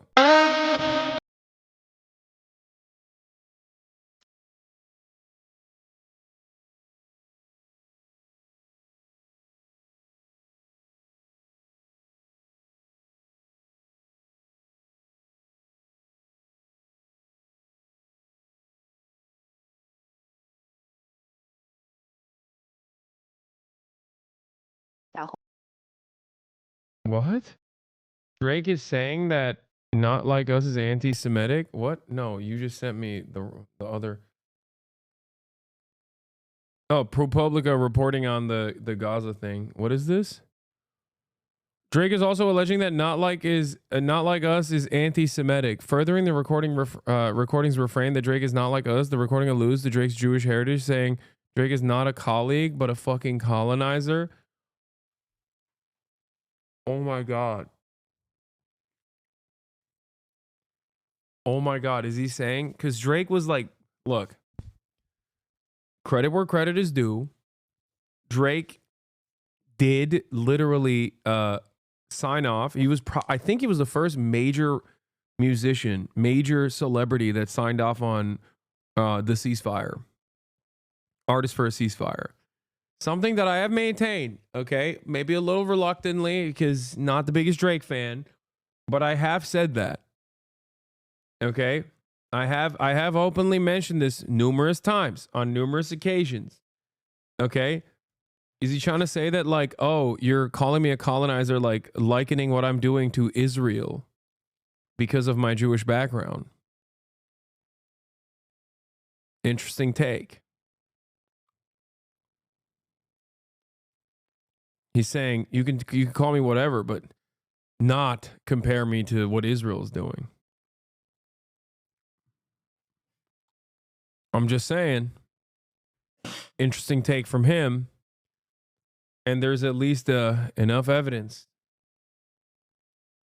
that Drake is not pro-Israel. Drake alleges in the lawsuit that UMG permitted content creators such as CEASEFIRE, Zia's No Life Shack, RDC Gaming, and Cartier Family to monetize reactions that Not Like Us without enforcing copyright claims. He claims that this lack of enforcement enabled the spread of defamatory content while generating profits for both UMG and the creators, prioritizing revenue over Drake's safety. Oh my God, he called out RDC and CEASEFIRE.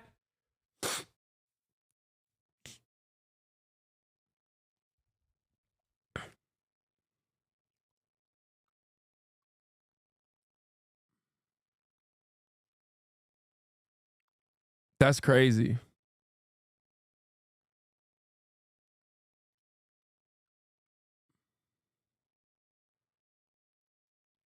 I like that he's just being like, no, you don't understand. I am not like behaving in a Caucasian manner, which is why I've decided to sue people over the funniest, like, most Karen-like takes possible. That's cool.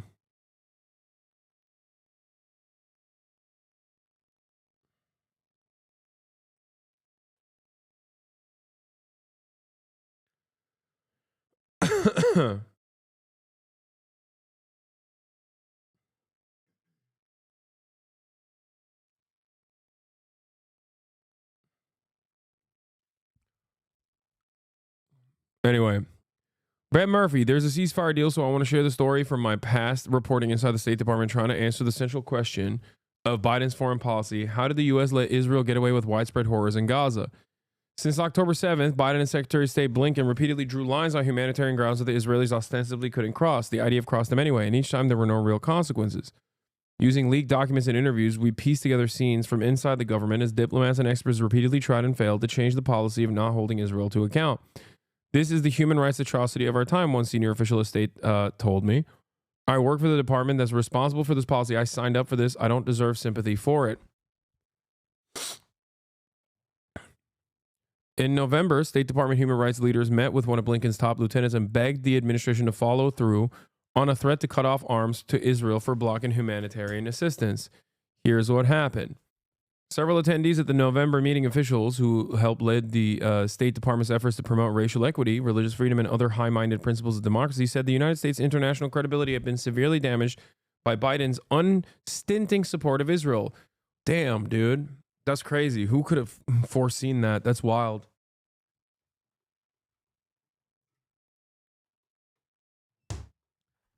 I guess if Biden has a PhD in foreign policy, or even devoid of a PhD in foreign policy, he's that smart. What does that make me in this process? Because I've been repeating this over and over again, actively telling you that members within the State Department are of two different minds on Israel, not because of their care and consideration for the Palestinian statehood or Palestinian lives, but because they were genuinely worried about America's soft power capabilities diminishing.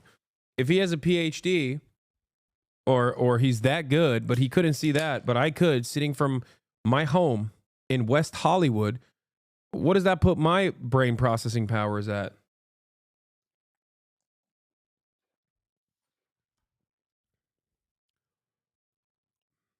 If there was ever a time to hold Israel accountable, one ambassador at the meeting told Tom Sullivan, the State Department's counselor, it was now.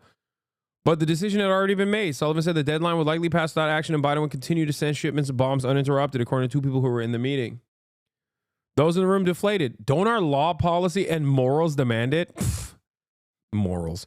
An attendee told me later, reflecting on the decision to once again capitulate. The best argument you can make in this process is America's, is realpolitik, okay? And if they are casting that aside, yeah, of course they don't care about morals, dude, or law. What are you talking about? Leading the empire is a bloody affair. The best possible argument you could have conducted internally to stop this was to openly make the Biden administration understand, one, that his legacy would be forever tarnished as a genocide heir, okay? And two, that America's standing on the international stage was falling apart, which would make American empire initiatives all that more difficult down the line. As I've said time and time again, when you maintain 800 known military bases all around the planet on foreign soil, okay, if you don't have soft power, those security cooperation contracts all of a sudden turn into 800 different military invasions. And no country, not even the United States of America, can maintain an 800 front war, or at least 100 front war. Okay? Even the United States of America is not capable of going back and putting the toothpaste in that tube. All right?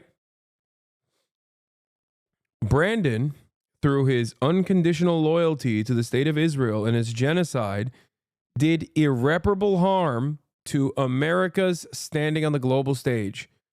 Okay? So for that, maybe he's a little JD Pon. Okay? Maybe JD Pon Don and JD Pon Brandon are one and the same on that, in that regard. You know what I'm saying? He's a little bit like the Maverick, John McCain, when you think about it. That choice was immediately called into question.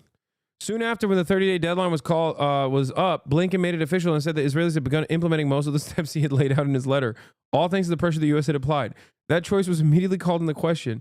On November 14th, the UN committee said that Israel's methods in Gaza, including its use of starvation as a weapon, was consistent with genocide. Amnesty International went further and concluded that genocide was underway.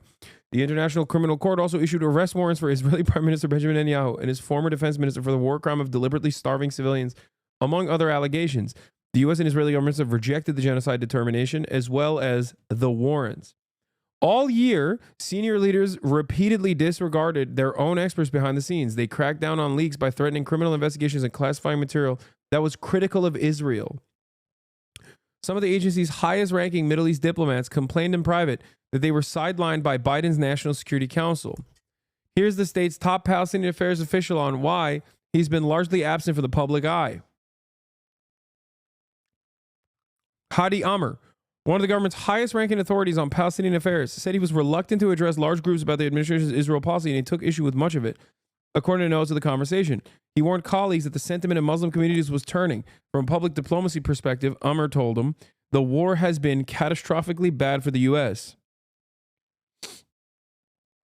State has said it pressures Israel to take action against soldiers who have committed abuses, and it denied policy prohibiting officials from speaking to nonprofits or classifying documents for reasons other than national security. They also said Blinken welcomes dissent. Now, as you guys know, in the way that Israel operates, they understand the principle of complementarity. Complementarity, is in the eyes of Israel, is a shield to avoid legal scrutiny from international organs of justice.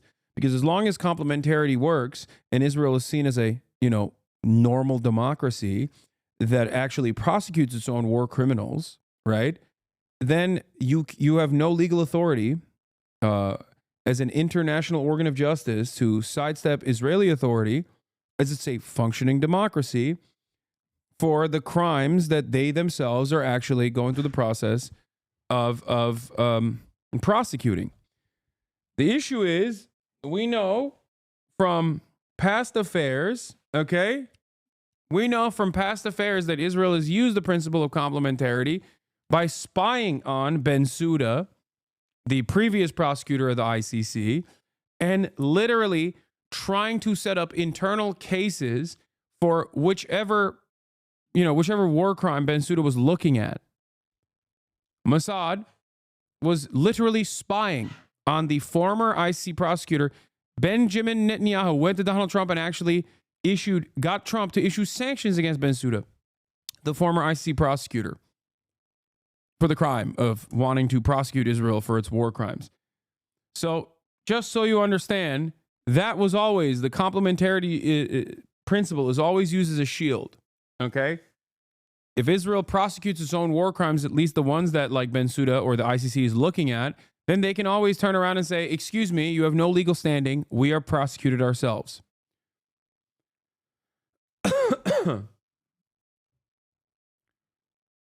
Anyway, I sent the Israeli government questions for our story, and they told me the relationship between the U.S. and Israel depicted in our story is not true to reality. NSC leadership wouldn't talk to us and didn't respond to questions, but in a round of recent exit interviews with other outlets, they've defended Biden's policy and said Israel needs U.S. arms to protect itself. Something that struck with me was this other explanation from Jack Lew, the U.S. ambassador to Israel, the other day. I hadn't seen a senior official make a case like this before. The children who were killed turned out to have been the children of Hamas fighters. Not in every case, but we try to keep that information flowing. But the press moves on. The world moves on. And in policy circles, you can keep people focused saying it's bad. But it wasn't quite what it sounded like. In the world's eye, the first story out there is the one that creates an impression. That is such a monstrous, psychopathic, bloodthirsty attitude to have. You are so far removed from any kind of normalcy. You are so far removed from like any kind of humanity at that point where you're like, nah, you don't understand. The children that were assassinated by the state of Israel are children of Hamas soldiers. They have a program for it. They have a Lavender AI targeting system that creates new targets, many of which are not actually, Hamas militants anyway. But also, it's their children. Why? Because Where's Daddy is a secondary, a secondary targeting system that Israel applies, where drones that are constantly surveilling the Gaza Strip will inform the bombing operators when the Hamas militant is actually home, so that you can kill him and his whole family. That's crazy. People tend to focus the day something happens. The media that is presenting a pro-Hamas perspective is out instantaneously telling a story. It tells a story that is, over time, shown not to be completely accurate. 35 children were killed. Well, it wasn't 35 children. It was many fewer. The children who were killed turned out to be the children of Hamas fighters. That is your argument? That's your argument, dude? No, you don't understand. The children that we killed are children of Hamas fighters. Like, that's the best argument you could come up with? Absolute psychopath.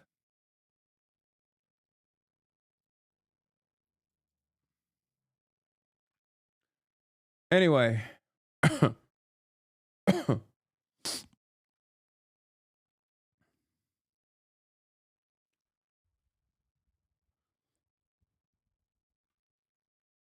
What? Why don't you debate Jared Lazar on this? I don't know who the heck you're talking about, chatter. I never know if someone is just like even being for real when they bring up like a random name.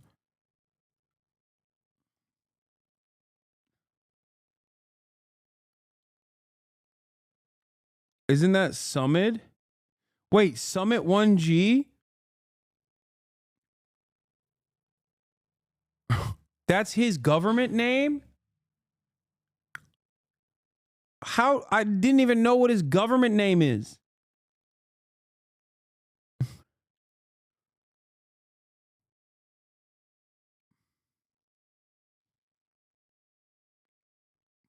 Also, if your name is Jared Lazar, why don't you make a pun out of that? Why did you go with Summit?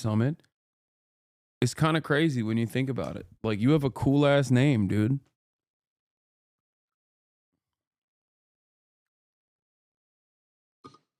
Anyway, let's get to, I don't really care about Pam Bondi, honestly. We'll do some updates on the California wildfires and move on. Fire emergency in Los Angeles. The most severe wind warning is in effect again this morning, threatening to start new fires, spread existing ones. This new danger comes as we also learn new information about what may have sparked the Palisades fire. Why not cover Pam Bondi? Because I don't care. Chief National Correspondent Matt Gutman is on the scene. Good morning, Matt. Hey, good morning, George. The next 11 hours here are going to be absolutely critical. Very low humidity. The winds are going to come howling down canyons like this, which is why fire officials have pre-positioned so many trucks in almost every driveway here. This goes on. And all about 15,000 firefighters in Southern California right now. They are concerned that these winds could whip up embers and ignite new fires here. This morning, for the second straight day, millions facing an extreme fire risk in Southern California. The next 12 hours, critical. Everybody here urges you to remain alert as danger has not yet passed. Fire crews scrambling to mop up any remaining hotspots, fearing that powerful Santa Ana winds and dry conditions could rekindle the monstrous Eaton and Palisades fires. Palisades fire now 18% contained as new clues emerge about how it may have started. ABC News has learned that the ATF, the federal agency... Your tweet that made me come to that stream seems right-wing, which is upsetting being left-wing. Stop trying to suck up to them. Wait, what?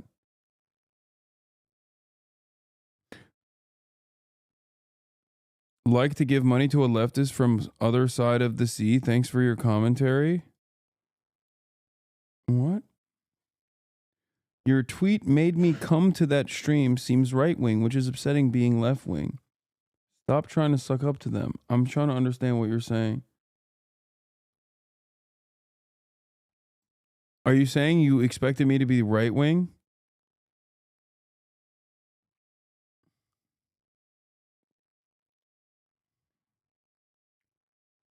Or are you saying that you saw my tweet and it seemed right-wing focused? Oh, let's continue. Is just a man we need at a time like... Oop, wrong one. Hold on. Agency charged with investigating arson and explosions is zeroing in on the Palisades Highland area. The foot of the fire started real close to where the last fire was on New Year's Eve. Some residents pointing to this fire, first reported on the hillside just after midnight on New Year's Day. LAFD had sent helicopters and had sent trucks to put that fire out. They were there for hours, circling overhead. We assumed then the fire was out. For the next several nights, there were fireworks again going off at night in various areas in the hills. By 3:38 a.m., the fire is stopped, and an hour later, by 4:46, fully contained. Fire officials say that ash pits or tree roots can smolder for days unseen. Wait, we were right behind it. Then at 10:30 a.m. Tuesday, January. The crazy thing is these guys got blamed for the wildfire. And now the most likely the most likely scenario is that it's a reignition from a previous fire that was put out because someone else had lit fireworks during New Year's Eve. Yeah, they hit him with the fart principle. Whoever smelt it dealt it. That's what they did. They were like, "Oh, you were there?"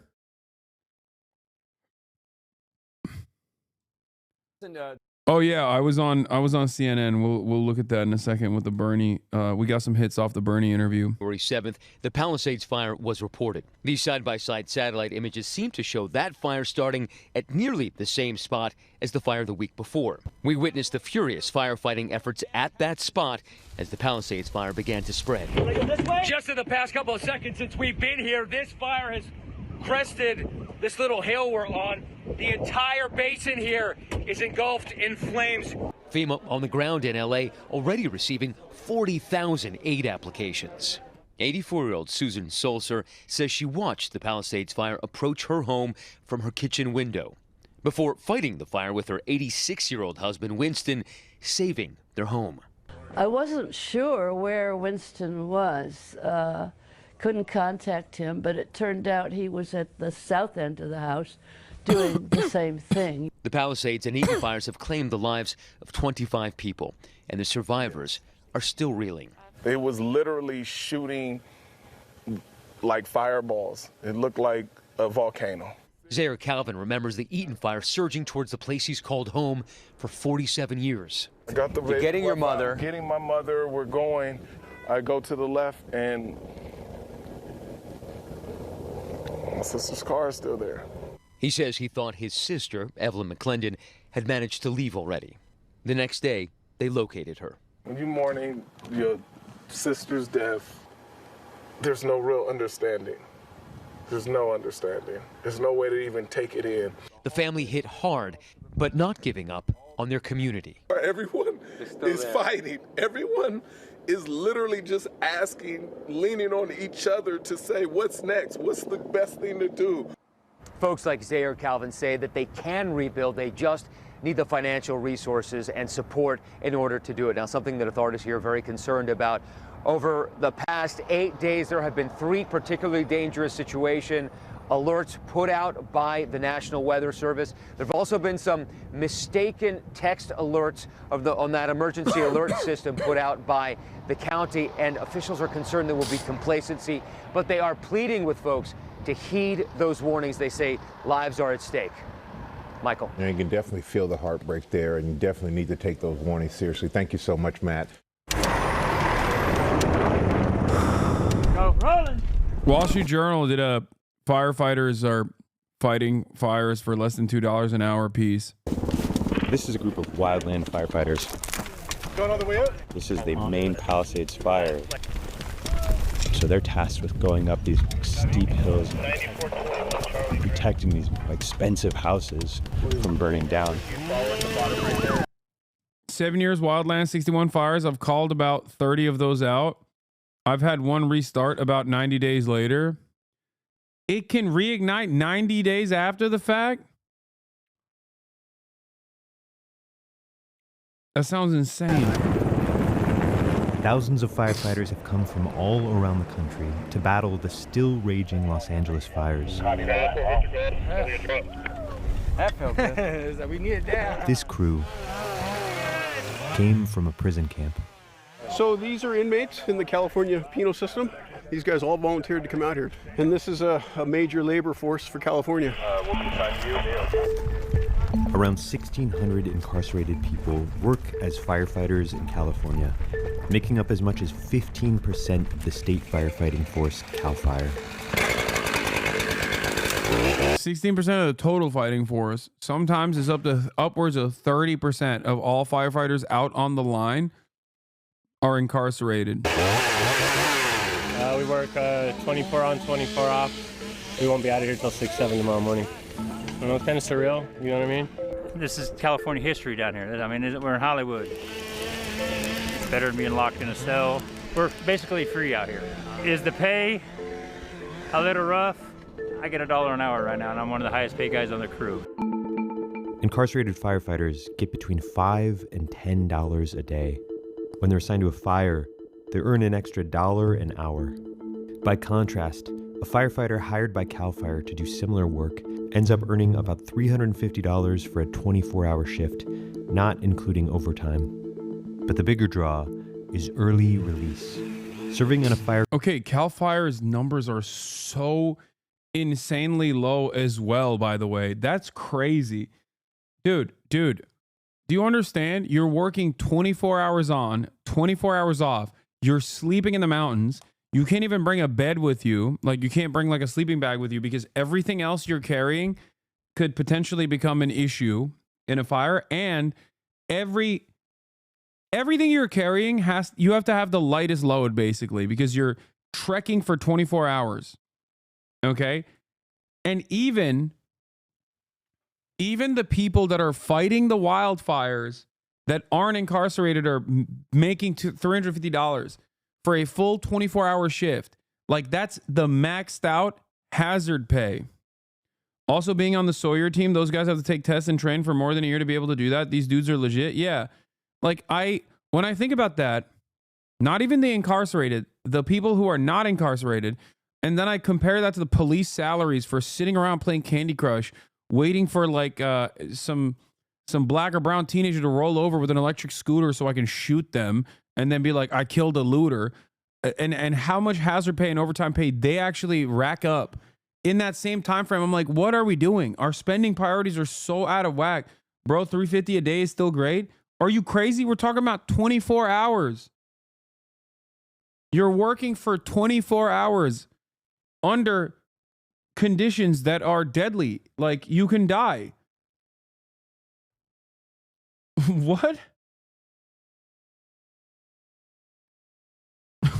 Dog, you're talking about $14.50 an hour. That's lower than the California minimum wage. Why? Because Cal Fire, like people that work in the forestry service, are federal employees, as in they make less money. They make the least amount of money in the federal government. They're making $15 an hour, dude.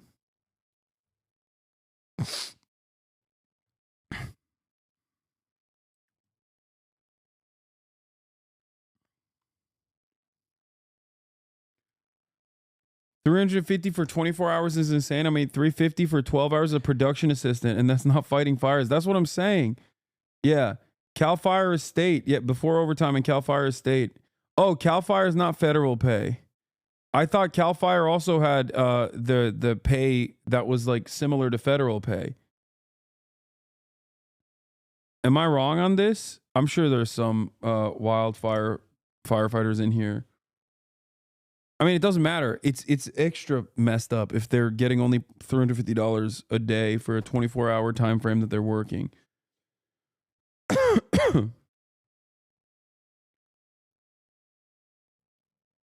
Fire crew gets time shaved off your sentence and a chance to get your record expunged. We're here for the opportunity to reduce our time. Anything I can do to go home a day or two earlier, I'm going to be there to do it. After a 24-hour... No, U.S. Forest Service guys envy the Cal Fire. They make about 3x federal salary. Really? Or shift and then a 24-hour rest. The crew is back at work.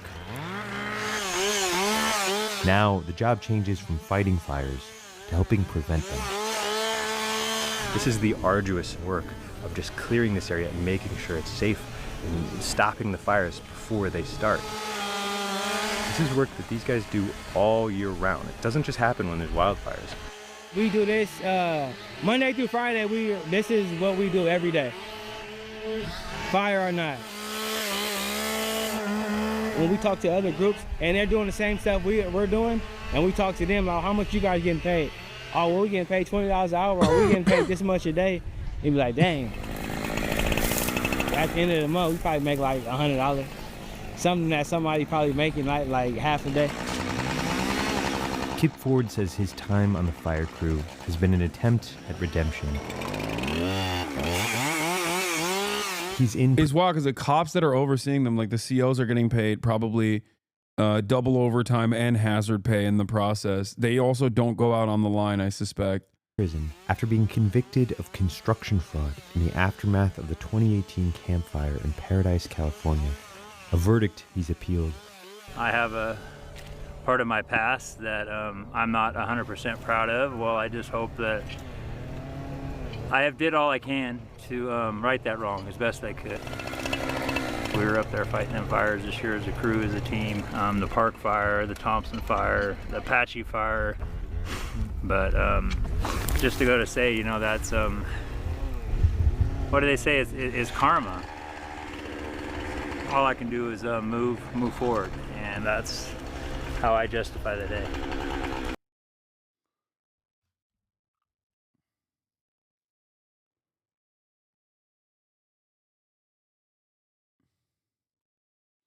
This video is a perfect example of what's happening in Altadena. National Guard and cops with guns out on one side of the street while community organizes mutual aid and resources next to a burnt down house across the way. The state isn't doing anything here other than a show of force. You don't understand. They're dealing with the looters, and there would be so many of them if it wasn't for the National Guard.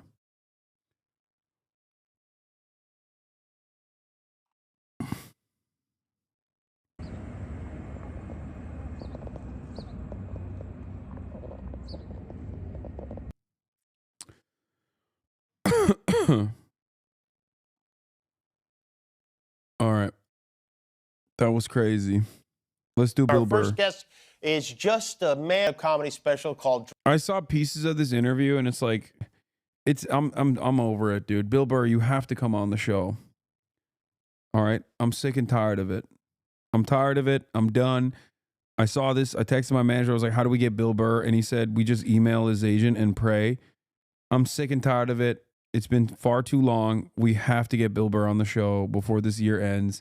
He's promoting his new Hulu special. He has to come on.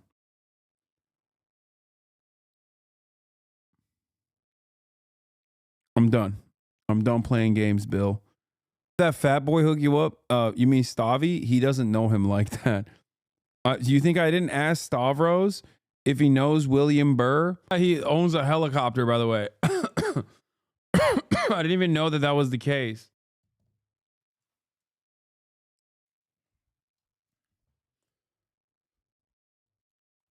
The lovely Nia. I would get into his helicopter. You guys know I'm anti-helicopter and I'm deathly afraid of it. And I think helicopters are an affront to God. I think it's disrespectful. Like airplanes, fine, okay? But that's a bridge too far. Helicopters, a bridge too far. You've taken it too far. Okay? But the love I have for this man, I would get into the helicopter he's comments on you, but it's far more strenuous than being a firefighter. Our base salary was always pretty low, so we needed to work overtime jobs and off-duty jobs. Without those off-duty jobs, a lot of us wouldn't have enough money to pay the bills. But the issue I see with every police is that every department is different and not regulated the same.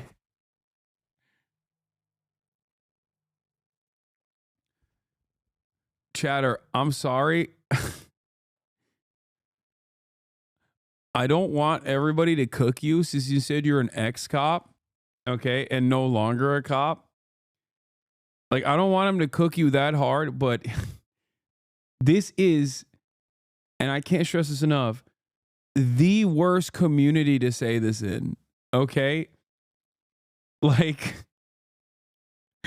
you stepped on a literal, this is probably the most, the most anti-cop community in the Western Hemisphere. Get behind me. I will protect you. Okay? I will protect you. There's no way. Oh, no. All right. All right. Don't yell at this guy. He's not a cop anymore. Okay? Calm down. You have to work to deprogram cop brain out of him. He's no longer a cop.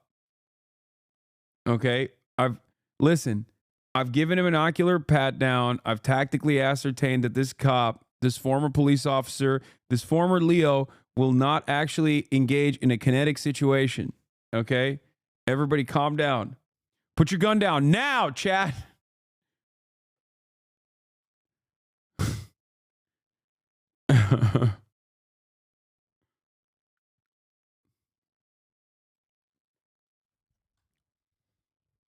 All right, let's continue.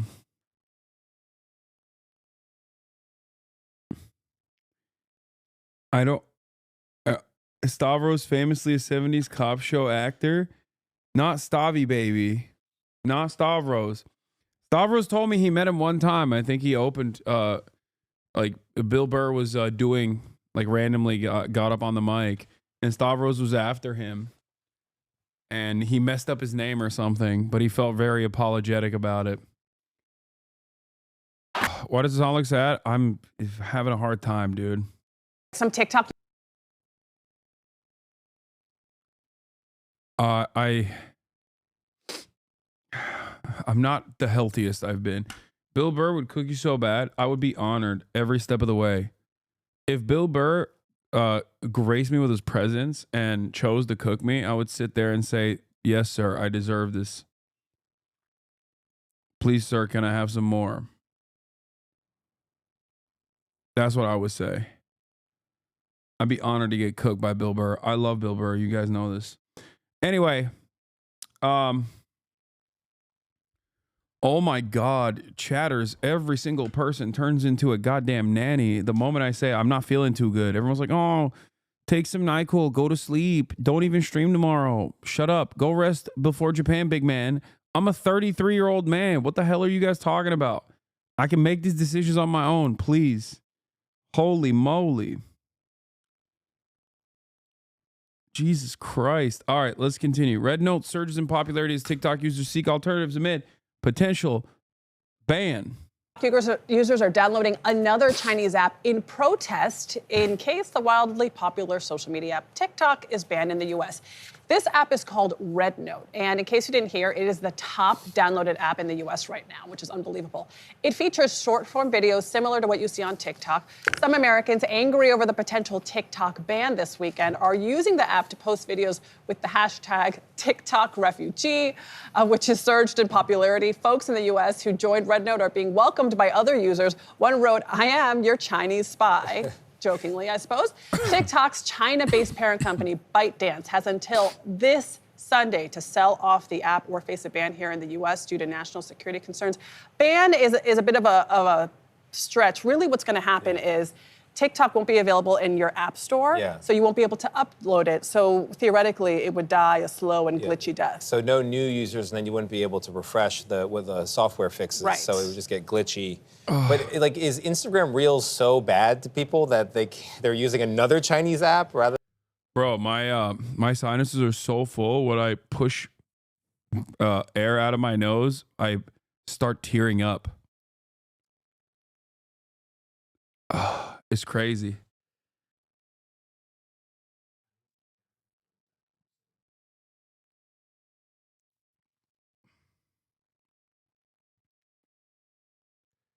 That's crazy.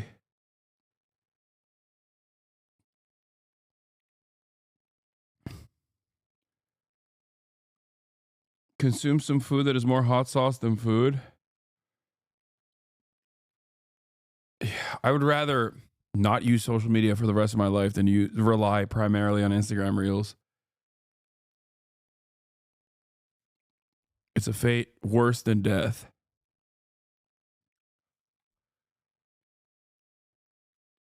Oh.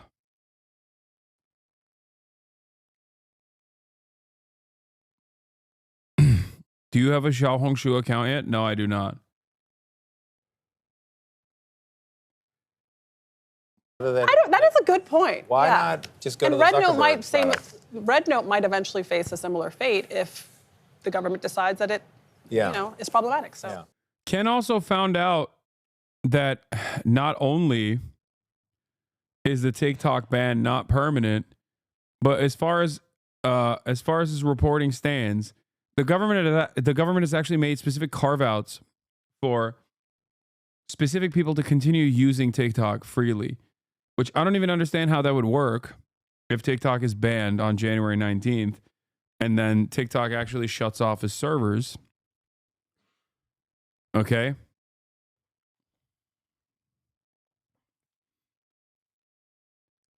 Yeah. If you are a government official promoting the United States of America, they still want you on there.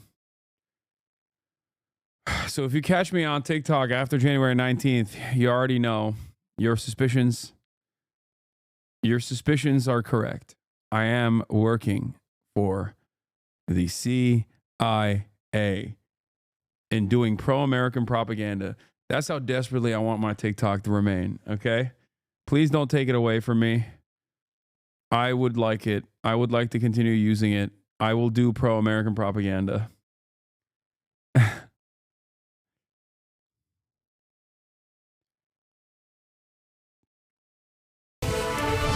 All right, breaking news, an earthquake in the world of social media that could be even bigger than we thought. Reports that TikTok is planning to shut down its app to users in the United States this Sunday, the day a federal ban is scheduled to take effect. Now, that ban was supposed to just mean that people couldn't update their apps. This goes much further. This means that people won't even be able to get in to TikTok. This new report comes from the tech site The Information. CNN's Claire Duffy is here. This is a huge deal.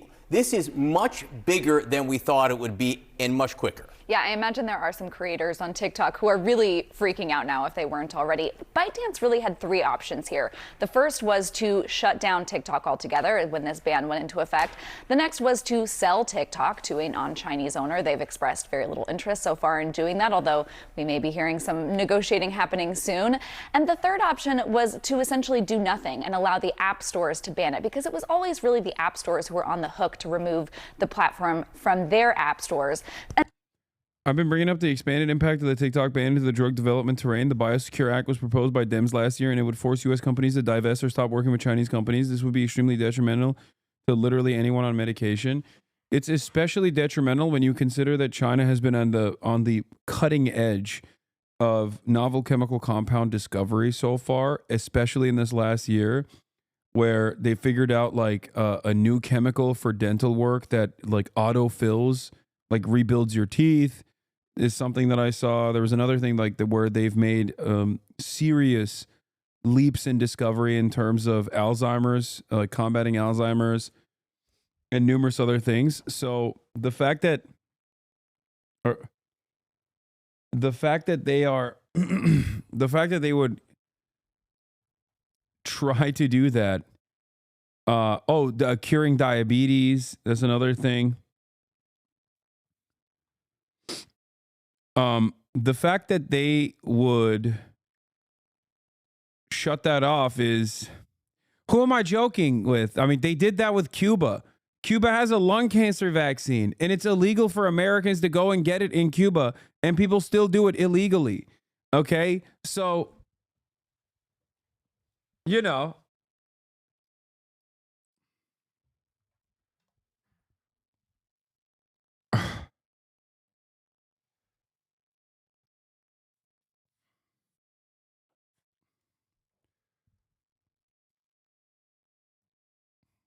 That hasn't stopped America before. And that's really what we expected, was that people just wouldn't be able to download the app if they got a new phone. They wouldn't be able to update it. But if you had the app on your phone, you would still be able to use it. Now, according to this new report, it sounds like people won't be able to access the app at all.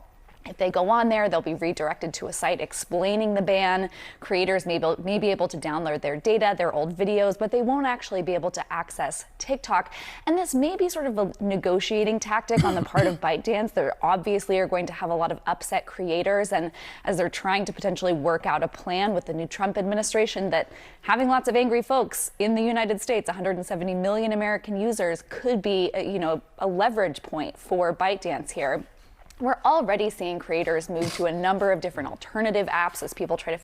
Isn't it cool that I have not seen not one. Normally, at least there's one. But in this circumstance, not one dissenting voice in mainstream media about this TikTok ban. Not a singular voice, dude.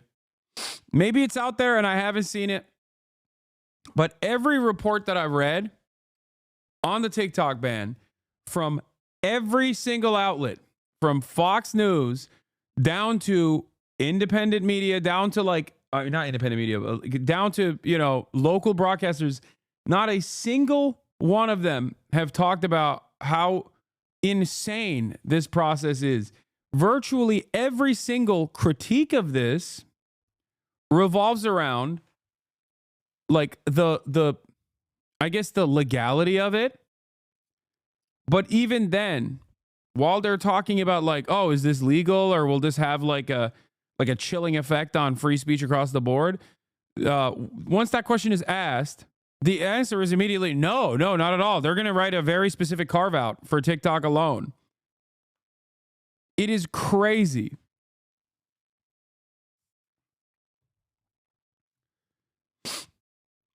Someone said Wall Street Journal did a piece against it.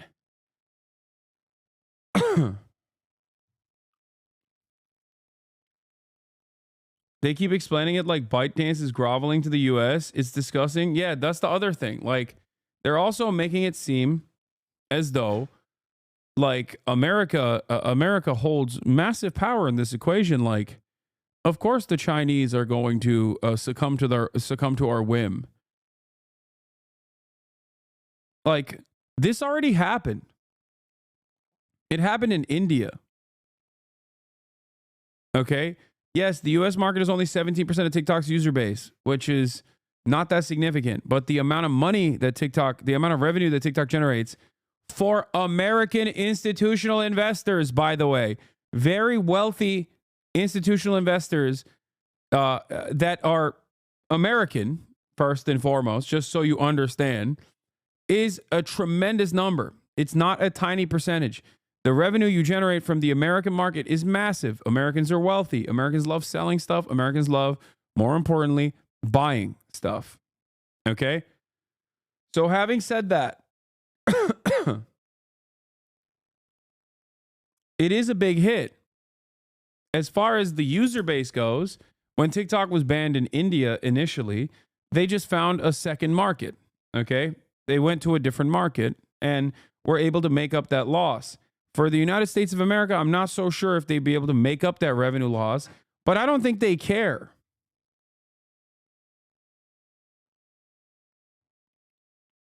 $20% of your users isn't small.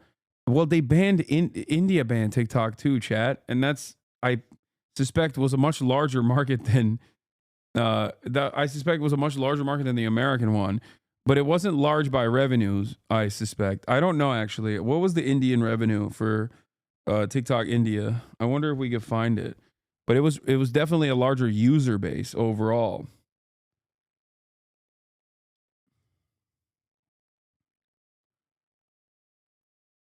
It is crazy though. I have a really bad one that was pro ban for the time. Starts at 57 seconds. Oh, David French This on the case for podcast is banning supported TikTok. by Thuma, This is a going to modern make me design lose my company. mind, UMA, by the don't way. be shut down. TikTok official, New York Times opinion, where I focus on law, politics, and culture.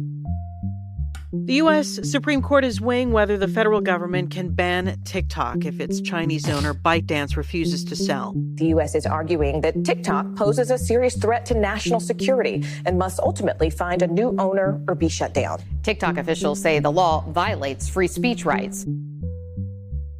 David, I really wanted to talk to you about your very strong opinion about TikTok.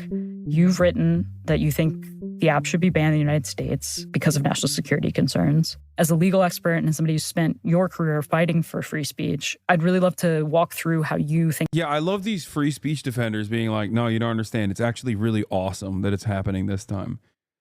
Like, it's so frustrating, dude. It's not that complex. It directly contradicts, like, I don't even care about TikTok's supposed editorial control over its own algorithm, okay? So as a platform, it technically is like, in some way, shape, or form, doing a demonstration of speech. But that's not what the real reason is. Like, I mean, part of the reason is because Americans are using it for free speech in a way that the American government can't curb or control or have any say in. And that's very frustrating. What's really funny about this process, on at least like with respect to the Red Book, people going on the Red Note or the Red Book, okay, is that people are, all the liberals on Twitter are like chiming in, talking about how, hold on. All the liberals are chiming in about being like, oh, why don't you type in Tiananmen Square or Uyghur genocide on the Red Note? And it's like, dude, this wasn't even a story until America decided to ban TikTok. Like, what is the argument? What is the argument? Like, you're saying like, oh, well, they're doing free speech suppression, so it's okay that we do it too? Like, I don't understand.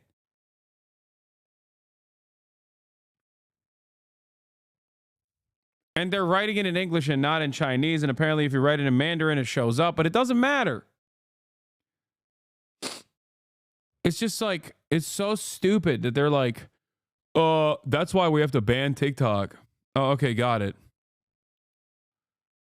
Like, even the argument that you could make is, well, guess what? You know, Facebook doesn't operate in China, or Twitter doesn't operate in China, or TikTok itself doesn't exist in China. They have a different product, and that product is far more restrictive. Okay, is that a good thing? Why is it that if it's a bad thing, you're only focusing on you're only interested in copying the bad things that China does? Never the good things. No punishment for corrupt party officials. No punishment for corrupt corporate oligarchs. No punishments whatsoever no high-speed rail. No even development. It's very frustrating. They're going to take all of the worst aspects of Chinese governance and be like, oh, we're only implementing those. Well, at least they have the high-speed rails and the lack of free speech. I'd rather take the high-speed rails and then have like Chinese safeguards over my internet, okay? We're doing the censorship and we don't even have the high-speed rails. It's such a stupid argument. Give me the high-speed rail and then we'll discuss whether it's all right if I can call Donald Trump Winnie the Pooh or something, okay? If you give me the high-speed rail, I'm willing to never call Donald Trump Winnie the Pooh, okay? If that's even a real thing. What a shit argument. Oof. Wait, really? Really? You want to... What you fail to comprehend here is that if you write pro-Palestinian sentiment enough times on almost every single one of the American-owned and operated social media platforms, you still get boomed. And guess what? On top of that, you don't have high-speed rail. So who wins in that situation? Yeah, go type cisgender on Twitter. Talking about free speech. Which is not even about private institutions anyway. Oof, move to China. Dude, this is such a funny own. Like, you do realize that I would probably be fine moving and living in China. You know what I mean? Like, what do you think they're going to do to me if I did move to China? Like, you're not talking about an area that has been absolutely destroyed by American empire at this point. Like, when you say, oh, if you love it so much, why don't you move to Iraq? It's like, well, America fucked it. So it's kind of hard for me to like have a normal, comfortable existence there. But if you're talking about like move to China, it's like, yeah, no, that sounds awesome. You're threatening me with a good time. Like, I would love to do that. It's no different than asking me to move to Japan. Okay. You understand that, right? It's so stupid. But the reason why you have this stupid opinion is because in your mind, it's like, ooh, a scary place. I have more rights in a place like China than like a person growing up in a rural area does, by the way. Like, I have more freedoms in regards to how I can operate in China. Like, the real argument, if you want to be critical of China, is to talk about the two-tier structure that some places that haven't been developed yet have in terms of moving into tier 1 cities, for example. And they're working on it, for the record. That's an initiative that like they're working on. But like, there are legitimate criticisms that you could have. It's just weird to have those criticisms in the United States of America. Okay? It's just weird. It's weird and hypocritical and stupid. Are you seriously comparing Japan to China? Yes, you're right. China is actually currently in its Japan in the 90s stage, so it's probably infinitely better to live in China than to live in Japan. Yeah. No imprisoning political opinions. Yeah, the right stuff. Oh my God. What is this? Privileges that we had in America that we don't quite All have. right, here we are. We've landed once again in this TikTok conversation because so many people are constantly like critical of China, but not in the right ways.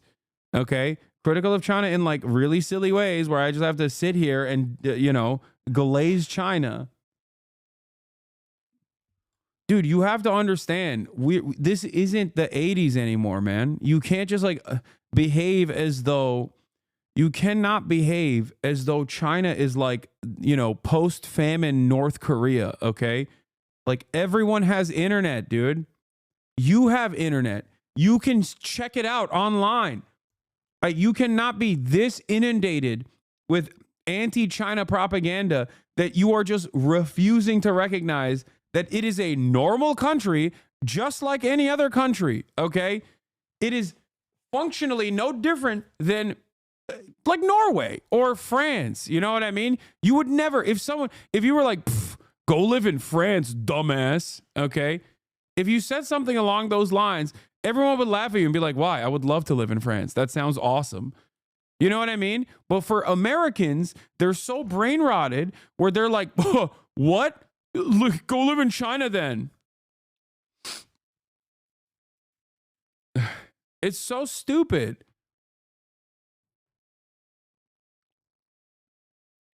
Like, you can even make that argument about Russia, right? Understandable. Okay? Lots of corruption, you know, a state that is completely owned by a couple oligarchs that are controlled by Vladimir Putin, engaging in an unjustifiable war. There's a lot of, you know, there's a lot of corruption. There's a lot of disorder. Makes sense. Okay. I get that. It wouldn't be the best. Okay. It wouldn't be great. Also terrible weather conditions in general, but that's like that's one thing, right? But making this argument about China is so stupid.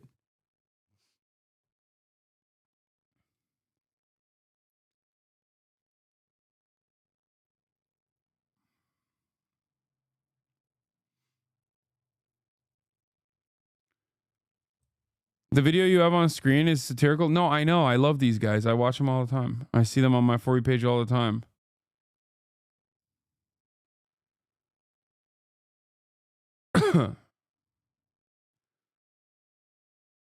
Biden's final address to the nation is live. Oh, God. The elements of which I laid out in great detail in May of this year. This plan was developed and negotiated by my team and will be largely implemented by the incoming administration. That's why I told my team to keep the incoming administration fully informed, because that's how it should be, working together as Americans.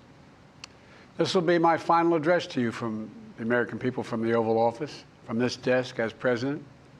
And I've been thinking a lot about who we are and maybe more importantly, who we should be. Long ago in New York Harbor, an iron worker installed beam after beam, day after day. He was joined by steel workers, stonemasons, engineers. They built not just a single structure, but a beacon of freedom. The very idea of America was so big, we felt the entire world needed to see. The Statue of Liberty, a gift from France after our Civil War. Like the very idea of America, it was built not by one person, but by many people, from every background and from around the world. Like America, the Statue of Liberty is not standing still. Her foot literally steps forward atop a broken chain of human bondage. She's on the march, and she literally moves. She was built to sway back and forth to withstand the fury of stormy weather, to stand the test of time because storms are always coming. She sways a few inches, but she never falls into the current below. An engineering marvel. The Statue of Liberty is also an enduring symbol of the soul of our nation. A soul shaped by forces that bring us together and by forces that pull us apart.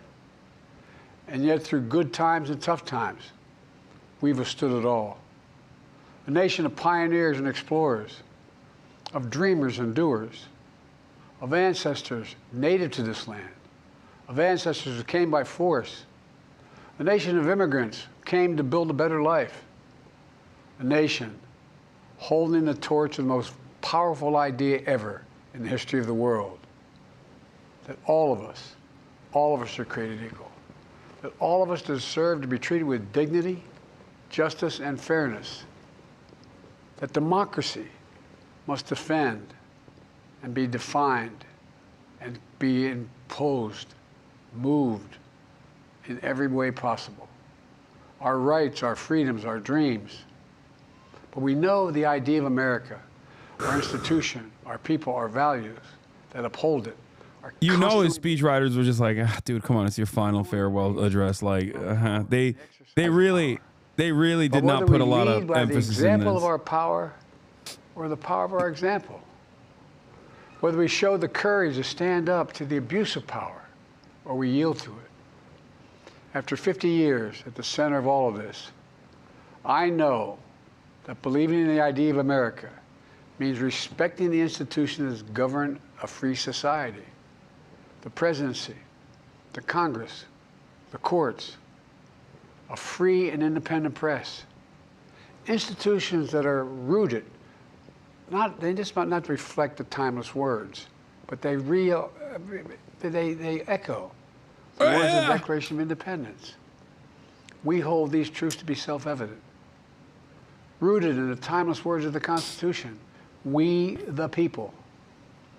Our system of separation. Americans be like, China number two, not even two, America number one, and then this is our president. Maintained our democracy for nearly 250 This is years. the leader of the free world, than any dude. other nation in history that's ever tried such a bold experiment. In the past 4 years, our democracy has held strong. And every day I've kept my commitment to be president for all Americans through one of the toughest periods in our nation's history. I've had a great partner in Vice President Kamala Harris. It's been the honor of my life to see the resilience of essential workers getting us through a once-in-a-century pandemic, the heroism of service members and first responders keeping us safe, the determination of advocates standing up for our rights and our freedoms instead of losing their jobs to an economic crisis that we inherited. Millions of Americans now have the dignity of work. Millions of entrepreneurs and companies creating new businesses and industries, hiring American workers, using American products. And together, we've launched a new era of American possibilities. One of the greatest modernizations of infrastructure in our entire history, from new roads, bridges, clean water, affordable high-speed internet for every American. We invented the semiconductor, smaller than the tip of my little finger, and now is bringing those chip factories and those jobs back to America where they belong, creating thousands of jobs. Finally, giving Medicare the power to negotiate lower prescription drug prices for millions of seniors. And finally, doing something to protect our children and our families by passing the most significant gun safety law in 30 years. And bringing violent crime to a 50-year Dude, that low. part is so funny. Meeting our sacred obligation to over 1 That's million like veterans. Trump saying he did the most significant gun safety measures because he banned bump stocks. Like, to their families. God, we're providing so medical care and pathetic, education dude. benefits and more for their families. You know, it will take time to feel the full impact of all we've done together. But the seeds are planted, and they'll grow and they'll bloom for decades to come. At home, we've created nearly 17 I bet this stuff goes hard as fuck for people who don't know anything. Nah, because they also don't like the aesthetics of an More old people have man. health care than ever So before. it basically has no. Overseas, we've The strengthened only people that will like what we're watching here is going to be like diehard Democratic Party operatives and loyalists. I'm so proud of how much we've accomplished for the American people. And I wish the incoming administration success, because I want America to succeed. That's why I've upheld my duty to ensure a peaceful and orderly transition of power, to ensure we lead by the power of our example. I have no doubt that America's in a position to continue to succeed. That's why my farewell address tonight, I want to warn the country of some things that give me great concern. This is a dangerous and that's a dangerous concentration of power in the hands of a very few ultra-wealthy people. And the dangerous consequences if their abuse of power is left unchecked. Today, an oligarchy is taking shape in America of extreme wealth, power, and influence that literally threatens our entire democracy, our basic rights and freedoms. and a fair shot for everyone to get ahead. We see the consequences all across America, and we've seen it before, more than a century ago. But the American people stood up to the robber barons back then and busted the trusts. They didn't punish the wealthy. They just made the wealthy play by the rules everybody else had to. Workers want rights to earn their fair share. You know, they were dealt into the deal, and it helped put us on a path to building the largest middle class, the most prosperous century any nation in the world has ever seen. And we've got to do that again. In the last 4 years, that is exactly what we've done. People should be able to make as much as they can, but play by the same rules. Pay their fair share of taxes. So much is at stake. Right now, the existential threat of climate change has never been clearer. Just look across the country, from California to North Carolina. That's why I signed the most significant climate and clean energy law ever in the history of the world, and the rest of the world is trying to model it now. It's working, creating jobs and industries of the future. Now, we've proven we don't have to choose between protecting the environment and growing the economy. We're doing both. But powerful forces want to wield their unchecked influence to eliminate the steps we've taken to tackle the climate crisis, to serve their own interest for power and profit. I wonder if Biden saw Bernie's words and got sad when I interviewed him and he said some mean words about him. Of our him. children and our grandchildren. We must keep pushing Just kidding. forward. Obviously, his staffers don't show him anything negative, but there's no time to waste.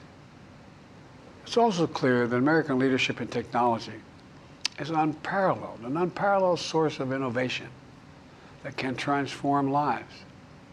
We see the same dangers of the concentration of technology, power, and wealth. You know, his farewell address, President Eisenhower spoke of the dangers of the military-industrial complex.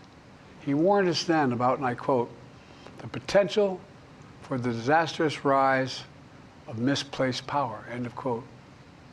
6 decades later, I'm equally concerned about the potential rise of a tech-industrial complex that could pose real dangers for our country as well. Americans are being buried under an avalanche of misinformation and disinformation, enabling the abuse of power. The free press is crumbling. Editors are disappearing. Social media is giving up on fact-checking. The truth is smothered by lies told for power and for profit. We must hold the social platforms accountable to protect our children, our families, and our very democracy from the abuse of power. Meanwhile, artificial intelligence is the most consequential technology of our time, perhaps of all time. Nothing offers more profound possibilities and risks for our economy and our security, our society, for humanity. Artificial intelligence even has the potential to help us answer my call to end cancer as we know it.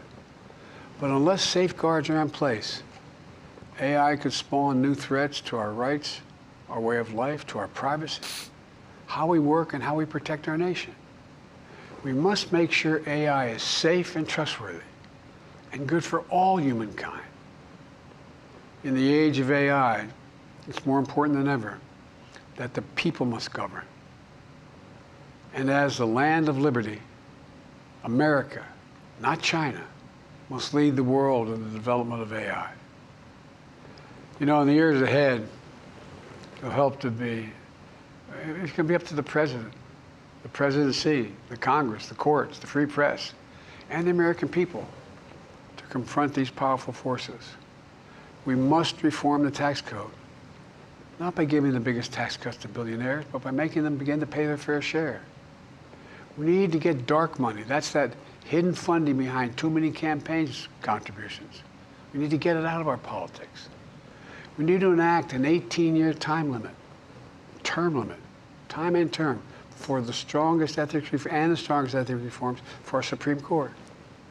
We need to ban members of Congress from trading stock while they're in the Congress.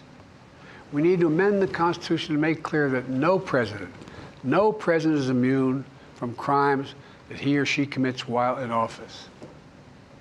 The president's power is not limited. It's not absolute, and it shouldn't be.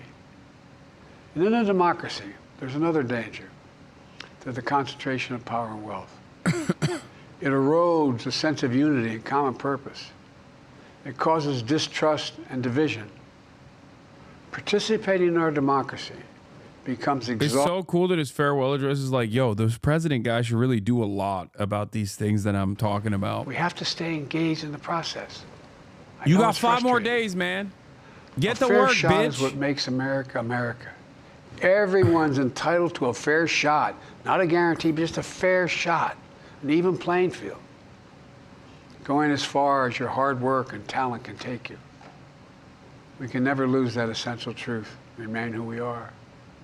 I've always believed, and I've told other world leaders, America can be defined by one word. His last 5 days will be remembered for 500 years. He's gonna do crazy stuff now. Just wait. Possible. He's putting Elon Musk in prison. Again, he's in Scranton, Pennsylvania. Yeah, setting the legal precedent that if you have more than $100 billion, you're going to jail. Elon Musk is about to get the Jack Ma approach. It's the magic of America. It's all around us. Upstairs in the residence of the White House. Yeah, dark branded incoming. He was Chinese all along, dude. We didn't recognize it. We didn't respect it.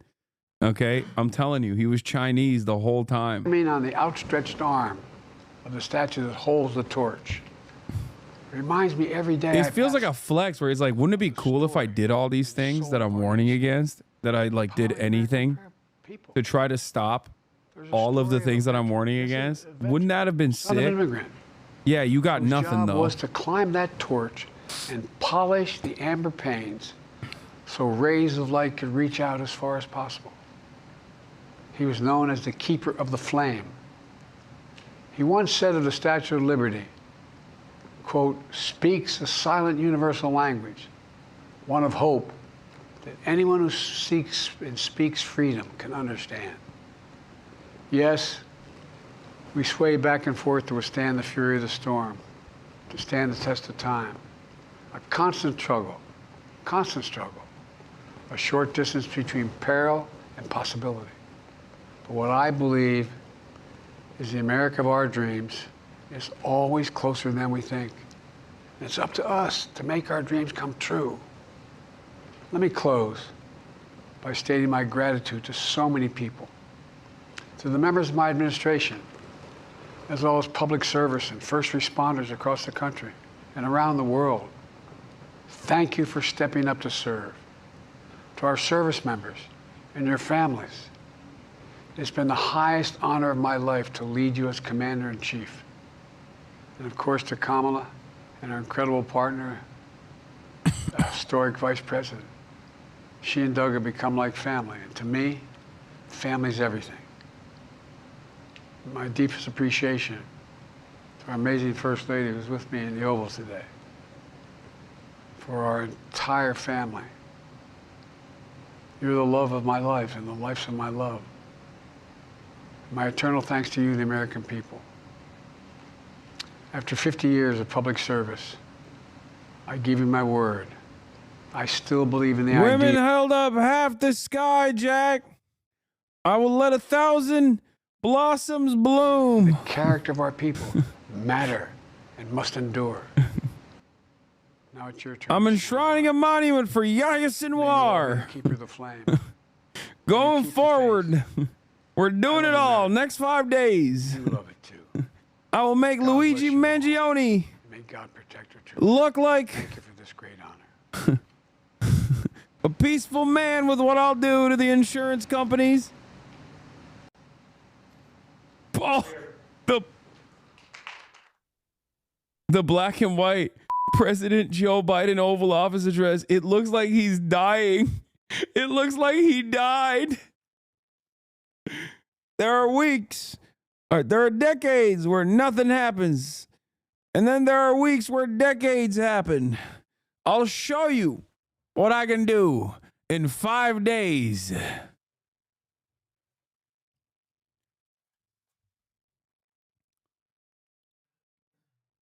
This literally looks like a photograph that you would put in memoriam, except you wouldn't even do that because, like, he looks kind of sad here, too.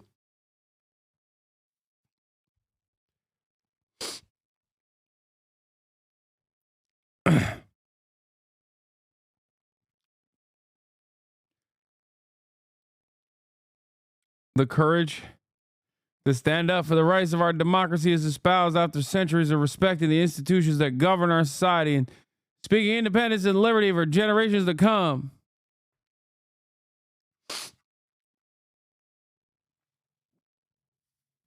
If you are moved by this speech, you have to go to an old folks home. It doesn't matter how old you are. Like, you could be 28 years old, head mod of like r/neoliberal or whatever, and you still have to go to an old folks home immediately.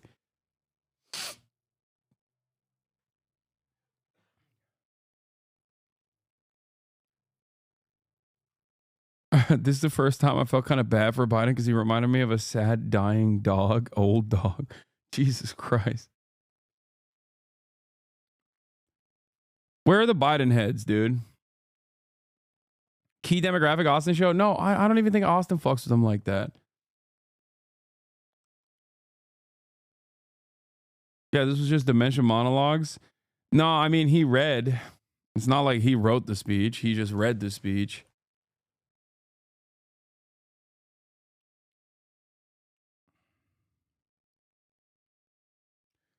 Breaking, Joe Biden has died. What are health risks? Grok AI question.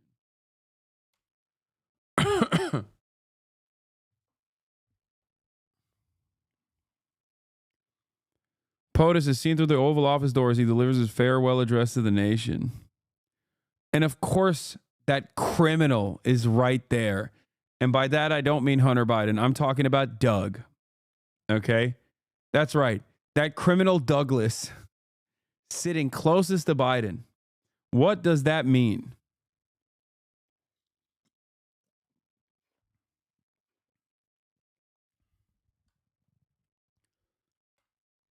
Lock him up.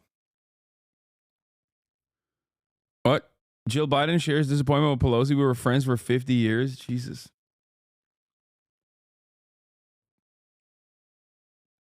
Can we lose our minds at the swing Harris and Muslim precincts? Yeah. 122% swing towards Trump. How did that happen? I don't understand.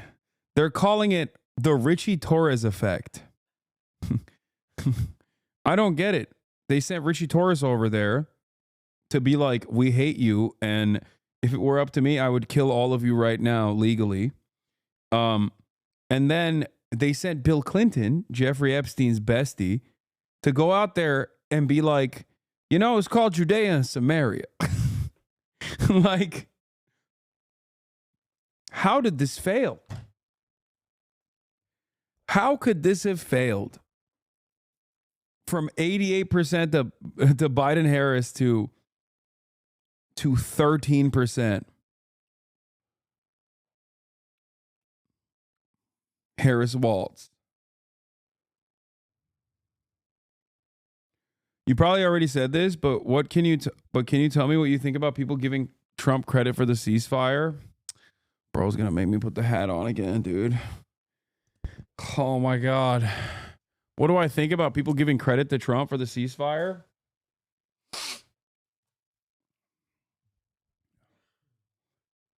I don't know, man. What do I think?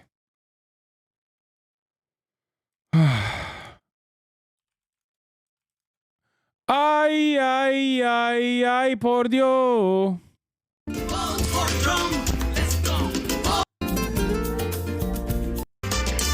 Oh, God damn it. It's not the right video. I freaked it up.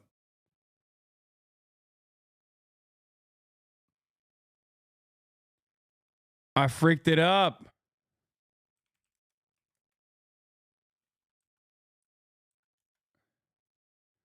I found it. Oh my God, I will vote. I will vote for Donald Trump. Oh my God, I will vote. for Donald Trump. The people go out to vote, no fear, no more. Vote for Trump. Let's go. Vote for Trump. I heard they're playing this on the Gaza Strip right now. If you wanna keep America great, vote for Trump. Let's do it. I vote for Trump. Come on. Oh my God, I will vote. I will vote. Oh yeah, for Donald Trump. What do I think about Donald Trump getting credit? May Allah awaken the people and help them to see the evil doings of Israel and the United States.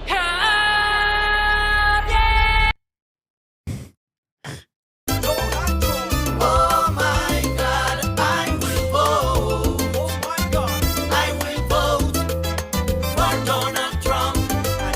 I don't believe in fake news. I don't believe in fake All I news. need is the truth, because we love our country. We love it just like you. Economy. For Trump, life is good. For Trump, because we love our country. We love it just like you. Oh my God, I will vote. I will vote for Donald Trump. Everybody, come on. Oh my God, I will vote. I will vote for Donald Trump. Anyway. Bro, this is not funny. Get debated. You debated me. Is Trump curing your sinuses right now? I mean, what can't he do? Teflon Don. What can't he do? Maybe he will cure my sinuses. Honestly, at this point, I wouldn't be shocked if he did.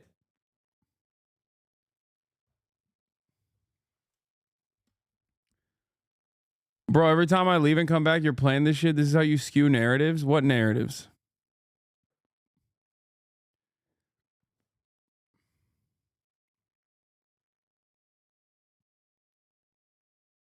What? The Bidens are planning to head west after leaving the White House and the inauguration Monday. As private citizens, they plan to take personal time in Santa Barbara County.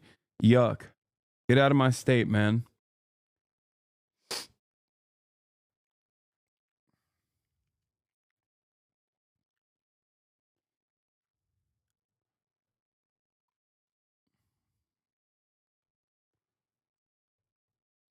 Sorry, he's sending RFK to cure your sinuses? Maybe. Maybe. Let's run this back again. May Allah awaken the people and help them to see the evil doings of Israel and the United States.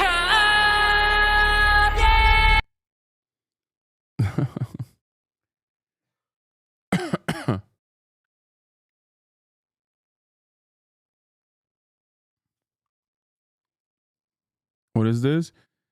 The Israeli negotiation team in Doha reported to Netanyahu of a last-minute attempt by Hamas to withdraw from a clause in the agreement that grants Israel the veto power over the release of mass murderers who are symbols of terrorism. Hamas demands to dictate the identities of these terrorists. Netanyahu instructed the negotiations team to uphold the understandings that they were agreed upon and to reject last-minute blackmail attempts by Hamas. Yeah, I don't think this is... yeah, there's no way that I think that this is something that Hamas signed off on and then all of a sudden last second are choosing not to abide by.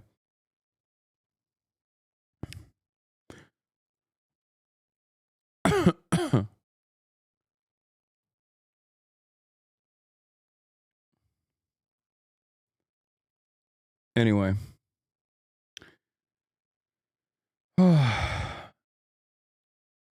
Joe Biden's nation address, man. What a funny meme. Where were we? I was glazing China. I'm doing all the... I'm running through all the hits that piss off liberals today. Wearing a Donald Trump hat. I'm basically a MAGA communist. Figure out sort of what's next. And it's not necessarily the Instagrams and the YouTubes that you would expect. There are a lot of new apps that are cropping up, including Lemonade, which is a ByteDance app like TikTok is.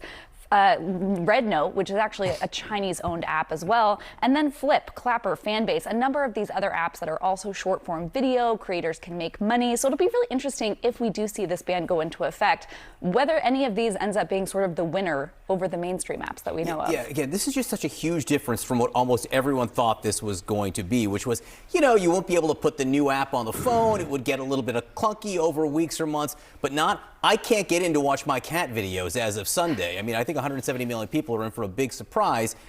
Now, the inauguration is Monday, and as you said, we just don't know how this is going to change or what will play out here. Yeah, it's a really good question, a big question. And again, let's talk about that second option there, that ByteDance could sell TikTok. Yesterday, we are seeing reports from Bloomberg, from the Wall Street Journal, that Chinese officials are now considering Elon Musk as a...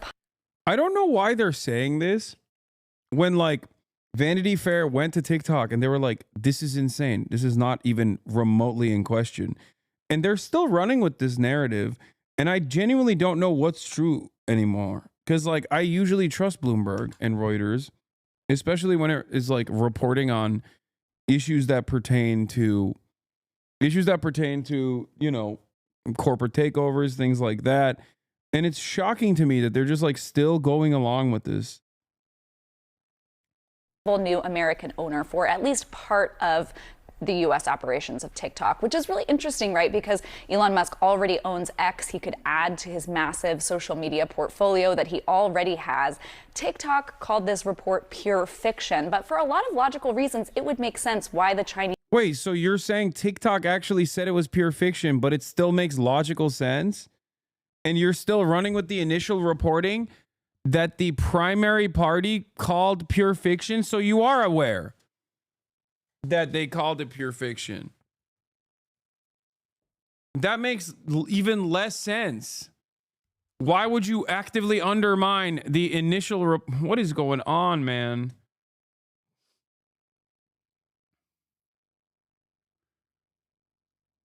I just don't... No, Mr. Beast doesn't make more logical sense either. He does not have the money to buy TikTok. He did it so he can get 635,000 likes. Come on, dude. Unironically, I have so many billionaires reach out to me since I tweeted this. Let's see if we can pull this off.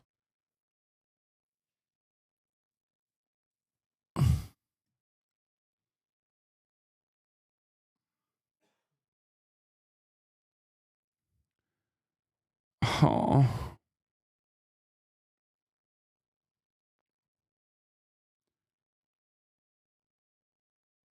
Trump is pressuring the Chinese government to force the sale of their share. This isn't the same as TikTok and Musk dealing directly. Yeah, I'll buy it, dude. Would consider Elon Musk, you know, a friendlier American owner than a lot of other folks who have put their hands up to buy this platform. Elon Musk has huge business interests in China. It's the second largest market for Tesla. He does a lot of manufacturing there. And so China may see Elon Musk as the best possible option here if they don't win their Supreme Court case. All right, a lot going on, a lot to watch, and maybe a lot of unhappy people in just a few days. Claire Duffy, thank you very much. With me now is a Democratic senator from the state of Massachusetts, or the Commonwealth, I should have said, Ed Markey. Senator, thank you so much for being with us. If TikTok shuts down in the U.S. on Sunday, what would the impact of that be? The impact would be dramatic. There are 170 million users. That's right, Ed Mackey. Let's go. He's doing the damn thing. Of TikTok in the United States. 7 million businesses use TikTok in the United States, all across California. I mentioned this part as well. Like, there are so many startup small businesses that actually took root on TikTok.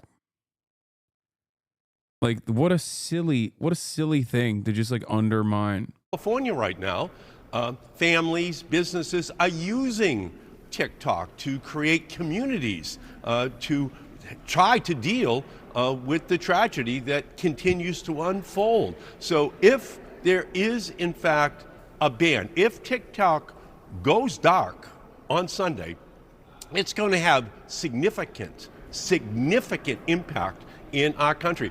I think older people just don't understand the role which TikTok plays in the culture of people in our country under the age of 40. It is deeply embedded into our country, and that's why I'm going to, on the floor of the Senate today, make a unanimous consent request to pass my legislation to give TikTok another 270 days to negotiate a resolution of this issue. But it would just absolutely be a very significant moment in the history of communications in our country to have a site go dark, just be banned in our country with no other resolution that was in fact made possible. I had a chance to ask Republican Congressman Dusty Johnson about your proposal for an extension. This is what he said. Listen. I think it is crazy that we would allow an adversary of the United States to control such a major... Dog, pack it up. Your name is Dusty Johnson, dude. God, another reason that South Dakota is not a real place. Like, what are we doing, man? My man's name is literally Dusty Penis, and he's out here not embarrassed every single day. He's unashamed and willing to go on national television and be like, yes, I am Dusty Penis. And I think our foreign adversary should not own a massive social media application. Please, dude. Like, yeah, that's right. My penis is so unused, it is dusty. Or dirty, whichever one you want.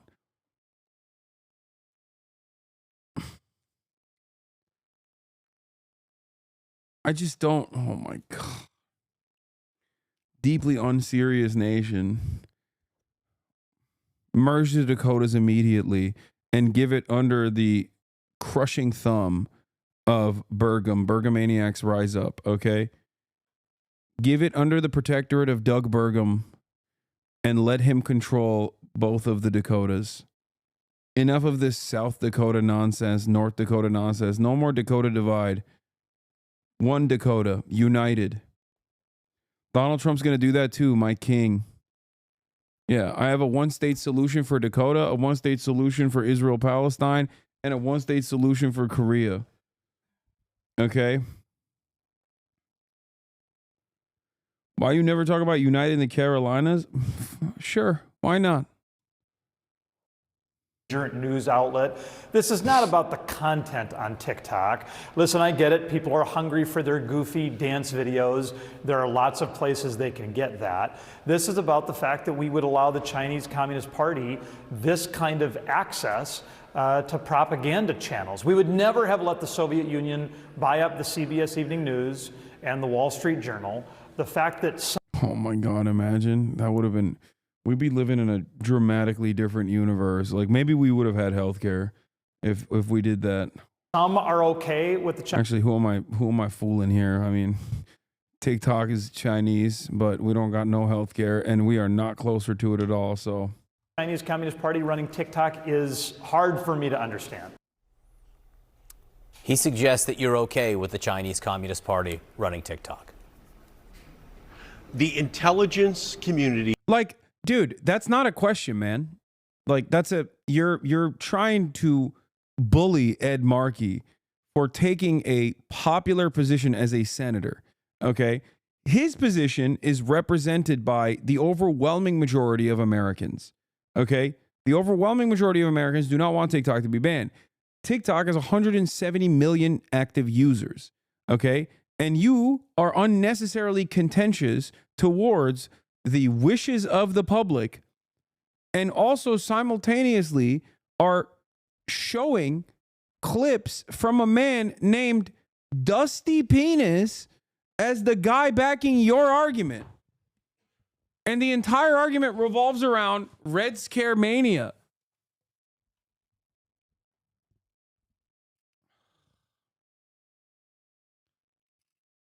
I'm willing to bet there's more people in South Dakota that like TikTok than Dusty Penis, okay? He produced absolutely no evidence that the Chinese government is compromising this information. It provided no information whatsoever. Great answer from Ed Markey, who is, I feel like, so old that if he actually looked at a TikTok For You page, he might perish on the spot, but respect for him defending TikTok. What we have right now is something completely different. It's a lot more than just cat videos. It's 7 million businesses who use it. It's 170 million Americans who use it every single day, and in many ways, very dependent upon it as part of their lives to make a living. There are people in California on Sunday, if this gets cut off, they won't have a way to make a living. They won't have a way to generate income for themselves. That's what we're talking about. We need the Supreme Court to have more time in order to decide this, to create an extension. Donald Trump is asking for an extension for more time so that he can work on this issue as well. That's what my legislation intends. All right, shut up, Ed. Shut up. You're speaking too many facts.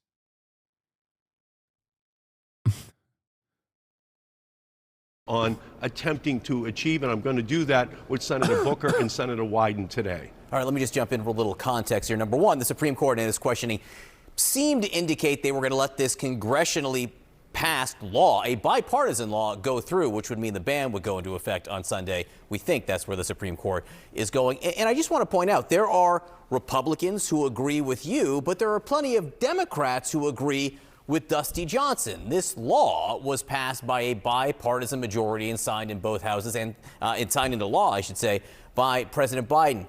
You said that President... Did he ask Dusty Johnson how he feels about his own president, which the Republican Party has demonstrated a lot more fealty to Donald Trump than the Democrats have to the rest of the party. Democrats argue amongst themselves all the goddamn time. Did he ask those questions to Dusty Penis? Was he like, hey, Dusty, what's up with your name? Also, if we're done with that part of the questioning, what's going on? You know, your own party leader, your God King, doesn't agree with you. What's going on with that? Also, third question, why is there a thing called South Dakota? Why have we not merged them yet? Okay. Did you ask him that question too, CNN? I don't think so. This is what I mean, chat, when I say it's always so, like, there is so little coverage on the opposing argument. There is so little coverage on not banning TikTok. And the only time it's ever mentioned is it immediately has to be contentious. And people immediately have to attack the person even making that argument.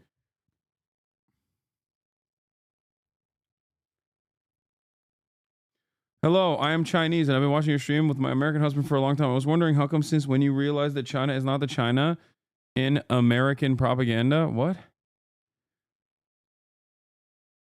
Bait? Question mark?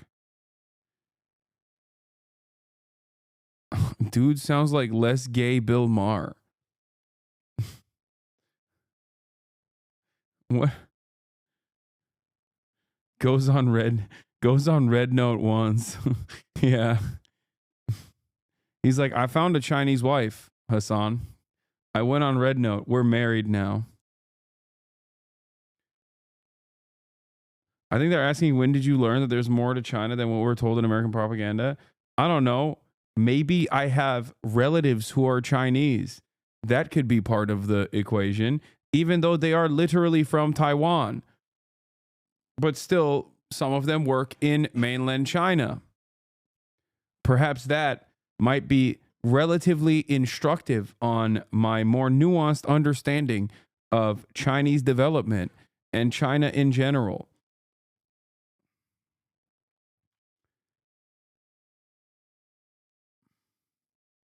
Recent poll shows only 22% of U.S. folks oppose TikTok ban. There ain't no way, big dog. There ain't no way, okay?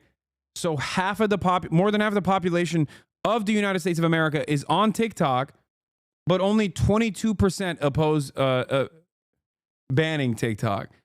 As in 80% or 78% actually are in favor of it. Yeah, I don't believe that, okay? People are just like on it while they're like, yeah, I really hope they take this away from me. Yeah, I don't care. I don't care what that poll says. I'm sorry. That's a ridiculous assessment. Poll was taken on Instagram Reels. Yeah, poll exclusively asked 90-year-olds. Why TikTok ban looming? How many Americans support it? Public opinion has changed a lot. Between March 2023 and August 2024, support for the ban decreased from 50% to 32%. Americans, according to the Pew Research poll. During the same time period, Americans who reported opposing the ban went up from 22 to 28. A Change.org petition named TikTok, Keep TikTok, Protect National Security, got 100. That doesn't mean anything. One way to save TikTok at the 11th hour, according to Pew Research Center, about 50% of Americans surveyed supported a ban on TikTok, while 22% opposed it in March 2023. Yeah, I don't believe that.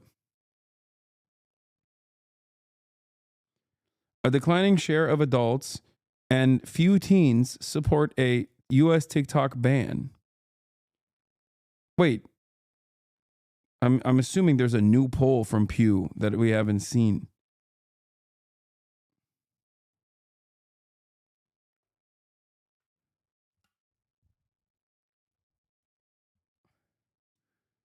The poll also showed the support for the ban dropped among both major political parties. In March 2023, 60% of Republicans and 43% of Democrats supported the ban.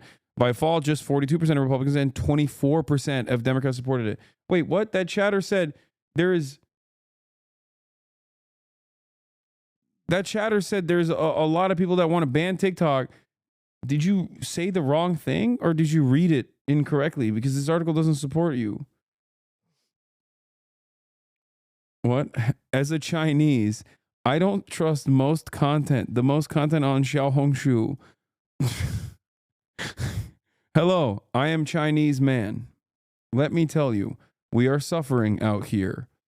America number one. One day, the Republic of China will overtake mainland China, including but not limited to Mongolia as well. It is ours. It is ours for the taking. The KMT has betrayed the people. This is what I think. As a mainland Chinese, I hate the Chinese Party of Communism.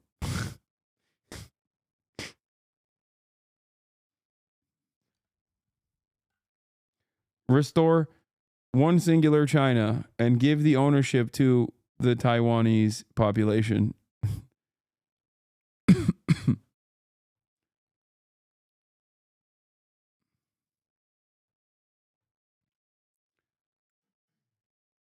Chatter must have looked at the YouGov poll, which shows 44% support the ban. Yeah, I don't believe it. Like I said, I don't believe it.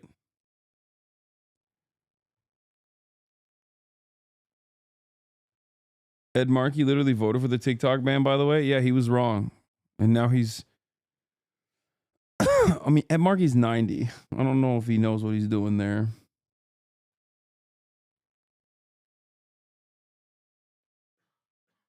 I'm not kidding. There are some very reactionary Chinese bloggers on Xiaohongshu. I watched a post blaming LA Fire to fish in the river. Wait, what?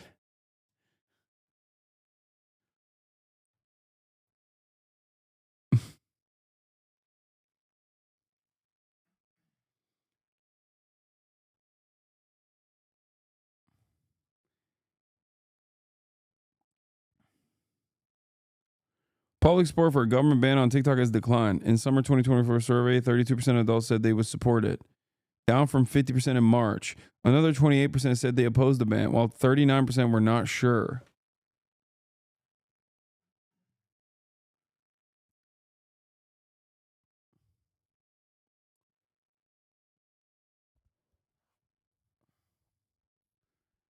Hello, I am not Chinese. I'm interested in China history. Have you heard of a 100 Flowers campaign? Did you think Mao planned to use the criticism as a ploy to lock up intellectuals all along? Yes. Everything he did deliberately. He was like, yeah, no, definitely criticize the government. It's open season. And guess who it was open season for? Anyone who chose to criticize him. Okay? That's right.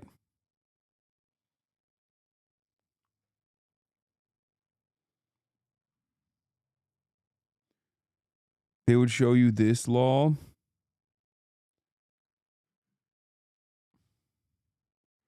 Oh, Tiananmen Square.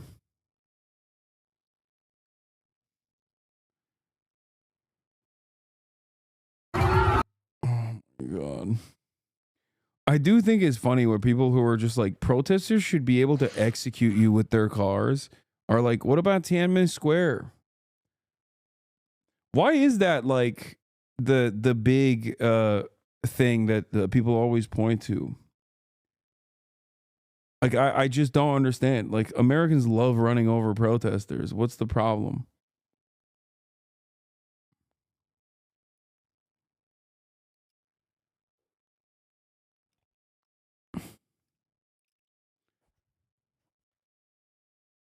It was a meme for a long time. Yeah.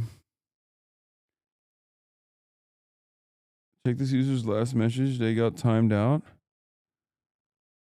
One day I'll have my Nike shoes. What? Ban Twitch too then?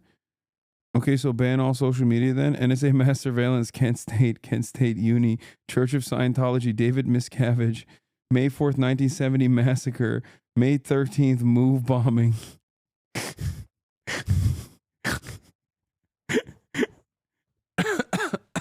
Trail of Tears, Red Summer 1919, House Un-American Activities Committee, Human Rights, Citizens United, Jim Crow segregation. Wait, human rights.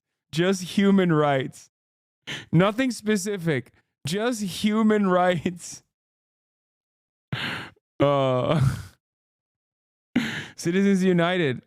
Safety. High-speed rail. Strong mass line. Republic of Hawaii. 13 colonies. Vietnam. Afghanistan. Iraq. Edward Snowden. Yeah. These two words will trigger every American citizen. Okay? Human rights. Don't bring it up. You will cause State Department heads to implode.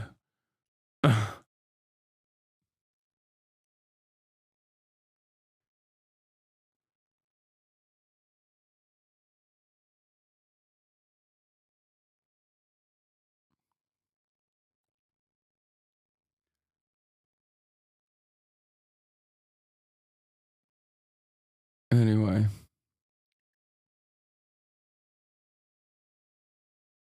Battle of Blair Mountain.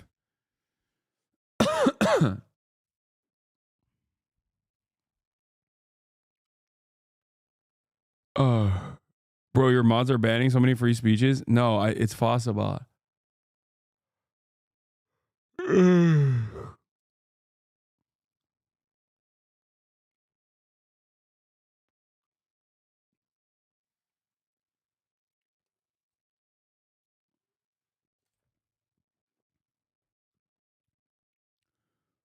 Anyway. She didn't start the fire, it was always burning. Human rights, America not perfect, but people died for this country. America is the most diverse country in the world. Yeah. We're so good at handling all this diversity. You know? Anyway, all right, I'm done. I'm ending it early today at a measly 6-hour half day. I'm not feeling too great. Do you still want terrorists like Hamas to be in charge of Gaza or an actual progressive Palestinian government? What a question. What a loaded question. I think the Palestinian population should decide who's in charge of it. What do you think? Do you like that? I like that.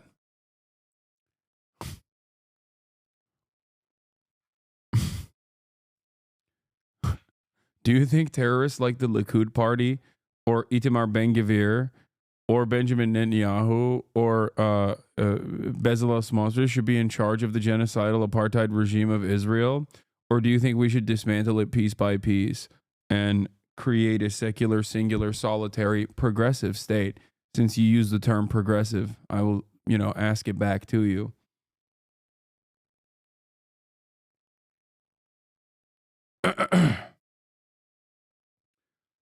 Yeah, go watch the podcast that I did with Sean O'Brien. To Better Bad Ideas.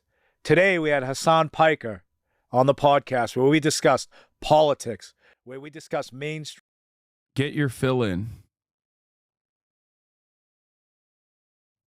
Get your fill in, okay? If you want more Hasan content, uninterrupted, go watch his podcast. Go watch his podcast.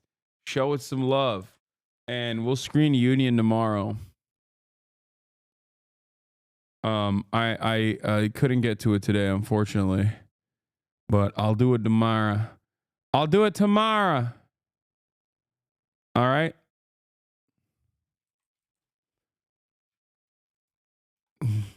Anyway. Stunning lo-fi introduction, starting off the day. All right, everybody. Love you all. All the Peace. chatters trickling in has helped people hate. Sunny Los Angeles, California, says Hasan. The starlock to the starlock to the topic just begun. There he is again, Hasan is streaming. Hasan is streaming. There he is again, Hasan is streaming. Hasan is streaming. Reviewing the P.O. box, Uncle Uger's face. Sat in Discord at Chip Prop, great names take embrace. Tiny Bernie Sanders, LGBTQ Air Force. The whole left at your fingertips, Ane at your door. H3 crowded debate, the Young Turks online show. 3 full fucking years of this, plenty more to go. 90-day fiance talks of champagne bourgeoisie. A Trump rally live reaction on mass riot at DC.